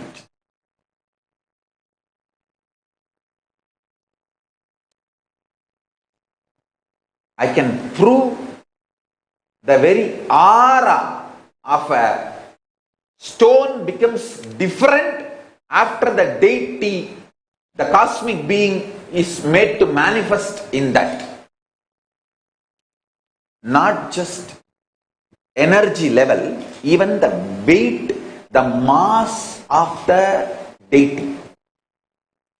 If a deity, stone deity, weighs 1 ton, once the prana pratishtha is done, the cosmic being starts manifesting in that deity, I guarantee the weight will be more than 1 ton. We need to study, document all this scientifically and demonstrate it. I am going to do it and I will do it. Already I have done this through power manifestation science. Now I will do it more systematically. Like this, each level, same way. When I am just living in my Sahaja Samadhi, my physical body weight is different. When I am in Bhava Samadhi Darshan of Kalabhairava or Ganapati or Shiva, the weights are different. Not just physical appearance and size, even the mass, the weight is different. I'll document all this and prove, not only for me, even for my disciples who are initiated and manifesting these powers. And I'll also prove the reproducibility of what I am demonstrating. I already have done tons of work in this line, established tons of things, and I'll establish tons more.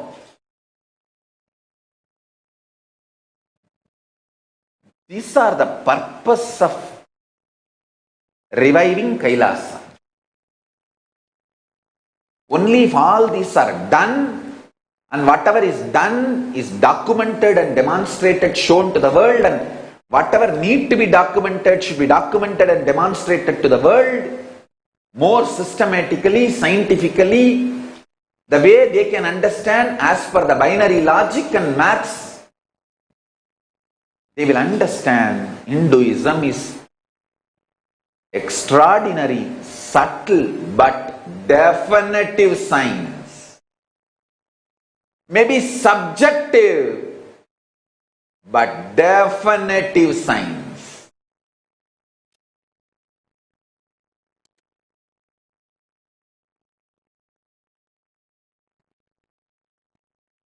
If you do the yogasanas on your own, the effect will be different. If you do the asanas along with that original mantra chanting, the effect will be higher. And if you do the same asanas along with the original mantra chanting and the mudra, the whole vinyasa krama revealed by an incarnation for the modern day human body, the effect will be something extraordinary. Hundreds of times more than ordinary yoga asana practice. All this I've already documented enough. Need to document more and display it to the world more. That's it. For all this, I need a peaceful place where I can do all this research and demonstrate it to the world. That is why I created this Kailasa.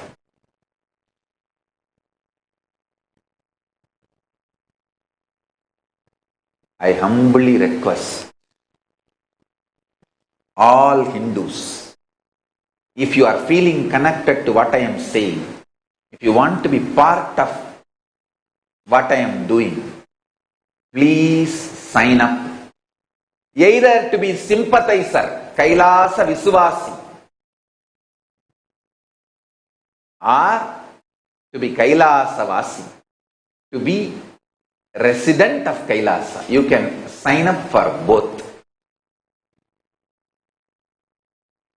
You can even sign up for e-Kailasavasi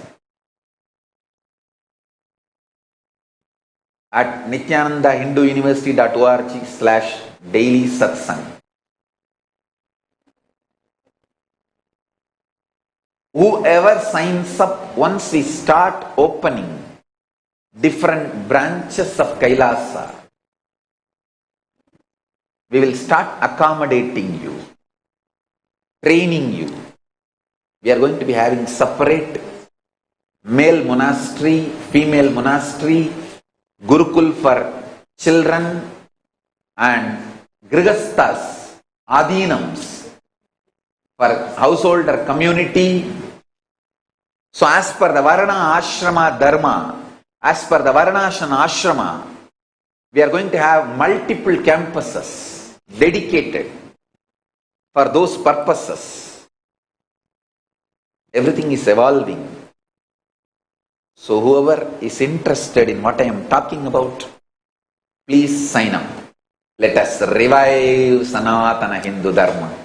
Let's revive Kailasa, the ancient, enlightened Hindu civilization. Kailasa is the ancient, enlightened Hindu civilization. Let's revive it. So now, we will offer our worship to Adi Shankaracharya and Ramanujacharya in Adi Kailasa as their Jayanti Mahotsava is today. Then, move to the next step.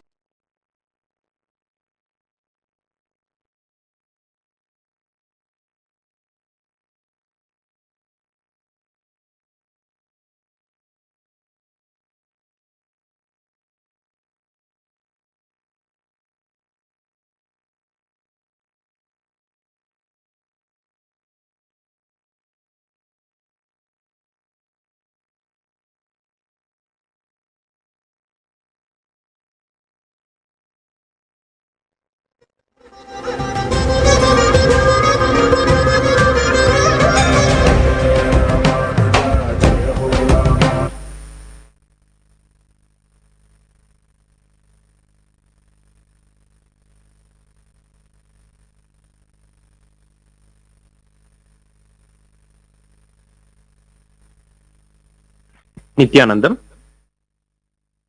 Today is the Shukla Paksha Panchami of Vaishakha Masa, the day of the day when Paramashiva manifested in the form of Jagatguru Srimad Adi Shankaracharya.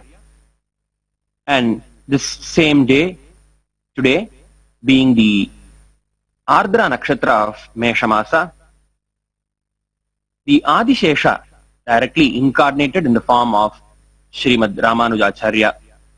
Today is the Shankara Jayanti Mahotsava and Ramanuja Jayanti as well. Today in Adi Kailasa Nithyananda Peetha,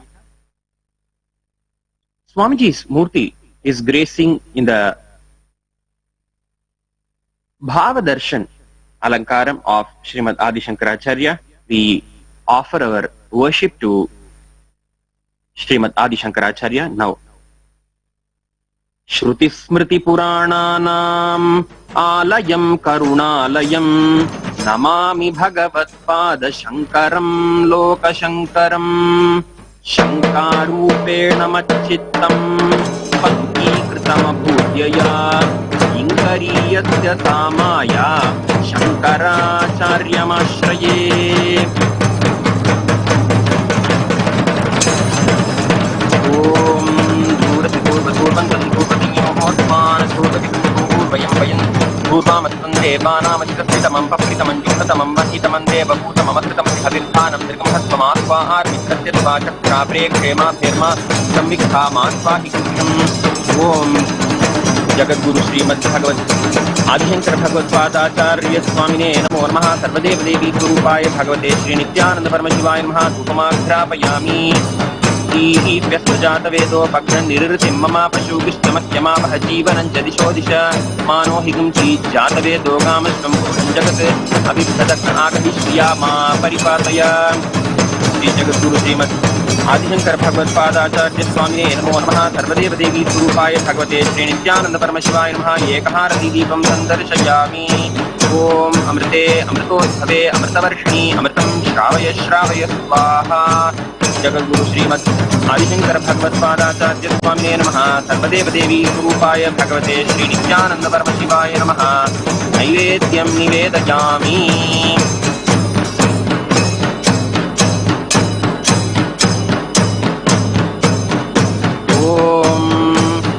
राजाधिराजाय प्रसज्जिताहिने नमो वयं वै श्रवणाय कुर्महे समे कामान् कामकामाय मह्यं कामीश्वरो वै श्रवणो ददातु वेराय वै श्रवणाय महाराजाय नमः।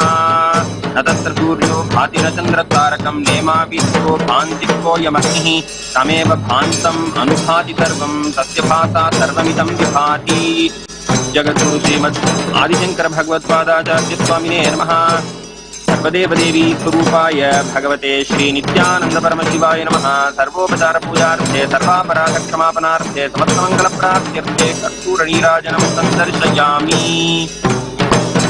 शान्धारयामि।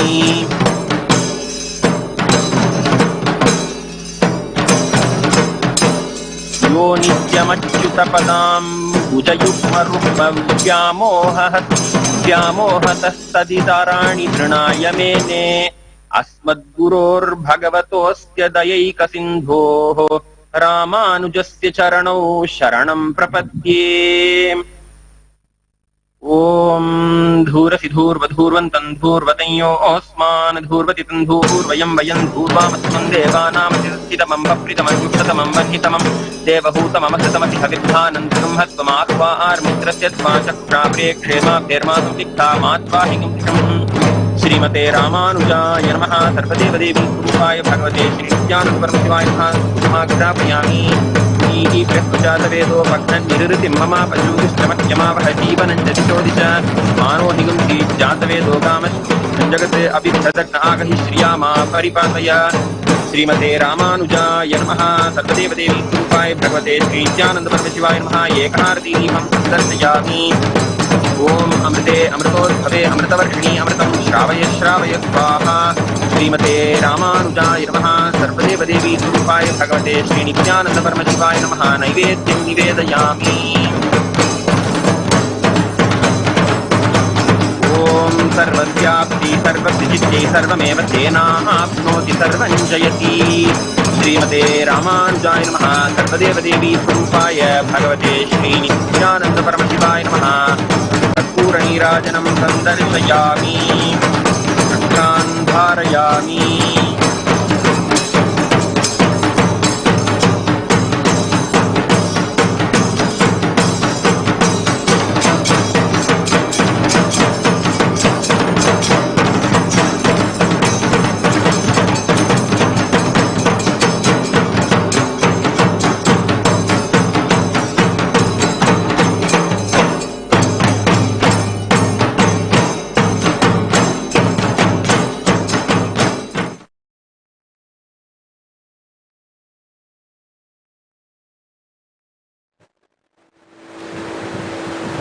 such a fulfillment to worship all the acharyas and celebrate the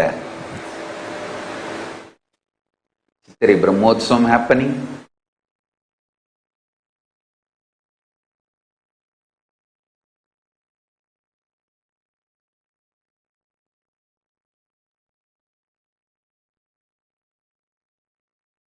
Especially Shankaracharya, we directly belong to that sampradaya because he revived Shyamala Pita Sarvanya Pitam and Kanchi Kailasa Pitam and all the akkadas, all the 13 akkadas were revived by Shankaracharya. So, we offer respects to our great reviver in our Guru Parampara. So, with this, the essence of today's satsang. Let's revive Varnashrama Dharma. First Gurukul, then the Hindu kingdom system, Panchayati, we can call it as Panchayati kingdom system, and Varnashrama Dharma, and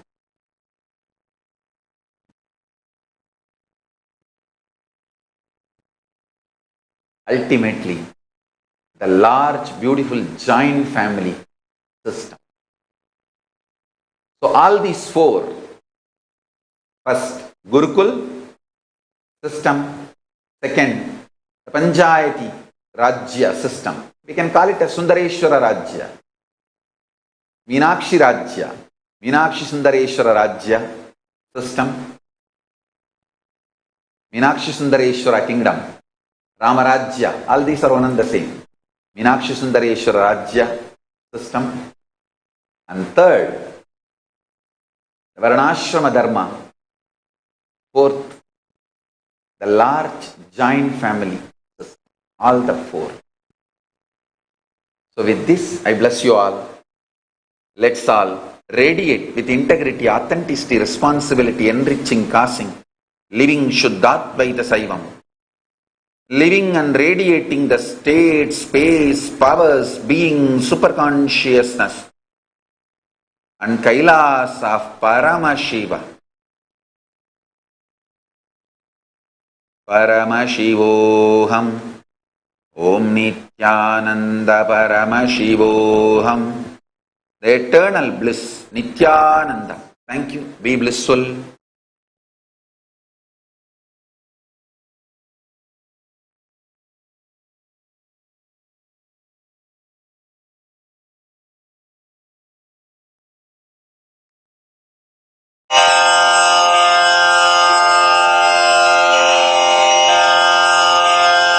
श्रीकैलासोन्नतद्वादशान्तश्यामलापीठारूढ श्रीमीनाक्षिसुन्दरेश्वरा भिन्नस्वरूप परशिवपुत्ररत्न Kumar गुरुमण्यतुल्यावतार श्रीपार्वतीस्तन्यपानलब्धदिव्यज्ञान विश्रुतसकलनिगमागमसारभूतद्राविडवेदप्रवक्त्रे श्रीमत्परमशिवकरुणासमधिगतमुक्तामयचतुरश्रयान् गीयमानछत्रचामर श्रीचिह्नकाहलादिसमस्तबिरदावल्यलङ्कृत ज्ञानविज्ञानचक्रवर्ती सर्वजनसङ्घ सद्यो निर्वाणदीक्षाव्ययापवर्गवर्ष विश्राण जीमूत परमतकलभकेसरी शैव सिद्धान्त स्थापनाचार्य श्रीराजाधिराज पाण्ड्य महाराज गुरु क्षपण शाक्यादि महान्धकार निवारण ज्ञान भानु वीक्षणानर्हार्ह ध्वजोच्छेदन पूर्वक श्रीमद्वृषभध्वज स्थापक शैव समयकर्त्रे सर्वज्ञ पीठारूढ श्री जगद्गुरु श्री ज्ञान संबंध देशिक स्वामी वागीश सुंदर माणिक्य वाचक स्वामिनाम् अवतार भूत श्री ज्ञान संबंध स्वामी पुनरुद्धृत श्यामला पीठ सर्वज्ञ पीठ त्रिनवत्युत्तरद्विशततम गुरु महासन्निधान अरुणगिरि योगीश्वर परम्परागत अरुणाचल सर्वज्ञ पीठ गुरु महासन्निधान कैलास परम्परागत काञ्ची कैलास सर्वज्ञ पीठ त्रयस्त्रिंशदुत्तरद्विशततम गुरु महासन्निधान नित्योत्सव नित्यमङ्गल नित्य कल्याण नित्यरजित कैलास परम्परागत आदि कैलास नित्यानंद पीठ महासंस्थान महासिंहासन पीठ कर्तः साक्षात् श्री परमशिव समुद्भूत कैलास परम्परागत वैवस्वतमनु इक्ष्वाकु हरिश्चन्द्र भगीरथ श्रीरामचन्द्र शूरसेन इत्यादि अनवच्छिन्न सार्वभौम चक्रवर्ति परम्परागत चतुष्षष्टि योगिनी मंडित चतुष्षष्टि संप्रदाय प्रवर्तक मनुधर्म शासन सूर्यवंश प्राप्त सर्वज्ञ पीठ सुरांगी साम्राज्य मूर्धाभिषिक्त चूडामणे साक्षात् श्री परमशिव समुद्भूत कपिल महागुरु पुनरुद्धृत महानिर्वाणि पीठ अष्टोत्तर सहस्र श्री महामण्डलेश्वर साक्षात् श्री परमशिव सिंहासनाभिषिक्त समस्त गणनायक श्री महागणपति समारंभ अनवच्छिन्न पीठाधीश्वर गुरु परंपरा प्राप्त अटल पीठ अष्टोत्तर सहस्र श्री अटल पीठाधीश्वर धर्म मुक्ति स्वर्गपुर स्वर्ण पीठ त्रयोविंश गुरु महासन्निधान कैलास परम्परागत आदिपीठ सर्वज्ञ पीठ जगद्गुरो श्री कैलास पुनरुद्धारक श्री कैलास परमाचार्य श्रीमत्परमहंस परिव्राजकाचार्य वर्य सच्चिदानंद प्रणव स्वरूप श्रोत्रिय ब्रह्मनिष्ठ श्रीमज्जगद्गुरु श्रील श्री भगवत् श्री नित्यानंद परमशिव श्री ज्ञान संबंध देशिक परमाचार्य स्वामिन् अत्रागत्य परिपाल्य च अस्मान् विज्ञान वितरणेन विजयी भव जय जय।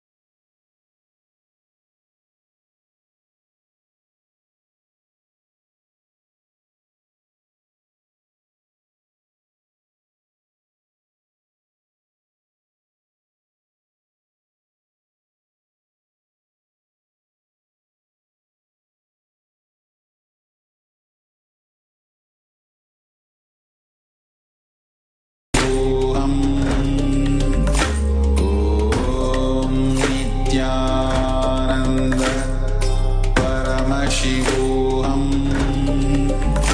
Om Nithyananda. Om Nithyananda. Paramashivam Nithyananda. Om Nithyananda. Om Nithyananda. Paramashivam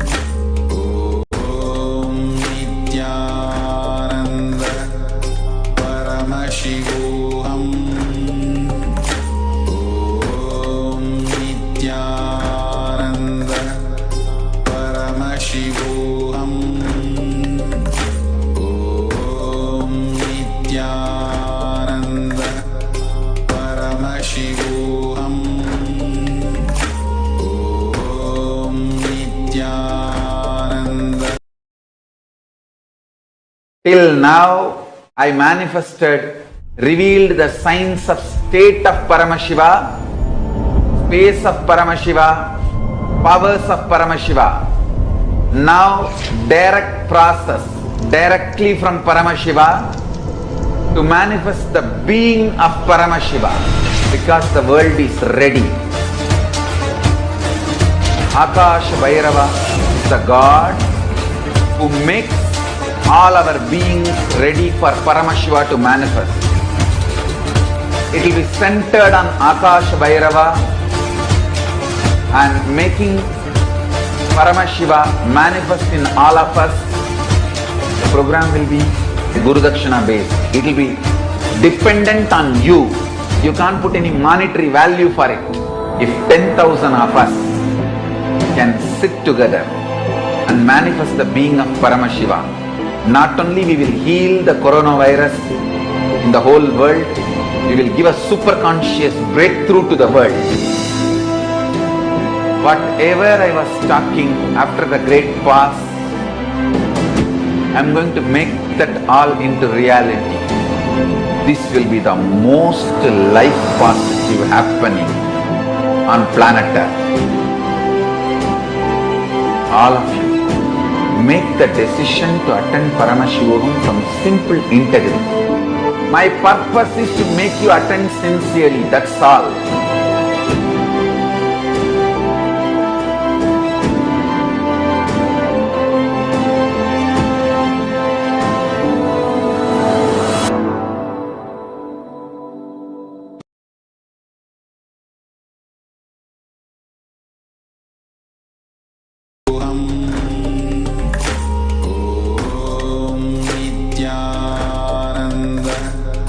Paramashivam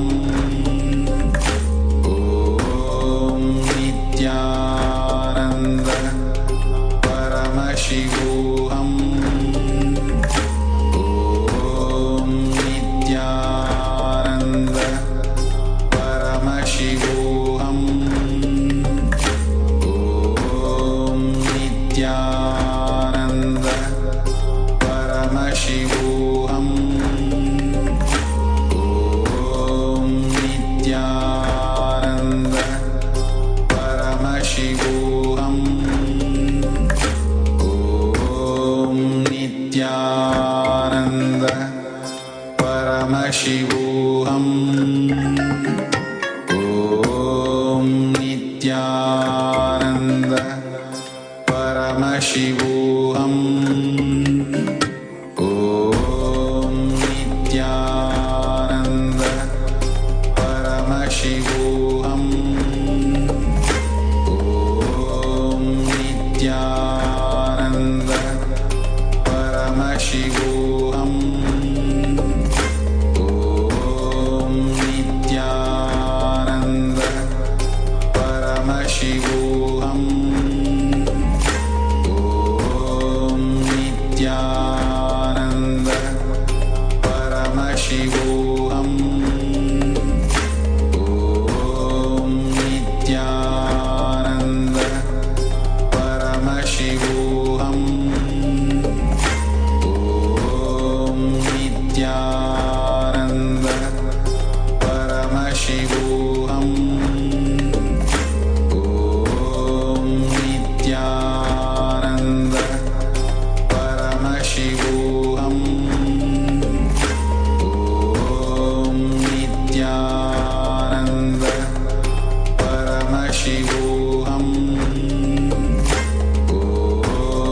Nithyananda Paramashivam. Om Nithyananda Paramashivam. Om Nithyananda Paramashivam. Om Nithyananda Paramashivam. Om Nithyananda Paramashivam. Om Nithyananda Paramashivam. Om Nithyananda Paramashivam. Om Nithyananda Paramashivam.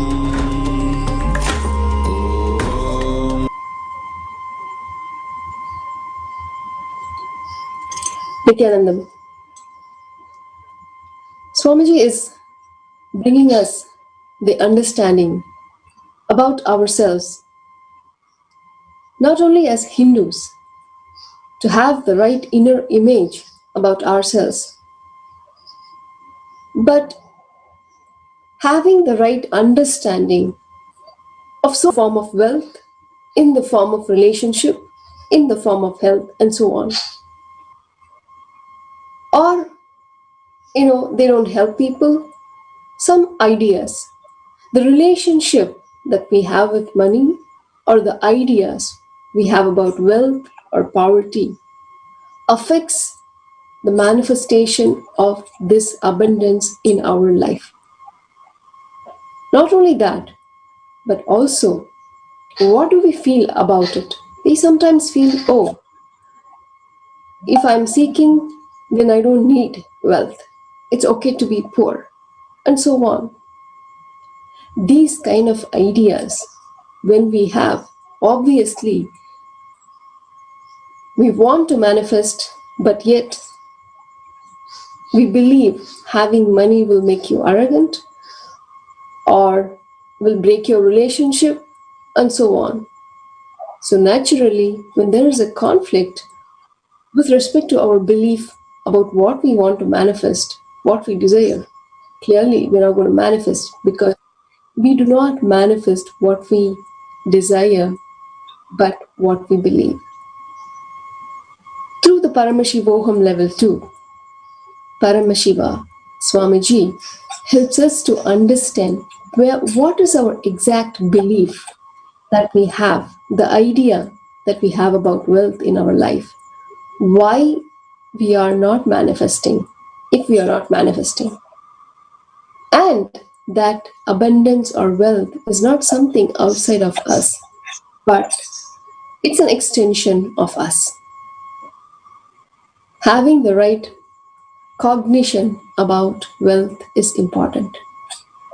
Swamiji awakens the wealth consciousness and the right understanding about wealth as well as completion with money or wealth so that we can manifest this dimension in life. This is a gift. You don't have to believe me, but experience yourself in Paramashivoham level 2. This is just, of course, just one dimension of ourself in the form of wealth. Of course, experiencing the being of Paramashiva, not only wealth dimension, we go beyond and experience the dimension of health and relationship and so on. If you would like to experience this abundance, learn the science of how to manifest wealth in your life, how to go beyond the struggles of struggling to meet the ends. Try now and experience the Paramashivoham level 2, the gift from Paramashiva himself. So register now at paramashivoham.org for the next season, season 4 starting on May. Do not miss the gift from Sri Kailasa, where Paramashiva himself has landed on planet Earth just for us to experience and live like gods on planet Earth. So let us now hear another experience from another devotee sharing her experience of Paramashivoham level 2. So do not miss, but register yourself at paramashivoham.org. Thank you, Nithyananda.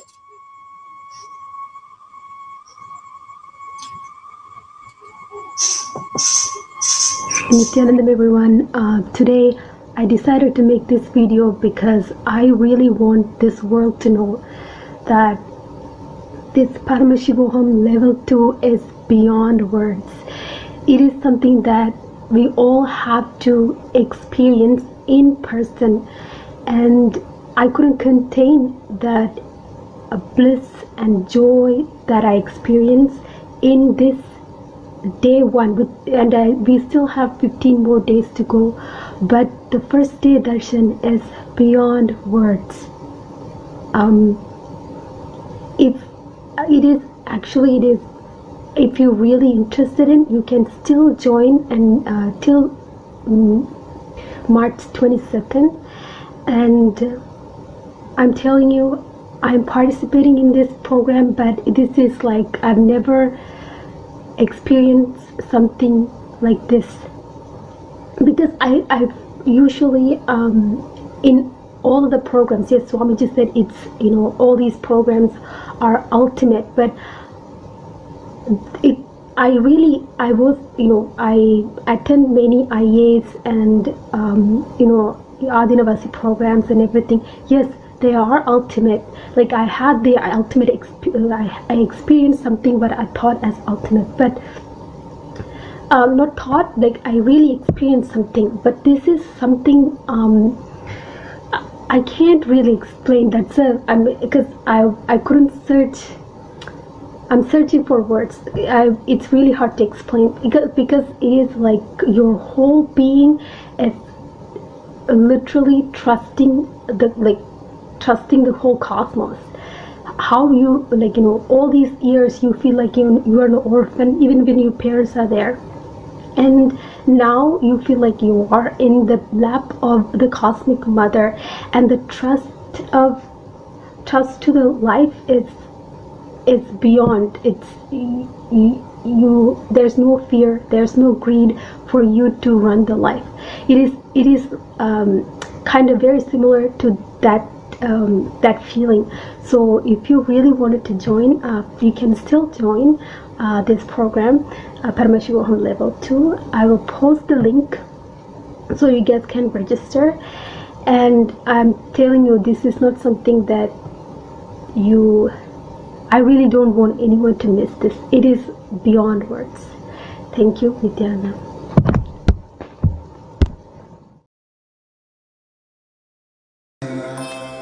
Paramashivam. Om Nithyananda Paramashivam. Om Nithyananda Paramashivam. Om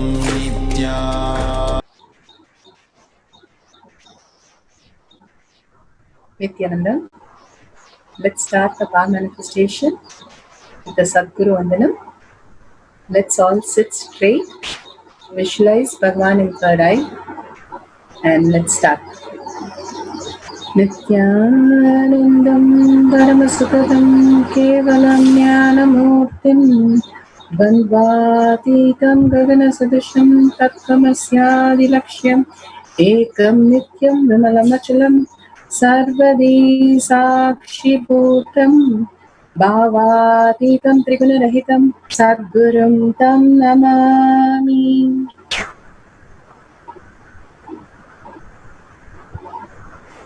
Nithyanandam, such an amazing morning, beautiful darshan of Kalapairava, powerful, intense darshan in the Achavatara.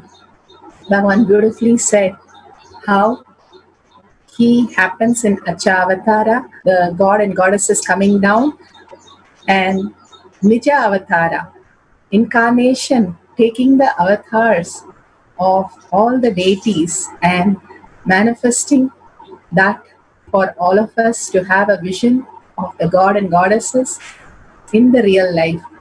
Such a beautiful space, and Bhagavan himself started with beautiful satsang, giving us powerful cognition how we used to live on planet Earth, and such an intense manifestation way of lifestyle. If you enter the Kailasha, you will be manifesting the powers.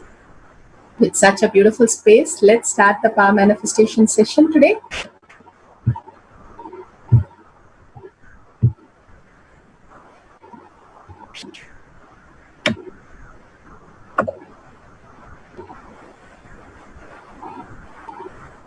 And is nothing but a cognitive shift and an infuse of powerfulness into any action or state that we are in. It raises the frequency of our body and mind to the ultimate powerful space, which is Turyathita. We know three states: waking state, deep sleep state, and dream state. There is much more as a human being which we can experience, where Siddhas and Rishis have manifested. That is the Turiya state, high awareness, the trance state, and the conscious state, Turiya Theta state, the consciousness itself as our reality. So here we have a small clipping that Bhagavan himself speaks about the power manifestation. What is power manifestation? Understand all the 25 states of consciousness. When they happen in you, due to your chemicals and hormones ups and downs, it is powerlessness. When it happens in you out of your free will and consciousness, it is powerfulness. That's all. When you fall into sleep, it is powerlessness. When you enter into sleep, it is powerfulness. When you fall into dream, it is powerlessness. When you decide to dream, it is powerfulness. So I have added the ultimate powerfulness, Turiyatita, in your whole being and doing. Manifest all the powers. Understand, power manifestation is nothing but cognitive shift. It is not work. It is cognitive shift. Understand? It is just cognitive shift. It's not work. Work is a 4-letter word.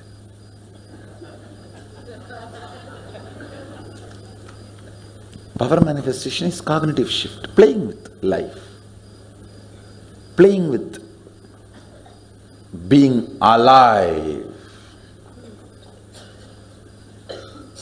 Static matter, dynamic activity, strategic existence, all these three has no boundary. You are one with it. You are alive in everything. Everything listens to you. Everything decides as you want.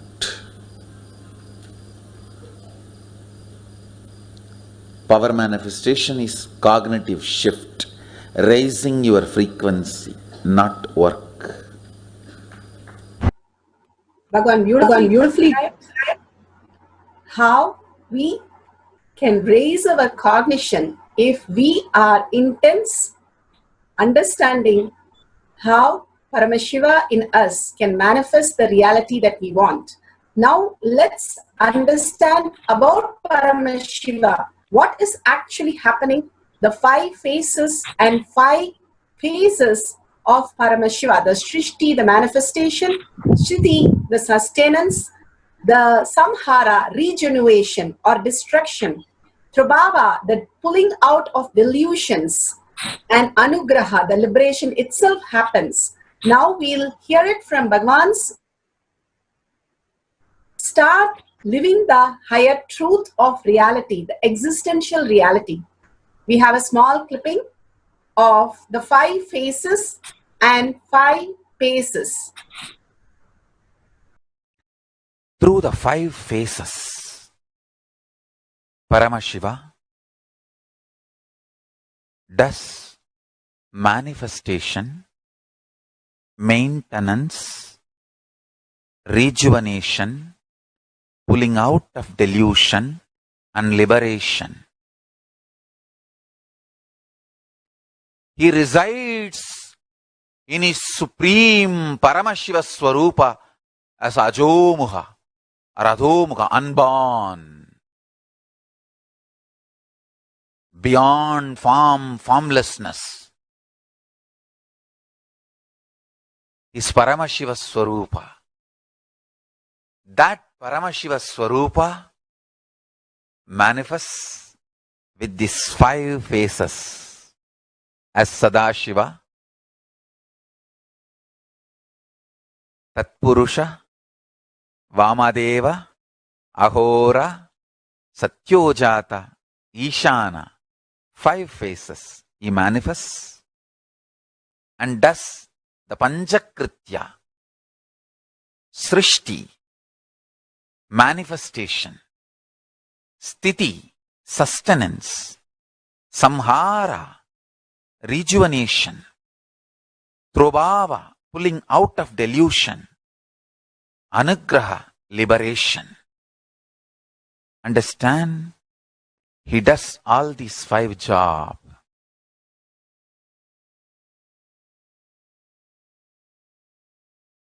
Through these 5 phases. Now listen carefully. Tatpurusham, Vamadevam, Satyojatam, Ahoram, Ishanam. These 5 phases does Panchakrityas. Each phase, each dimension is not just one F-A-C-E phase, P-H-A-S-E phase. It's not just F-A-C-E, P-H-A-S-E. Understand? The creation. Not just creation getting created. Even sustenance need to be created. Destruction need to be created. And pulling out of delusion need to be created. Liberation need to be created.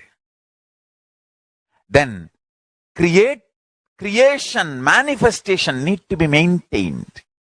Maintenance, sthiti itself need to be maintained. Destruction, samhara, the rejuvenation need to be sustained, maintained when it is happening.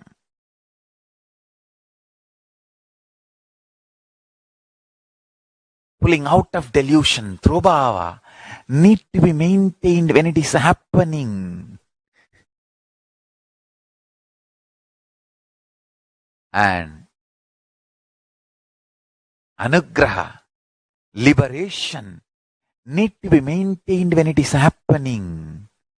Those micromilliseconds when it is happening. So understand, Satyojata Murti as 5 face, Ishana Murti as 5 face, Vamadeva Murti as 5 face, Agora Murti has 5 face, Tatpurusha Murti has 5 face. So, Tatpurusha Murti as is 5 face, Agora Murti has is 5 face, Vamadeva Murti has is 5 face, Satyojata Murti has his 5 face, Ishana Murti has his 5 face. All these 5 Murtis, 5 faces put together is 25 faces of Mahasannidhanam. Understand? All these 25. I'll repeat, listen. Creation created, manifestation manifested, 1 face.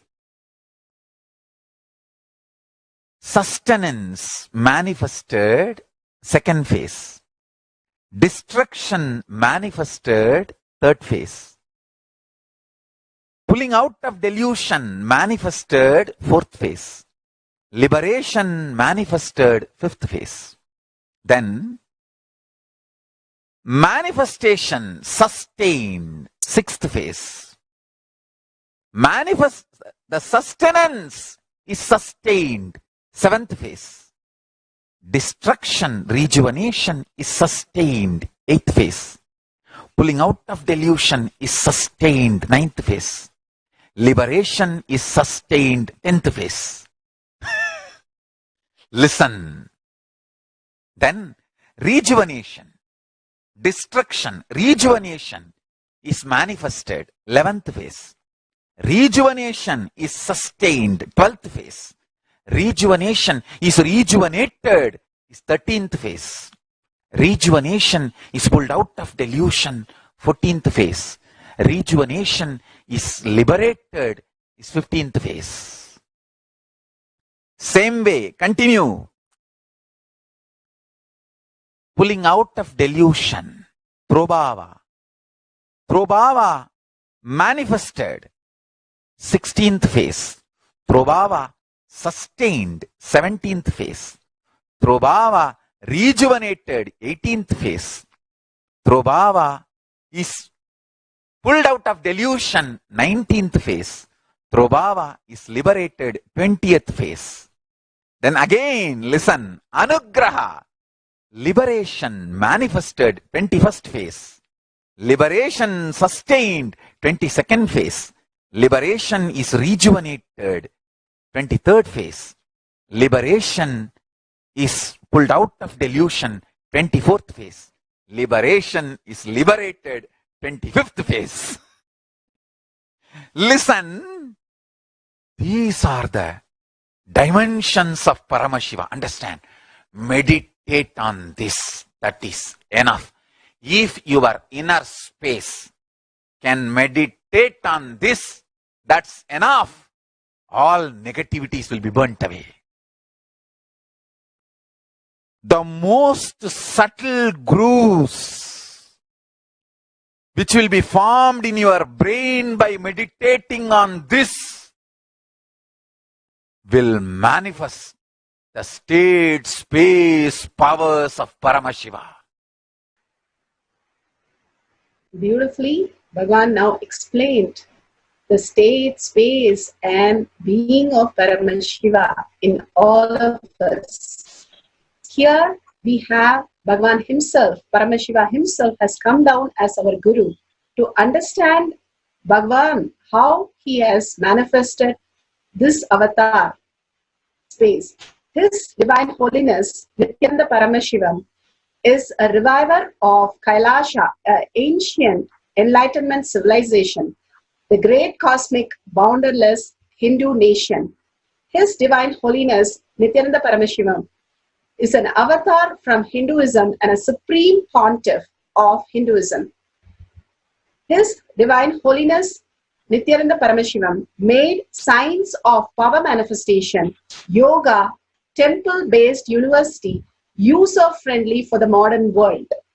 And he survived the worst prosecution in the multi-level by anti-Hindu elements.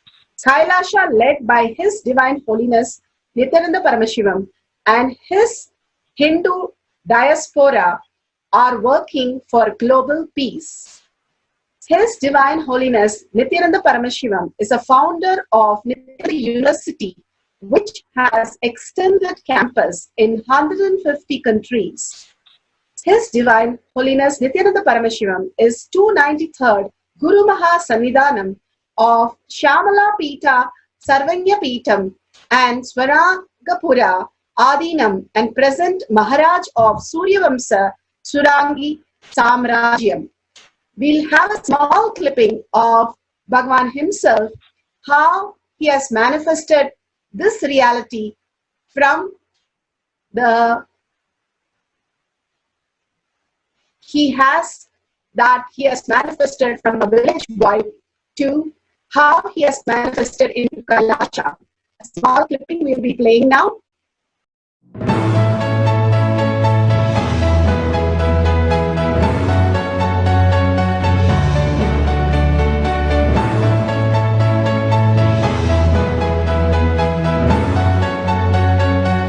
Everything is infinitely powerful.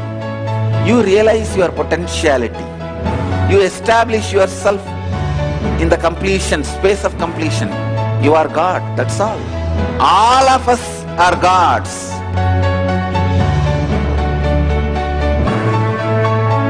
The first experience is that I was able to see everything around me, above me, the whole 360 degree. I realized not only I was able to see, I was able to feel, experience the skin of the stone on rock on which I was sitting and the skin of this body. Both carry me equally. In both I exist equally.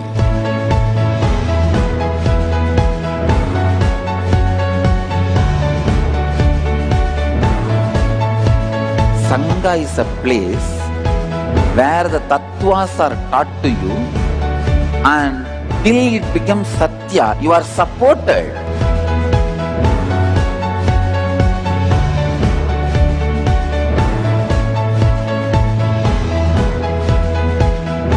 Akhadas are basically founded by Sadashiva himself. All is ganas, Shiva ganas. Exactly the word gana means. In your length, breadth, depth, if you are filled by Shiva, you are Shiva gana. All the Shiva ganas formed the first Akhada. Later on, much later, Kapila Muni organizes Mahanirvani Akhada.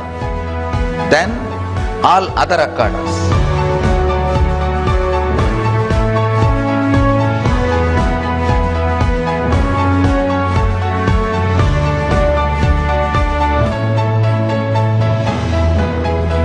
As Mahamandaleshwar of Mahanirvani Akhada, the oldest apex body of Hinduism, I welcome every one of you.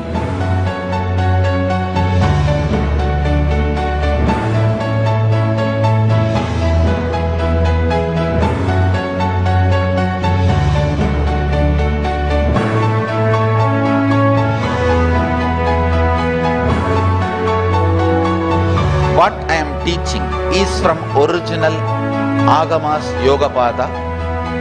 The science very clearly declares, Sadashiva is very clear, manifestation of these powers happen when you experience oneness with Sadashiva.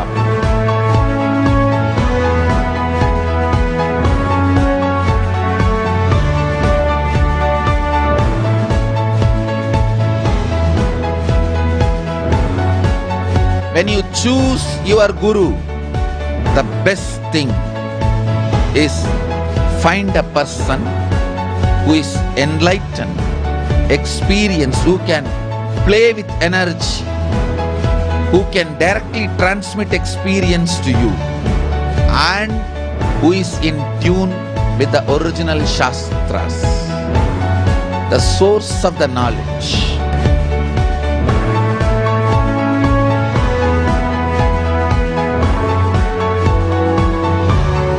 All the revealed scriptures available about the yoga directly by Sadashiva for you to do research, study, practice, question the people who teach.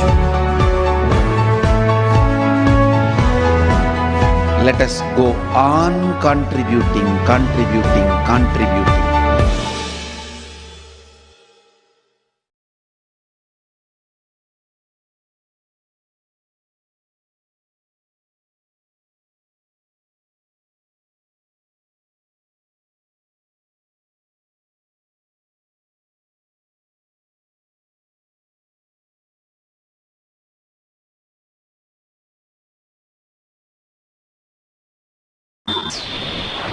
Nithyananda, so beautifully, Bhagavan said how contributing is a way of lifestyle. Here, Bhagavan has contributed very authentic. All the Agamas and Vedas, he has revived it and made it user-friendly by giving us the Shastra Pramana. The Shastra Pramana, the eternal, unchangeable truth revealed in the source scriptures. And he has compiled all that for us and giving us the Apta Pramana Rishis, Munis, authorities of Hinduism, who has scientifically tested, time-tested and verified with the science how they lived on planet Earth as superconscious being. The Atma Pramana, Bhagavan beautifully said, as any avatar or guru who has come down, who has to live the Leelas. For us, Paramashiva himself has come down as our guru, as His Divine Holiness, Nithyananda Paramashivam, the Millennium Avatar personal experience of power manifestation. The Shakshi Pramanas. Shakshi Pramanas are the experiences of the millions of disciples and devotees and followers initiated into the science of power manifestation by His Divine Holiness Nithyananda Paramashivam. So we'll be seeing the Shastra Pramana, Apta Pramana, Atma Pramana and Shakshi Pramana now. Shastra Pramana. This is from Shiva Sutra for length and breadth dimension manifestation. Here, Bhagavan beautifully says, Shakti Sandhane Sariro Patihi. This is from the Shiva Sutra 1-19. By aiming and fixing the self on Shakti, uniting in oneness with the supreme power. Such a beautiful sutra this is. By aiming and fixing the self on Shakti.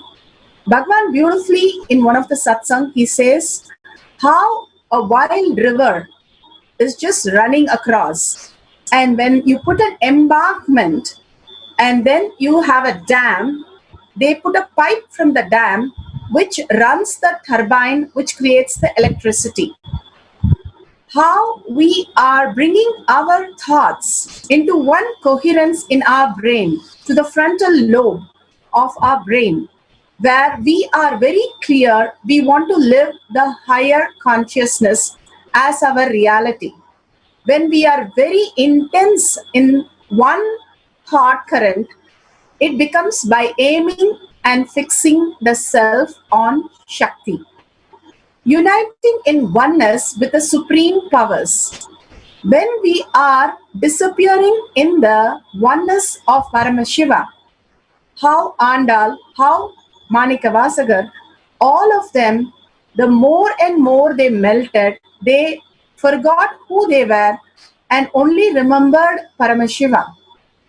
The oneness is the space how we hold ourselves in so many things. We have so many pain, relationship issue or financial issue. We feel oneness with the problems and constantly thinking about it. Rather, dropping that delusion and catching the higher reality, oneness with Paramashiva himself, the supreme power, we will start creating any reality that we manifest as real for us. The embodiment of that which is cognized. The word cognized, beautifully defined by Bhagavan. How you perceive something, how you internalize that, and how you react to that. I would say react because most of the time we only know to react to a situation rather than be in restful awareness with the situation. So the whole process of internalizing, receiving, perceiving, internalizing, and start responding to the situation is all put together as cognition. So what we cognize, we don't cognize all that we desire, but we cognize what we believe. We believe we can walk. We believe we can talk. So we cognize those and we are able to bring it to action. So anything that we are able to cognize that Paramashiva in us is manifesting every moment of our life, then that becomes the cognition, ultimate cognition, and willed manifest. The word will persistence. Willed is what you are able to see clearly happening in your life.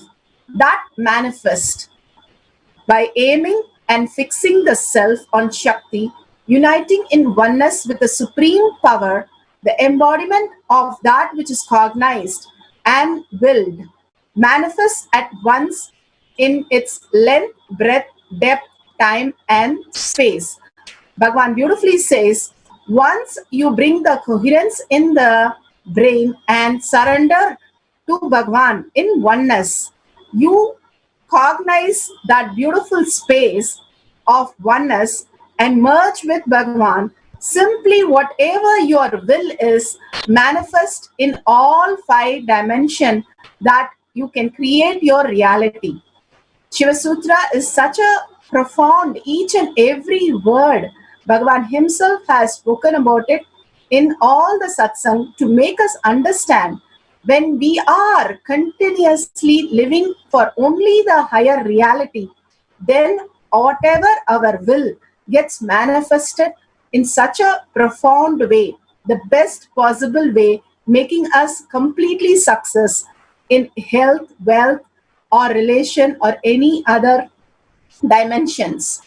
Here we will go to the after Shastra Pramana, Apta Pramanas.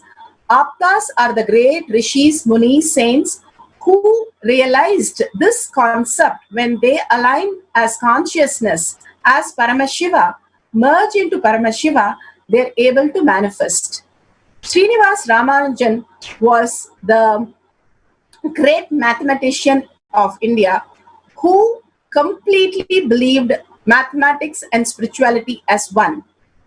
Openly stated that he received the mathematical inspiration and sometimes whole formulas through contacting the Hindu goddess Namagri while dreaming. He often understood mathematics and spirituality as one.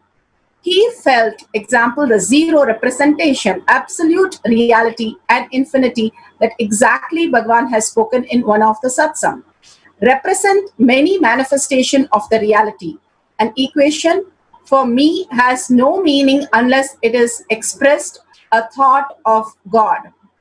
Ramanujan was the first Indian professor to become a fellow of Cambridge University.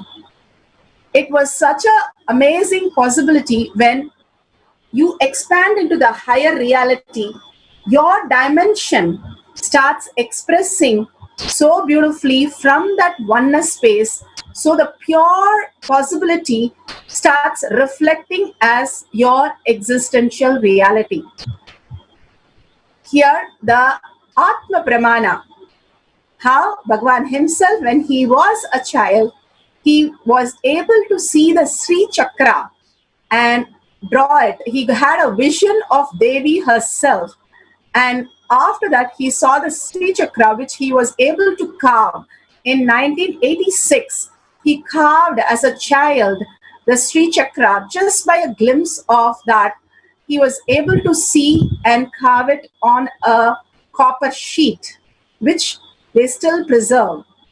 The beautiful space that simply you can download when you experience the consciousness with any deity. That's what Bhagavan said as Achavatara or Nijavatara. When you connect, you can create any reality. Today's satsang exactly reflects both Ramanuja and Bhagavan's Atma Pramana, how you connect to the deity as Achavatara or Nijavatara, you will be able to manifest the beautiful reality.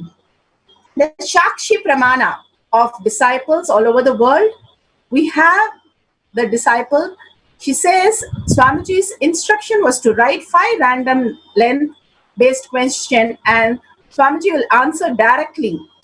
At that time, I was not really focused and I was going to postpone practicing the power, but I decided to practice anyway. I decided if the power are within me, they are within me no matter how I'm feeling.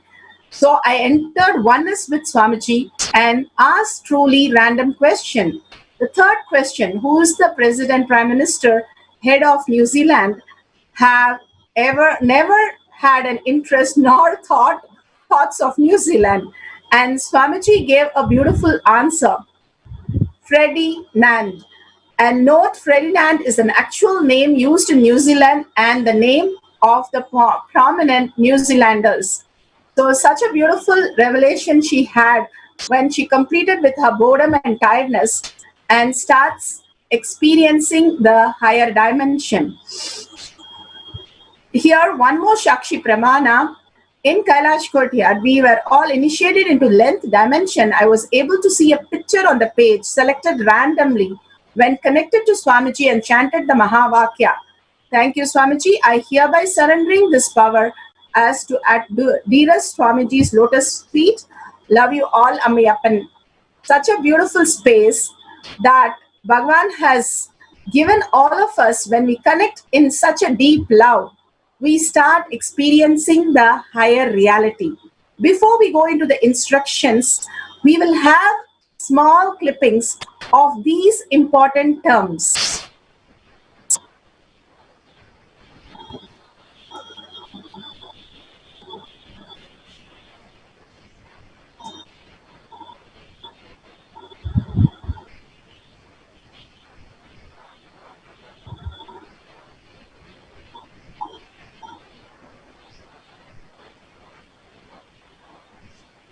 And we'll listen from Bhagavan himself about these beautiful words. First is the Shaktipada. We keep saying the word Shaktipada. What is Shaktipada? Becoming one with the cosmic soul. Shaktipada, the process. It is the presence just sitting that makes the individual soul one with the cosmic soul. When you are in the oneness continuously with Bhagavan, suddenly you realize that you are the Paramashiva who's manifesting everything in your life. Now we'll have a small clipping of Shaktipada by Bhagavan himself, explaining it beautifully.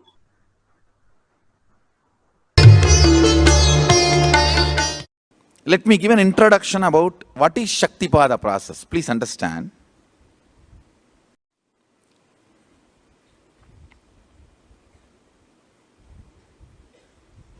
You would have seen or heard about how the chicken sits on the egg and hatches. Of course, in the modern countries, this does not happen. Machine sits on the egg and or egg sits on the machine. In those days, originally when hens and chicken were getting produced on the planet Earth, the hen used to sit on the chicken and hen used to sit on the egg and the chicken will come out of the egg. See, same way, Sadashiva sitting means the ultimate cosmic energy sitting on the individual soul and making the individual soul into cosmic energy is Shaktipada. Hen sitting on the egg and making the chicken happen, same way. You may think, how come, what is going on here? That hen is only sitting just by the body heat of the hen, the egg is becoming chicken. Because no surgery is done and nothing goes inside. It's only sitting. Same way, it is just sitting. It's only the presence, the Shaktipada makes the individual soul into cosmic soul. Beautiful. Bhagavan himself described it. Here we have the oneness, the most important part of the power manifestation. The oneness is the currency. How you have the currency of the outer world, money, the biggest delusion that you think it's the most important. Here, the oneness is the greatest currency, and Bhagavan lived only in this currency throughout his life. Here, Bhagavan reveals what is the oneness. It is not the imagination, visualization, or declaration. It is the true nature, who you are, what you are. If you think you are male, female, how much you feel one with that concept. The oneness is that much you feel with Paramashiva. When the great rishis, munis, when we ask them who they are, they simply will reply that they are Paramashiva. They do not tell that they are so and so and they refer them as a person, but they just refer themselves as consciousness. We have seen many references to that. Now we'll have Bhagavan himself explain how the tiredness and boredom can be broken with ferociousness to enter the space of oneness with Paramashiva.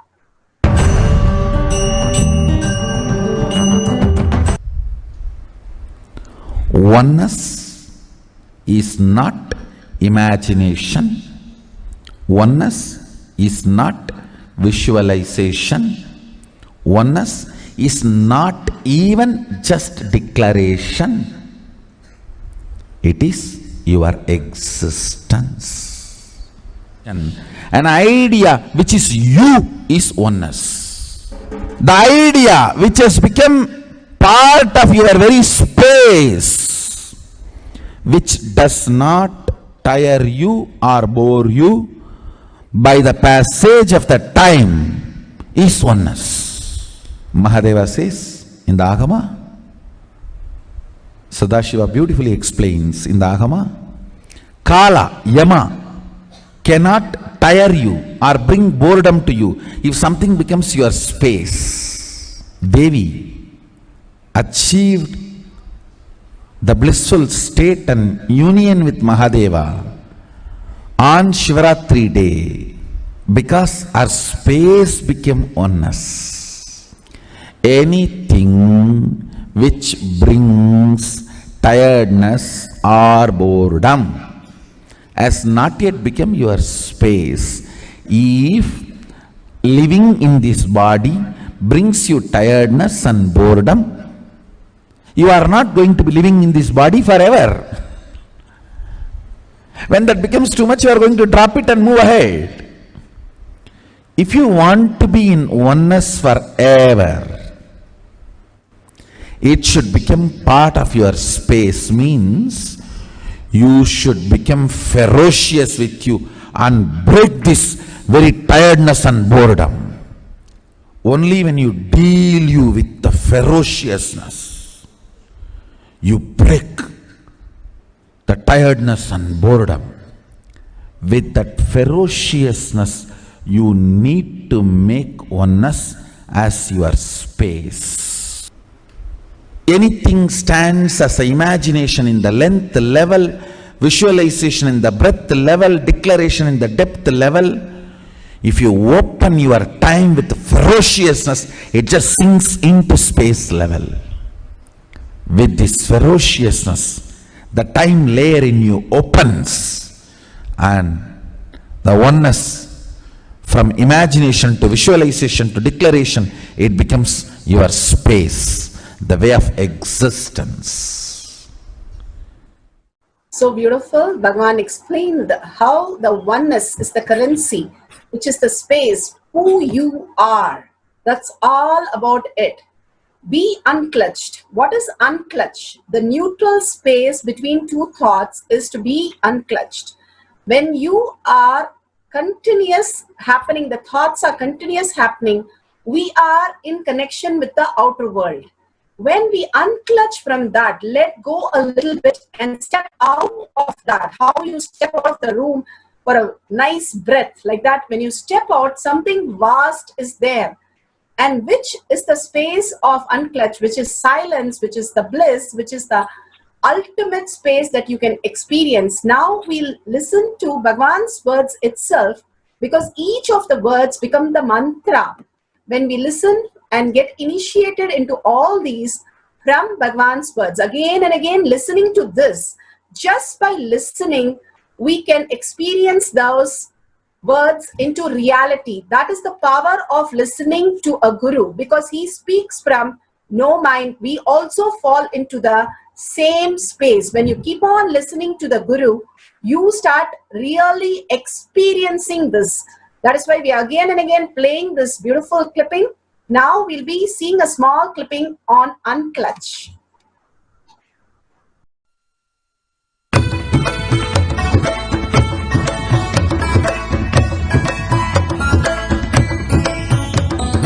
The thoughts, every thought is independent, illogical, unconnected and unclutched, because the gap between two thoughts is too small. The neutral space between the two thoughts is too small.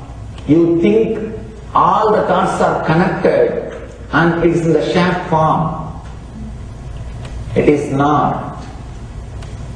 By your very nature, every thought is independent, illogical, unconnected and unclutched. Between every thought you experience a neutral space. When you change the gear, whether you go from neutral to 1 or 1 to 2 or 2 to 3 or 3 to 4 or 4 to whatever gears you may change, but every time you have to come to the neutral space. Only then you can go to the next gear. Even if you want to go from 2 to 3, you have to come to the neutral space. Only then you can go to 3. Same way, between every thought you experience a neutral space. You experience a neutral space between every thoughts. Between every thought. That neutral space, that silence is what I call peace or bliss.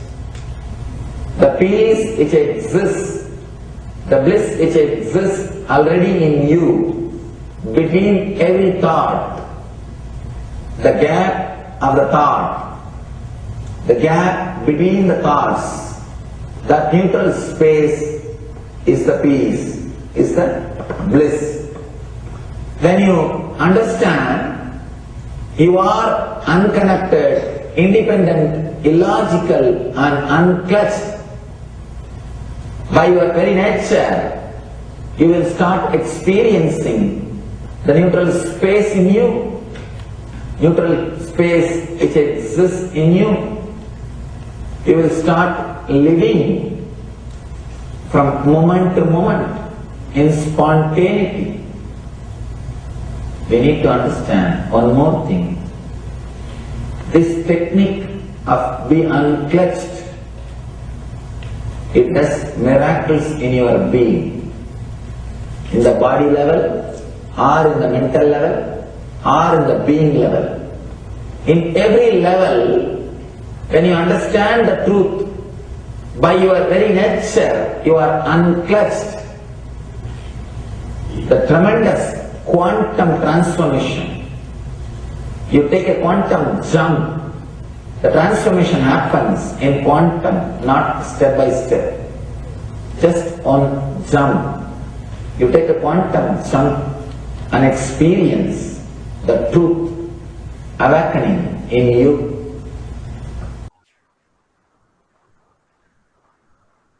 Yes, beautifully Bhagavan gave us how the unclutch works. Now, few more things which we want to go through is initiation, the most important. Bhagavan's darshan is so important because the whole space that shifts when Bhagavan initiates us. When you go into a temple, the frequency changes in you. That is why you experience the peace inside. Suddenly your thoughts just drop to a very low level. That is the frequency increase in you. That is exactly which happens when you see Bhagavan in even a flyer or even one small corner. Something else happens in all of us, which is the initiation. Bhagavan initiates through everything, Facebook or in real, putting his hand on your head. Everything is an initiation. Every word is an initiation. Understanding that it's beyond words that Bhagavan is giving us, that which cannot be grasped by the words, because the words are still in the mind. Mind cannot grasp what is consciousness. How the wave cannot understand the ocean. The ocean is too large for the wave to understand. It can only just merge. It's not a work, but it's just an experience. Same way, when we move from the words to the experience beyond that Bhagavan has initiated us into the higher reality. So we will hear a small clipping on initiation before we go into the instruction for power manifestation.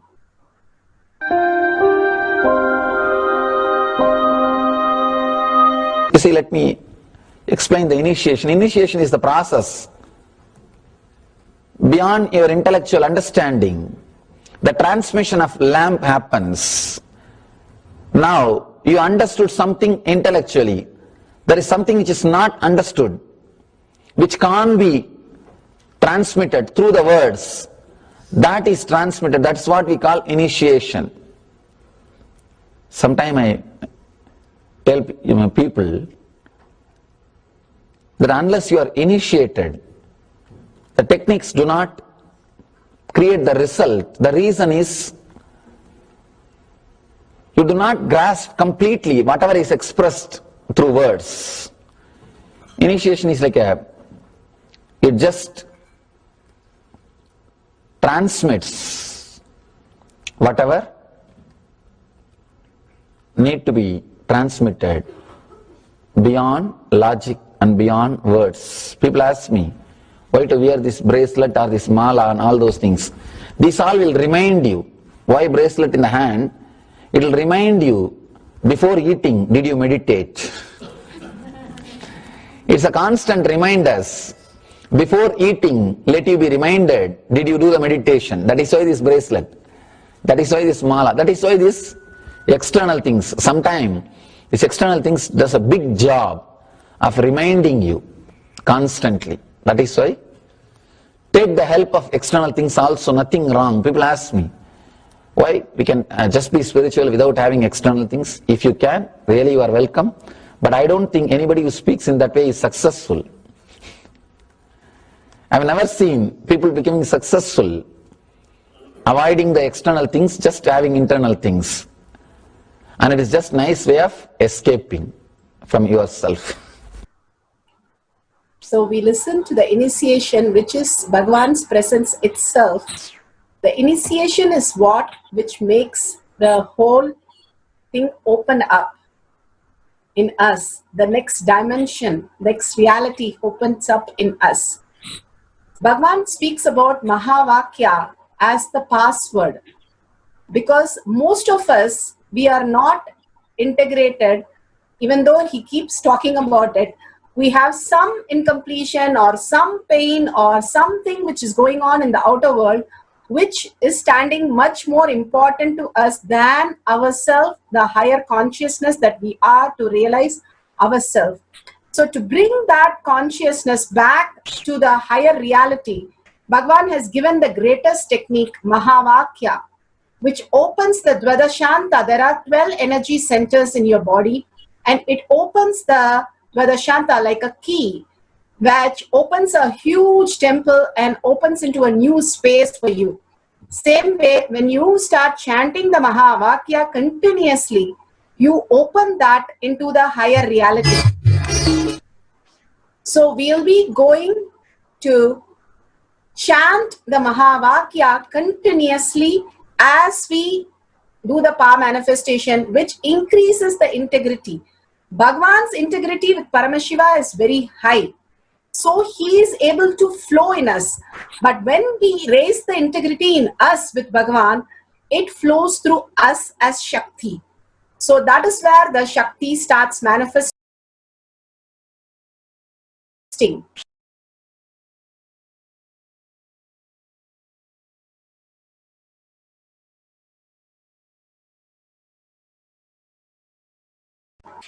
Nithyananda, let's go to the instruction.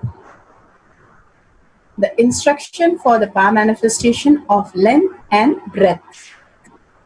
We are going to write down few questions that we would like to ask, and it can be something in a very distant space, or a name, or some theories. And after we finish the Mahavakya, the first 10-11 minutes, then we can Google it and verify the answer authentically.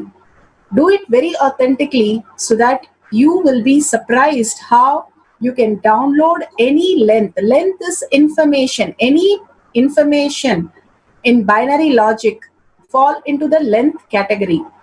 So when you ask the question and you look into the space of Paramashiva and connect to Paramashiva in oneness, simply you will be able to write down the answers, whatever he reveals to you. And you will be so surprised that that answer exactly matches the answer that you are Googling about. So that would be the first round. I would explain the second round also now and explain later also. The second, you can have a book or you can use a computer also. You can select any page but not looking into the page. Just let the page be closed. Just pick a number. I'm going to do the third page or fifth page. And just whatever diagram you see in that page through your third eye, draw that. And after the Mahavakya, the timer is over, then we will verify with the book, opening the book at that time and verifying with the book that whatever you have drawn matches with what the diagrams are there in the book. So first, we are now going to do the length and then we'll go to the breadth dimension. The first, the length dimension, you can write few questions. You can write about your family member, cousins' names, which you don't know, or you can have their date of birth, which you don't know, which you can verify, or write about a new concept, a theory like what is Raman effect or what is photosynthesis, which you don't know the details and what are the chemicals in that. And you can write some scientific questions or theory that you want to download. You can ask any questions, and after the Mahavakya, the timer is over, we will go and Google it. Before that, whatever you are writing, just keep writing down, have a pen and paper with you, and completely take a picture before you start Googling. And after you Google, you can take another picture of the screenshot to show us how it's exactly the same that got revealed. So make sure you have a pen and paper, and you are, whatever questions you write, you can write few questions, and whatever the answer that is revealed through third eye when you're chanting the Mahavakya, please write down, and after you write down, please take a screenshot of that, and then we'll go into the Google and check the Google. So now we'll be doing only the length dimension first. First round, you can do pick up length or breadth the first, and you can do the length next also, but we are instructing you to start with the length dimension. So you can write few questions and sit straight. The most important is sit straight with your head, neck and spine in a straight line, so that your Kundalini raises, the Kundalini energy in you raises to the third eye and start manifesting as Shakti. When you remember Bhagavan in your third eye, the more and more we bring the awareness of our third eye and start living through our third eye as manifestation the whole day, the more we'll be seeing life is a manifestation, not just random happening. Here Bhagavan gives a simple instruction that he says, just remember Bhagavan in your third eye.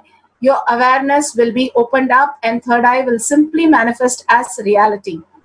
From the space of absolute unclutching and Tyaga of the thoughts is the ultimate Tyaga.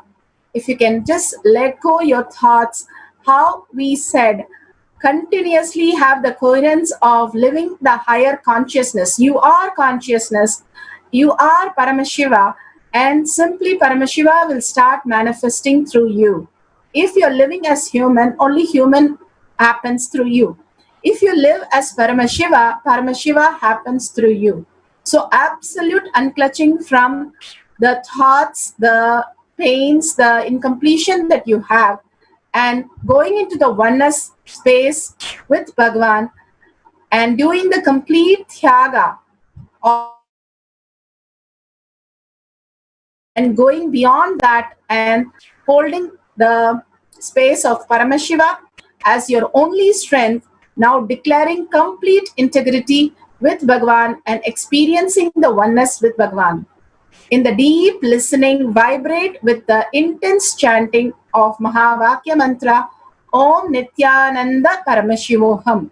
Your whole being should be vibrating intensely, continuously, without boredom or tiredness. Let's start chanting the Mahavakya and watch the oneness capsule. Om Nithyananda Paramashivoham. Paramashiva as eternally 16, youthful. Commit with Paramashiva. Only He exists. Anything else is delusion. Now, sit straight. We'll enter into the process. Om Nithyananda Paramashivam. Om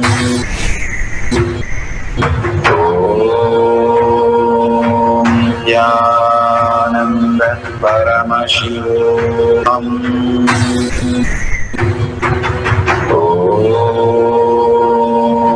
Nithyananda Paramashivam. Om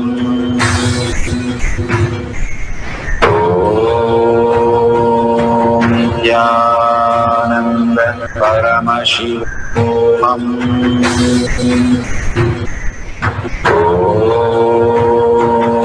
Nithyananda Paramashivam. Om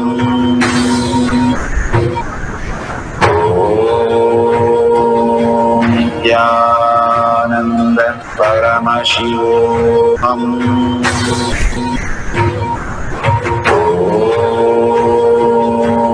Nithyananda Paramashivam. Om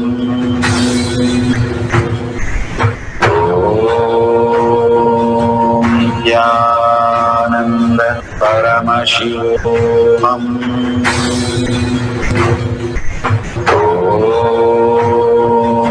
Nithyananda Paramashivam.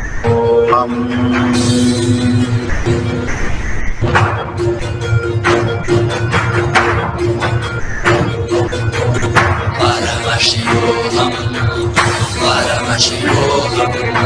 Let Paramashiva's third eye manifest in all our third eyes. Let the Amrita pour, let the Vani open up, manifest in all of us.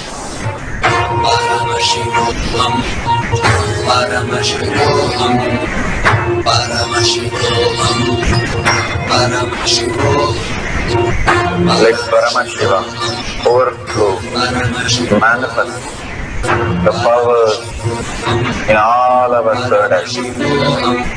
Om Nithyananda Paramashivam. Om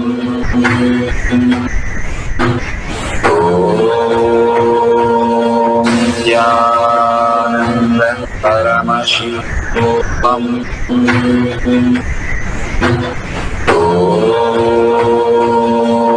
Nithyananda Paramashivam. Om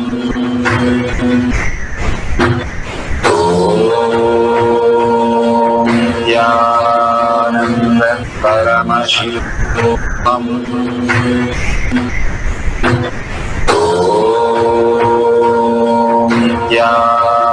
Nithyananda Paramashivam. Om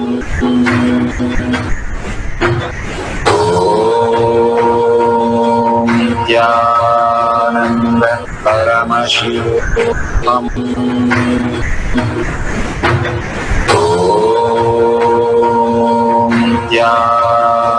Nithyananda Paramashivam. Om Nithyananda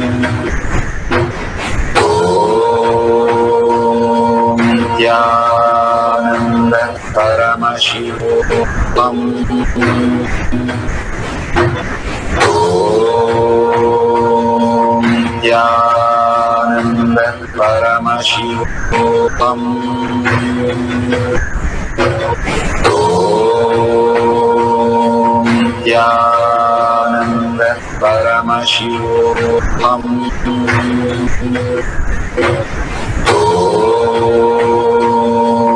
Nithyananda Paramashivam.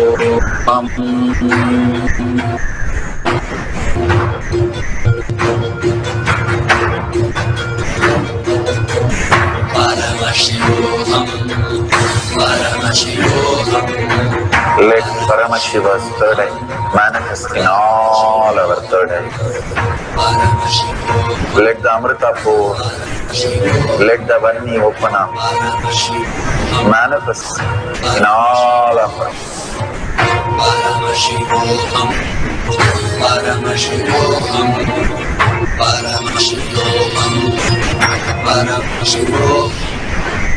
Let Paramashiva overflow, manifest the power in all our third eyes.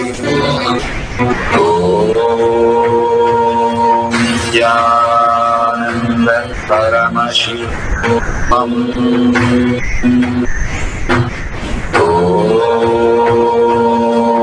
Nithyananda Paramashivam. Om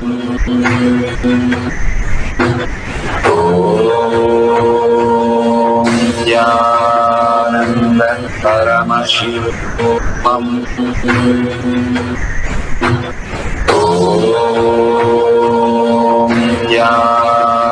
Om Nithyananda Paramashivam. Om Nithyananda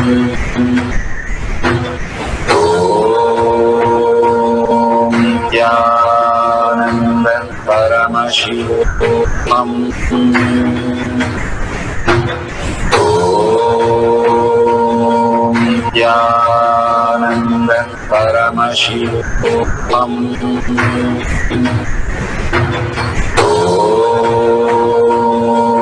Nithyananda Paramashivam. Om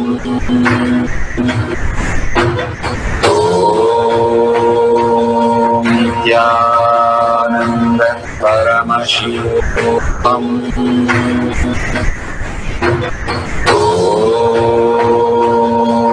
Nithyananda Paramashivam. Om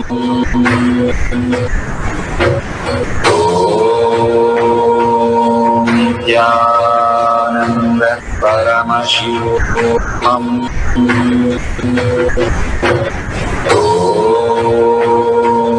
Nithyananda Paramashivam. Om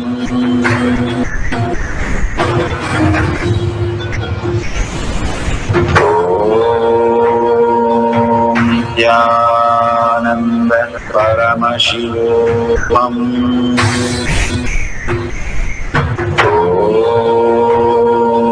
Nithyananda Paramashivam. Om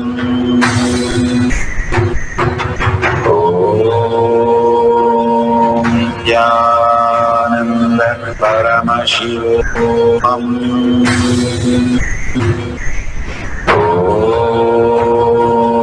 Nithyananda Paramashivam. Om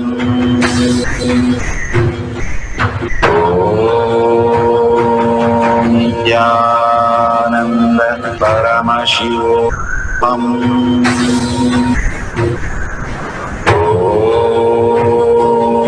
Nithyananda Paramashivam. Om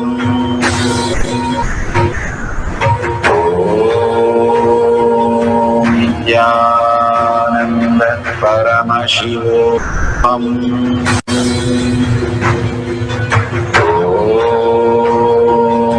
Nithyananda Paramashivam. Om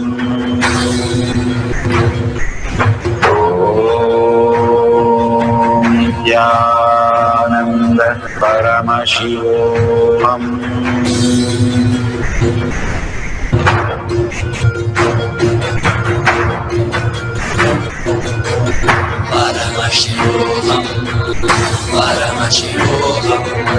Let Paramashiva's third eye manifest in all our third eyes. Let the Amrita pool, let the Vani open up, manifest in all of us. Paramashivam, Paramashivam, Paramashivam, Paramashivam. Let Paramashiva overflow, manifest the powers in all our third eyes. Om Nithyananda Paramashivam. Om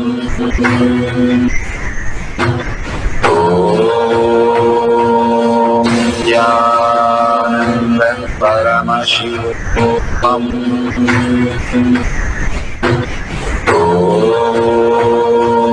Nithyananda Paramashivam. Om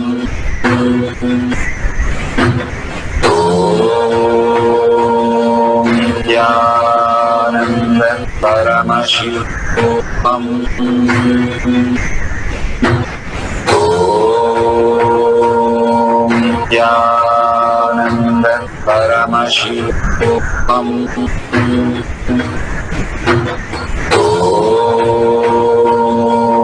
Nithyananda Paramashivam. Om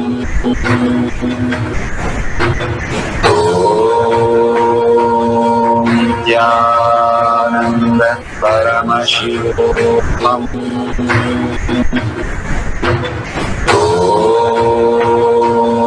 Nithyananda Paramashivam.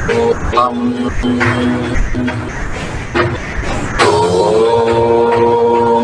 Nithyananda Paramashivam. Om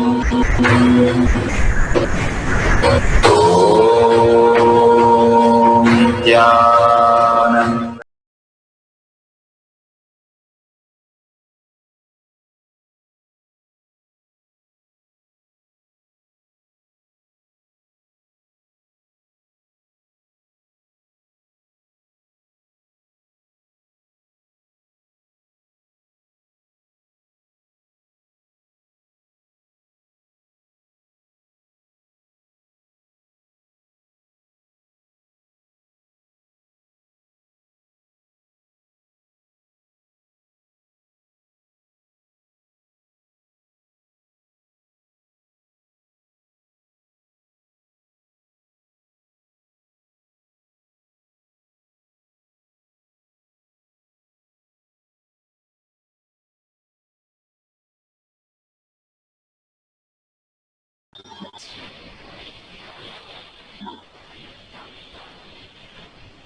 Sorry for the technical. You have finished the length dimension. Let's go to the breadth dimension. The breadth dimension, you can pick up a book and you can decide on any page. Do not open the book. Keep the book and decide to just have the first or seventh page or anything and start drawing as it gets revealed in the third eye as you chant the Mahavakya. Let's go to the cycle 2. We are going to have for 10 minutes. We'll chant the Mahavakya intensely and continuously and watch the oneness capsule. As we watch the oneness capsule, whatever gets revealed through the Shaktipada, we will draw that, and then after the Mahavakya, we will Google and we can check both the answers are correct authentically. So let's start chanting the Mahavakya. Om Nithyananda Paramashivam.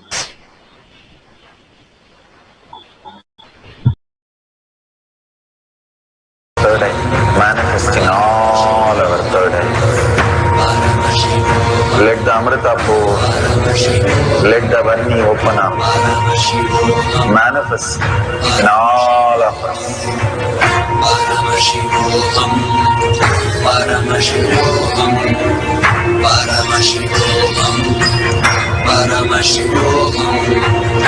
Let Paramashivam overflow, manifest the power in all our third eye.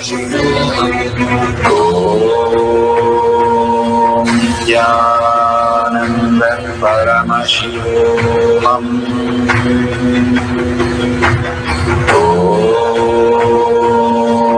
Nithyananda Paramashivam. Om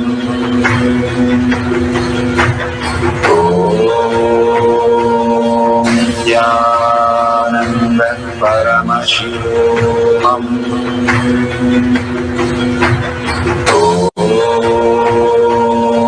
Nithyananda Paramashivam. Om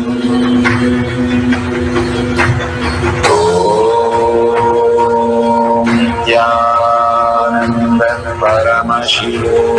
Om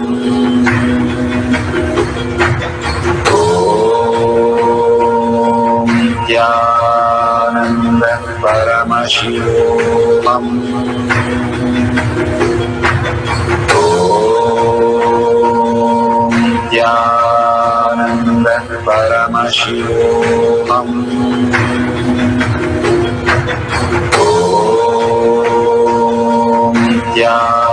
Nithyananda Paramashivam. Om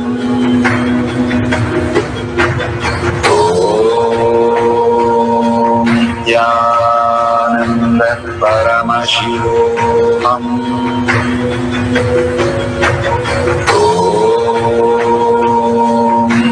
Nithyananda Paramashivam. Om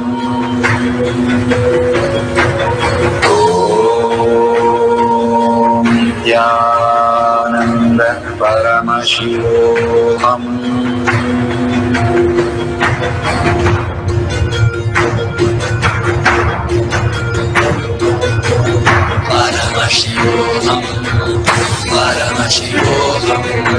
Let Paramashiva's third eye manifest in all our third eyes. Let the Amrita pour, let the Varni open up, manifest in all of us.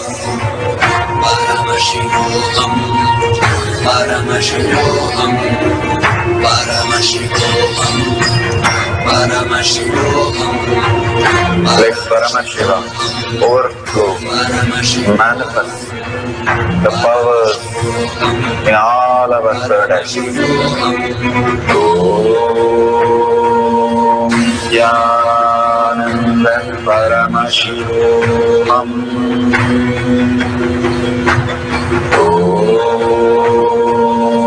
Nithyananda Paramashivam. Om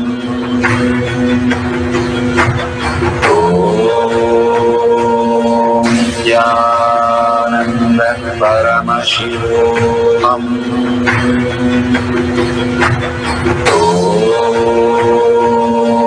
Nithyananda Paramashivam. Paramashivam.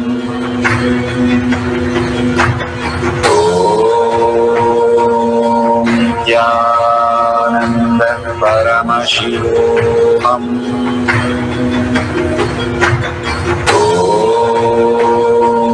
Nithyananda Paramashivam.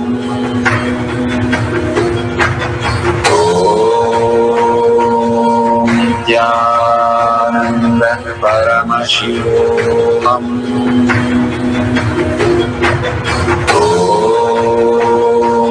Nithyananda Paramashivam.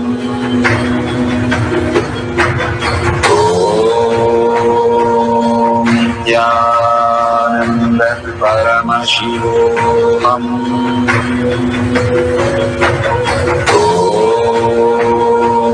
Nithyananda Paramashivam.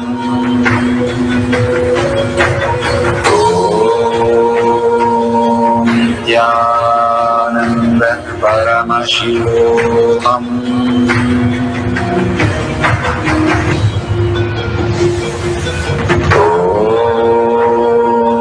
Nithyananda Paramashivam.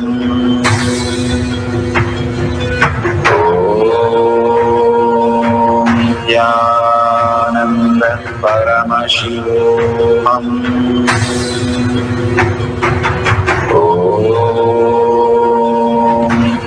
Nithyananda Paramashivam.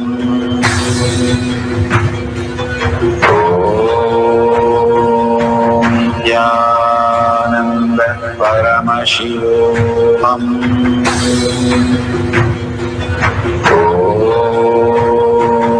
Nithyananda Paramashivam.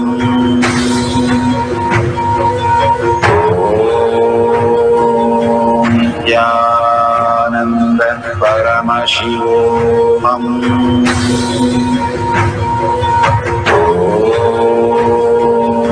Nithyananda Paramashivam.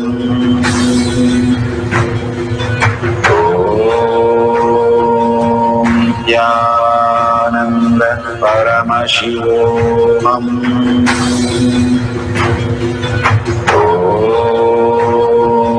Nithyananda Paramashivam.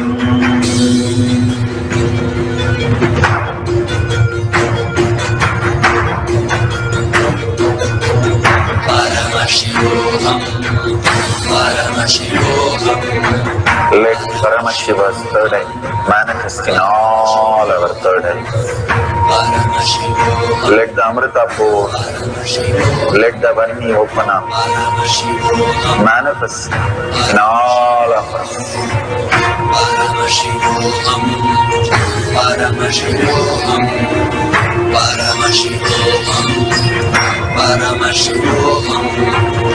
Let Paramashiva overflow, manifest the powers in all our third eyes. Om Nithyananda Paramashivam. Om Nithyananda Paramashivam.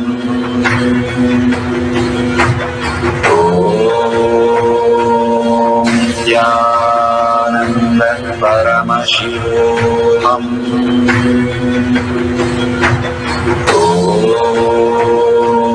Nithyananda Paramashivam.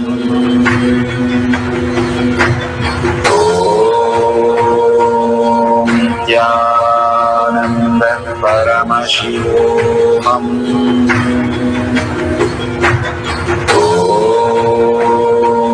Nithyananda Paramashivam.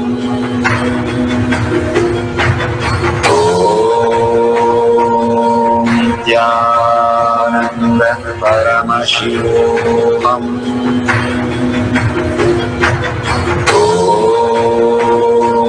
Nithyananda Paramashivam. Paramashivam. Om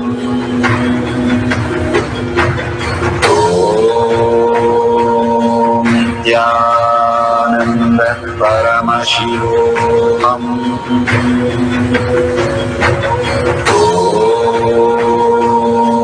Nithyananda Paramashivam. Om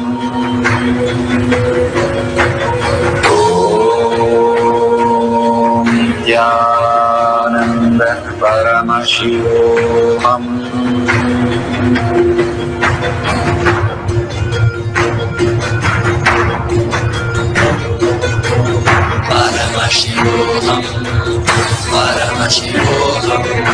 Let Paramashiva's third eye manifest in all our third eye.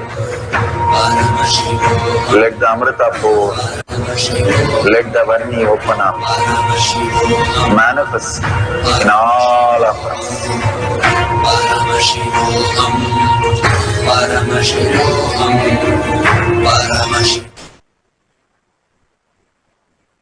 Nithyananda, this is for the NTV users, the viewers, the YouTube and the Facebook viewers.